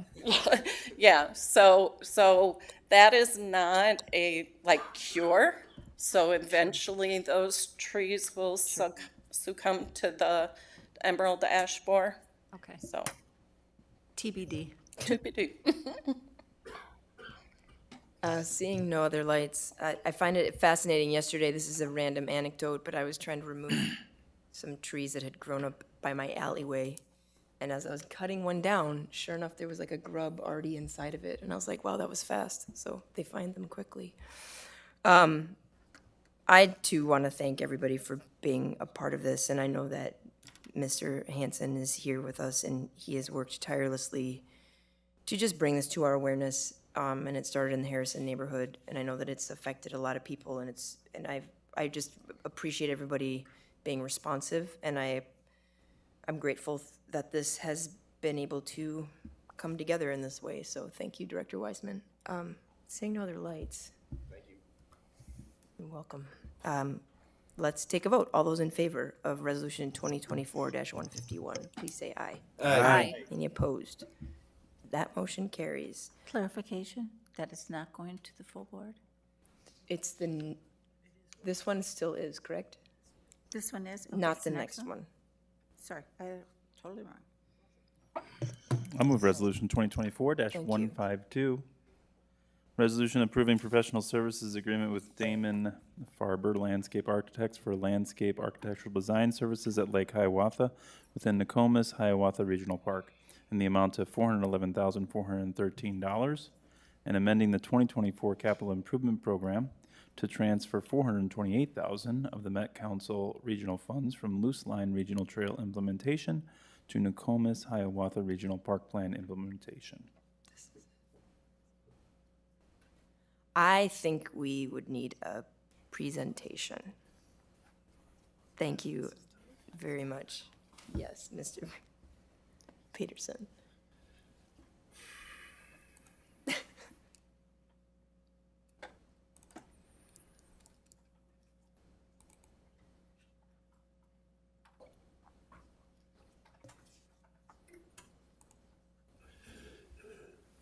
right, thank you, Chair Thompson and committee members. This is looking at a professional services agreement for work, continued work at Lake Hiawatha and the golf course. It'll get us through a good portion of schematic design, which is still at the beginning stages of the design program there. So the basics of the PSA, we've got for the cost of the contract, $411,000 or so. We did negotiate a contract fee of $934,000. We did have an issue with bonding for this project, as we have with others. We had to get a little bit creative on how we are funding this in 2024. So we actually, we're going to be borrowing a little bit of money from another project that is at a bit of a stalemate this year, where we would not be spending that money anyways. And we would insert that regional park funding into this regional park funding. That's the CIP amendment that you see in the action. So we'd be bringing in a little over 420,000, I think it was, to this project for work in 2024. As we get towards 2025, we would be amending this PSA with DFA to bring us back up to that 934,000. And we'll be identifying regional park funding at that time to fill that gap. This work builds, this design work builds on the work completed at the park planning stage, or the master planning stage, between 2018 and 2013, or 2023, excuse me. It includes all new team members, so this is a brand new team. It's not a fresh start. They're very, very aware about the issues in this area. They've done numerous projects for the park board, the city of Minneapolis, as well as the Minnehaha Creek Watershed District, so they're very, very familiar with this area and the issues that face Lake Hiawatha and the golf course. The result of this phase of consulting work will be a schematic design. What you've seen so far with the master plan or the park plan is essentially a bubble diagram of kind of what we want there, a bit of the program. We really didn't get into the weeds in terms of design work. This will get into those weeds. We'll start doing more intense design work around this, but following that same kind of master plan that we've included. And of course, community engagement. We'll be doing that throughout this process. It'll be starting on day one, lasting through the end of the contract process and design process, getting us to schematic design. So that's a very large portion of this work as well. It's not just design work. The team, we've got Damon Farber, landscape architects. They'll be the project lead and landscape architect. They'll be helping with community engagement. We've also pulled in Ani Fernandez, landscape architects, to supplement the landscape architecture, because it is such an important portion of this work to figure out how the different spaces connect with each other, and thinking really outside the box. We've also got Brandon Johnson, golf course design. He's an African-American golf course architect out of Florida. He used to work with Arnold Palmer Design before Arnold Palmer passed away a few years ago. And he's a brilliant golf course architect that can really help us here. We noticed right off the bat in the interviews with him and the team that he was calm and collected. He knew about the course. He had been to town, and he had already been there and walked the course. And he knows the background. He knows the National Register of Historic Places portion of it. So we're really kind of proud of having him on the team. We've also got HDR and Interfluve. Both of those firms will be helping us out as in the water resources role, as well as stream and wetland and engineering. And I will say that engineering is still a large part of this process, but it is more geared towards design. So you'll see a lot more landscape architecture, you'll see a lot more golf course design, and a little bit less of water resource engineering. We also have an architect on the project. We know that there is clubhouse work as well as work at on the river, or not the river, on the new lake that could be created there, with a kayak launch area and kayak rental space, as well as, a larger kind of community gathering building. So we want to have them help us through programming those spaces. We've got Full Circle Indigenous Planning and Design. They'll be helping with that architecture as well as some community engagement. We've got the 106 group and McDonald and Mack looking at cultural resources as well as historic architecture. We know that with the National Register of Historic Places designation, as well as the indigenous community there's a lot of deep roots and a deep history that we want to make sure that we're pulling out and is reflected in the final design. And then, of course, we have H&U construction. So we want to make sure that our cost estimating is correct and accurate as we go forward. What we don't want to do is design something that is, unachievable. We want to be realistic with our prospects here and the dollars that we'd be identifying. So a little bit of how they were chosen. Essentially, we issued a request for qualifications that we advertised for both local and national firms. We received 8 statements of qualifications. That was a very good response. We had firms from around the country, even Europe, that responded to this. We reviewed those statements of qualification and scored them. We ended up interviewing 4 design teams, and we ended up selecting the Damon Farber team. They were just best suited for this work and had a really strong understanding of the project. Their interview was very well organized. There was just a really good vibe with that team, and we enjoyed the last several weeks of negotiating that contract and that fee and the final scope of work with them. We've got a schedule here. This may be pushed slightly depending on if this goes to the full board today or not, which is no big deal. We'll figure that all out. But it's essentially a 1-year project. If everything goes smoothly, we know this has already been a 9-year project, so it could go a little bit longer, but we're prepared to do that. We're prepared to take the steps to make this a successful project. Some of the sources that we're looking at, we do have those, that Metropolitan Council Regional Park funds.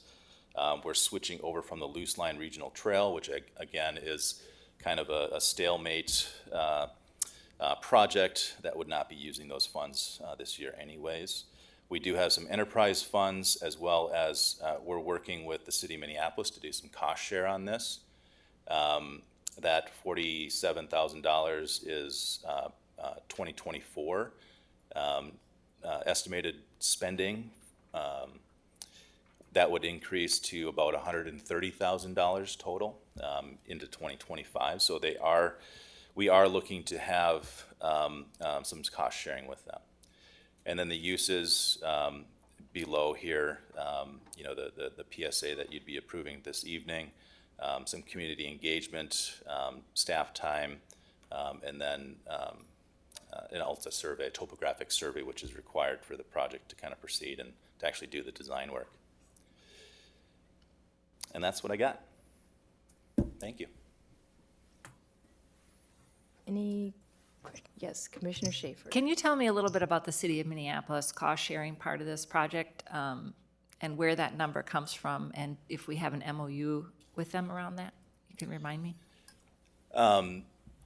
Chair Thompson, Commissioner Schaefer, we don't have an MOU yet.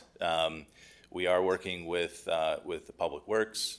Michael may be able to speak a little bit to that. But what we did is we estimated percentages of each task and calculated the cost based on those percentages. There's certain elements that the city would not be paying for, such as the golf course, but there are certain elements that would be included, such as their stormwater system, the pumping system, things like that, that would be included there. Michael? To Commissioner Schaefer, let me expand on that because it's important. The way that the plan works is there are two sub-watersheds that run through the golf course property, a 70-acre watershed to the west and a 900-acre watershed reaching all the way to Lake Street that comes in from the north. The 900-acre watershed runs in a pipe that's essentially flat along 43rd Street. And since 2014, the city public works staff has been advocating for that pipe to be relocated, running from the northwest corner of the property in an open channel through the lake, which essentially we've established now. If they don't participate in this funding, they're not going to get an open channel in the lake, and they will be living with outdated infrastructure. This project, in so many ways, is the city's best opportunity for dealing with upstream issues in that 900-acre watershed. And the dollar amount that Tyler has outlined here and going into the second phase at about $132,000 is only the beginning of what the city will be paying for. When we get to implementation, there will be significant costs that will directly benefit the city, and they'll be paying a fair share of the engineering costs for that as well. Okay, yeah, I was curious, because it did seem a little low. Thanks. Commissioner Menz. So I noticed in one of the documents around the elevation, like we're going to be evaluating people's basements. Is that what I'm reading? Yes. This So funding that we're paying for private homeowners to figure out if the flooding is impacting them. I mean, I think I've raised this issue multiple times, but I'm wondering about what our responsibility is for those homeowners' basements.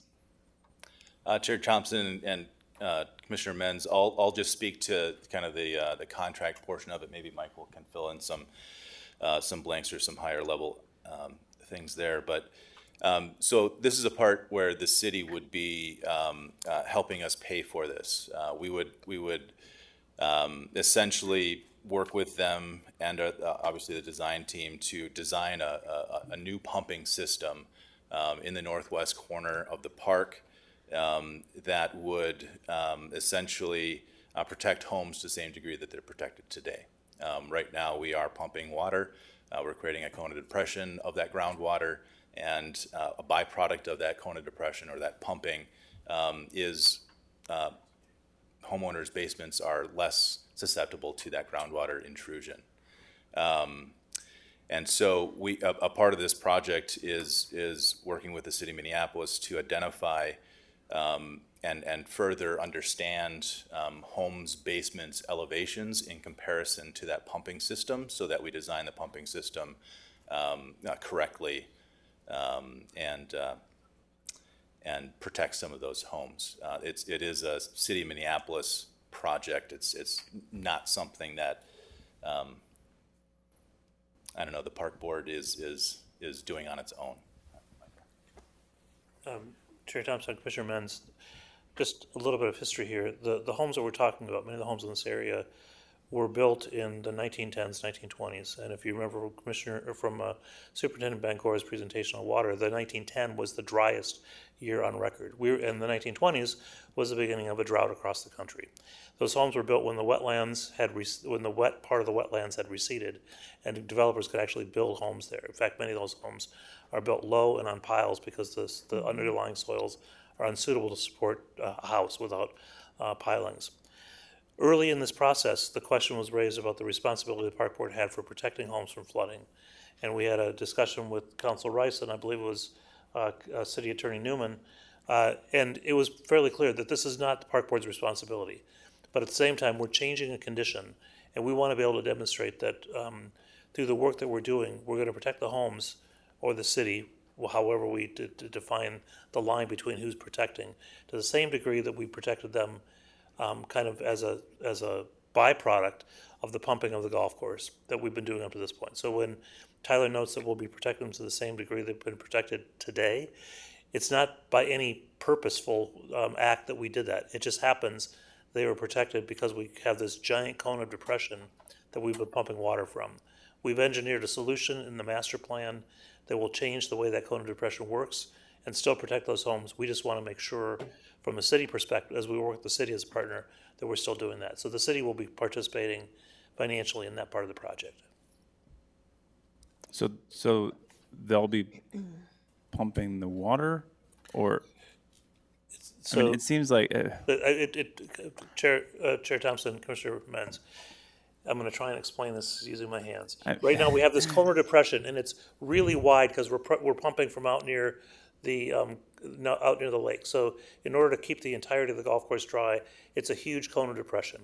The cone of depression is where we're sucking water into pumps and pumping out in the lake. It's dynamic, and it's not flat. What we're doing is we're going to be pumping from an elevation that's higher, allowing us to have a much smaller cone of depression to keep the houses dry. We'll no longer be pumping to keep the golf course dry. So this is where the city has to step in to fulfill that function. If they decide to do it, if they continue to decide to do it, to protect those homes to the same degree they've been protected as a byproduct of our pumping to keep the golf course dry. Okay, thank you. Commissioner Schaefer. Yeah, I guess I will share a little bit. I have received letters from the Bryn Mawr Active Transportation Committee and some of my constituents concerned about this transfer from the loose line. And Commissioner Thompson and I have had some meetings even last week with some with some others. So I will not be supporting this tonight because this is a priority. This trail is a priority. I know we're working with the railroad, but if it was just allocated in 2024, and we've been trying to talk to them for 10 years plus, and we're starting to see some shifting now, then I don't know why we would take this right now. So people might have another opinion, but I cannot support this transfer at this time. Chair Thompson, Commissioner Schaefer, I appreciate your position on this, but we have been working with the railroad for 10 years. In fact, we engaged Trust for Public Land, who quit the process because of the difficulty in dealing with the railroad. We are not closer today than we were 10 years ago. I understand that, and but anyway, we can talk later, and I tried to email you, and I didn't get a response. I too have gotten correspondence from constituents in District 2 who don't want us to shift this funding. I have a question regarding, this is nuanced, but from my understanding, that this particular part of the park is technically a neighborhood park. Is that correct? So transferring regional funds to a neighborhood park is also kind of feels squishy to me too. Chair Thompson, this is not a neighborhood park. This is a regional park. Lake Hiawatha Park This is a regional park. Chair Thompson, Lake Hiawatha Park is not a regional park. It's in the northeast corner of the park. That is a neighborhood park. This is the regional. This is a part of Nokomis Hiawatha Regional Park. We are not spending money on a neighborhood park. I respect that, but according to our own website, the golf course is technically part of the neighborhood park. I've been researching, it's very bizarre, so we need to fix one or the other. I respect what you're saying, but it's a little squishy for me.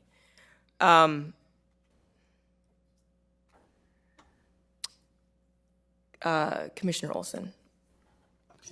Yeah, just to say, you know, I'll be supporting this. You know, I think I actually presented the Loose Line Regional Trail for bonding the last couple of sessions when we do our Metropolitan Council, our regional parks lobbying, and it's a great project. But you know, as a park board and as a commissioner, you know, I kind of have an internal priority of projects that are kind of the utmost importance. Hiawatha is one of those, and it's really important that we get started on this. Because as we've learned with North Commons, if we delay and we push off and we don't find the funding at the appropriate time in the appropriate order, it can cause a whole slew of issues. Loose Line's great, it's a great project. Unfortunately, Hiawatha takes precedence, and we'll move forward with this. And you know, Michael's a very smart man, and if he tells me that we're not close to something, we're not close to something. He knows how to make things happen, I believe. So I'll be going with our staff and with the priority of this important project here, and hope my fellow commissioners do as well. Before I let Vice President Benny speak, I have one question that you said in your presentation, Mr. Bridgerton, that part of this request is due to, quote, the state's failure to bond. Was this somehow in our bonding request, this project?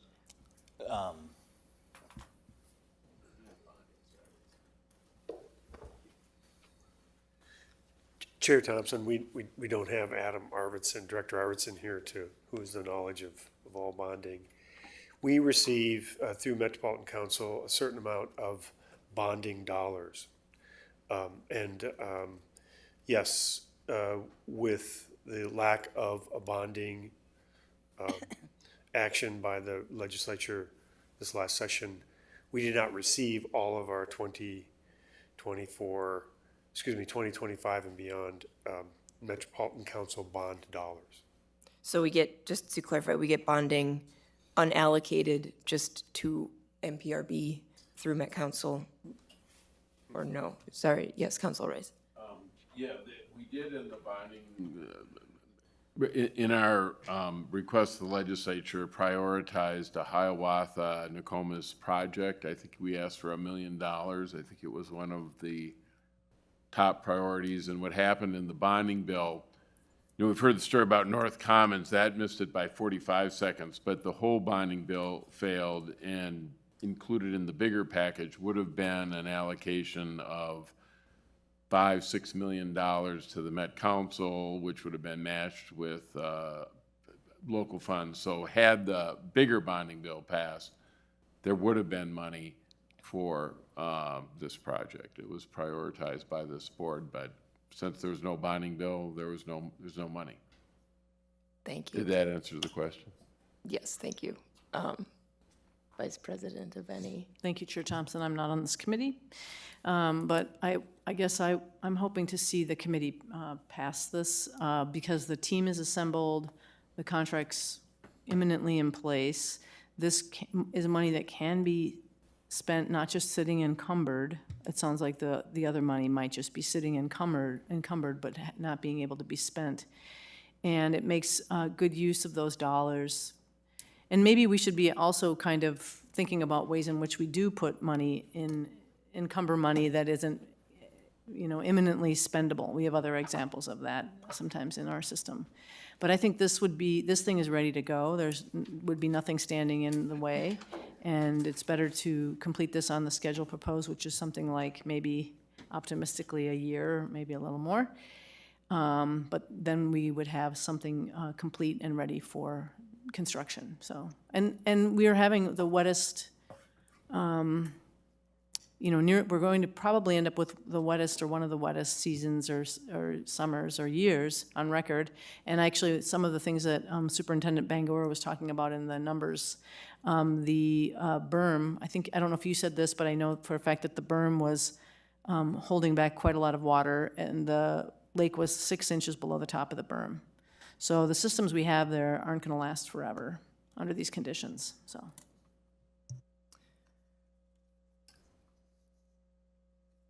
I have a gut feeling that if I take this to a vote right now, it will not pass. So in deference to our colleague who has worked tirelessly on this project and is not able to sit here and comment on it, I would like to move to postpone this resolution, and I will always appreciate a shorter meeting, and I know I made it longer by having us all do this, but I feel like it feels like the right thing to do. If I don't get a second, then that's fine, but I would like to move to postpone Resolution 2024-152. Would anyone like to vote on that for me? All in favor of voting to postpone, please say aye. Aye. Aye. All those opposed? Okay. Then I say, let's take this to a vote. All those in favor of Resolution 2024-152, please signify by saying aye. Aye. All those opposed? Nay. Nay. That resolution fails. And with that, the Administration and Finance Committee is adjourned.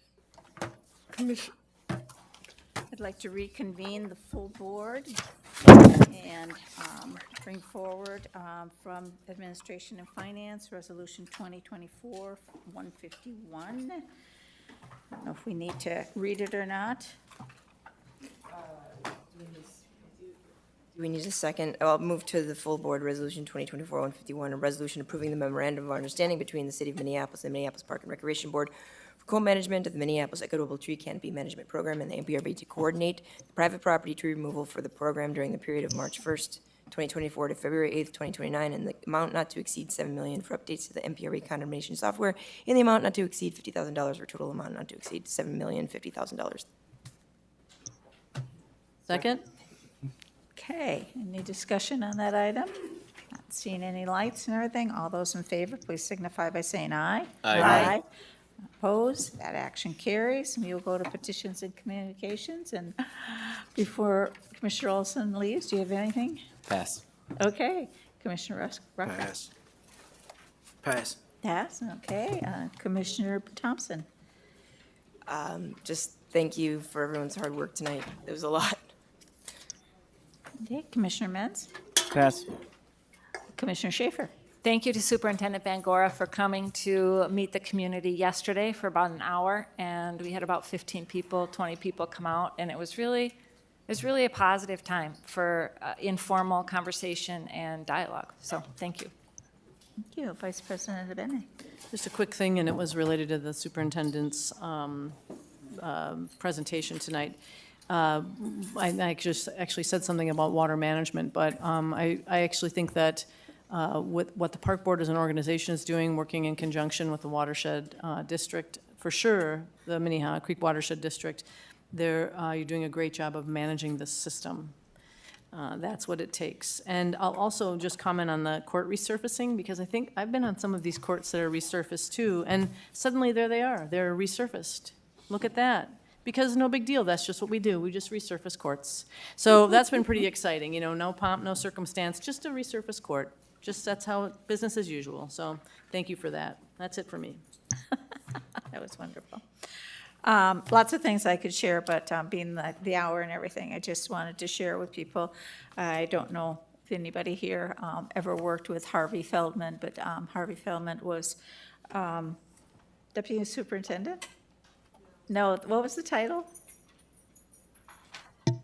He would have been an assistant superintendent. I just don't know which one. Well, he also was secretary. Assistant Superintendent of Recreation, and he was the board secretary. Secretary, that's okay, that as well. Anyway, I worked with him many years ago. Anyway, he's in hospice, so just wanted to share that. And then I think hopefully everybody got notification that our former commissioner at large, Alicia Smith, anyways, house burned last week, and fortunately they are safe, but there is a fund me So please, people, consider doing that. And I've been told that, September has the most birthdays, but right now in this group and everything, the most birthdays happen to be this month. We have one. Jeremy's birthday is coming up, and Jason has left us. And Pamela, her birthday was this past weekend, and coming up is Al's birthday. So for all of you, happy birthday to all of you. Happy birthday, everyone. Anyway, so with that, I adjourn the meeting here at 9:39.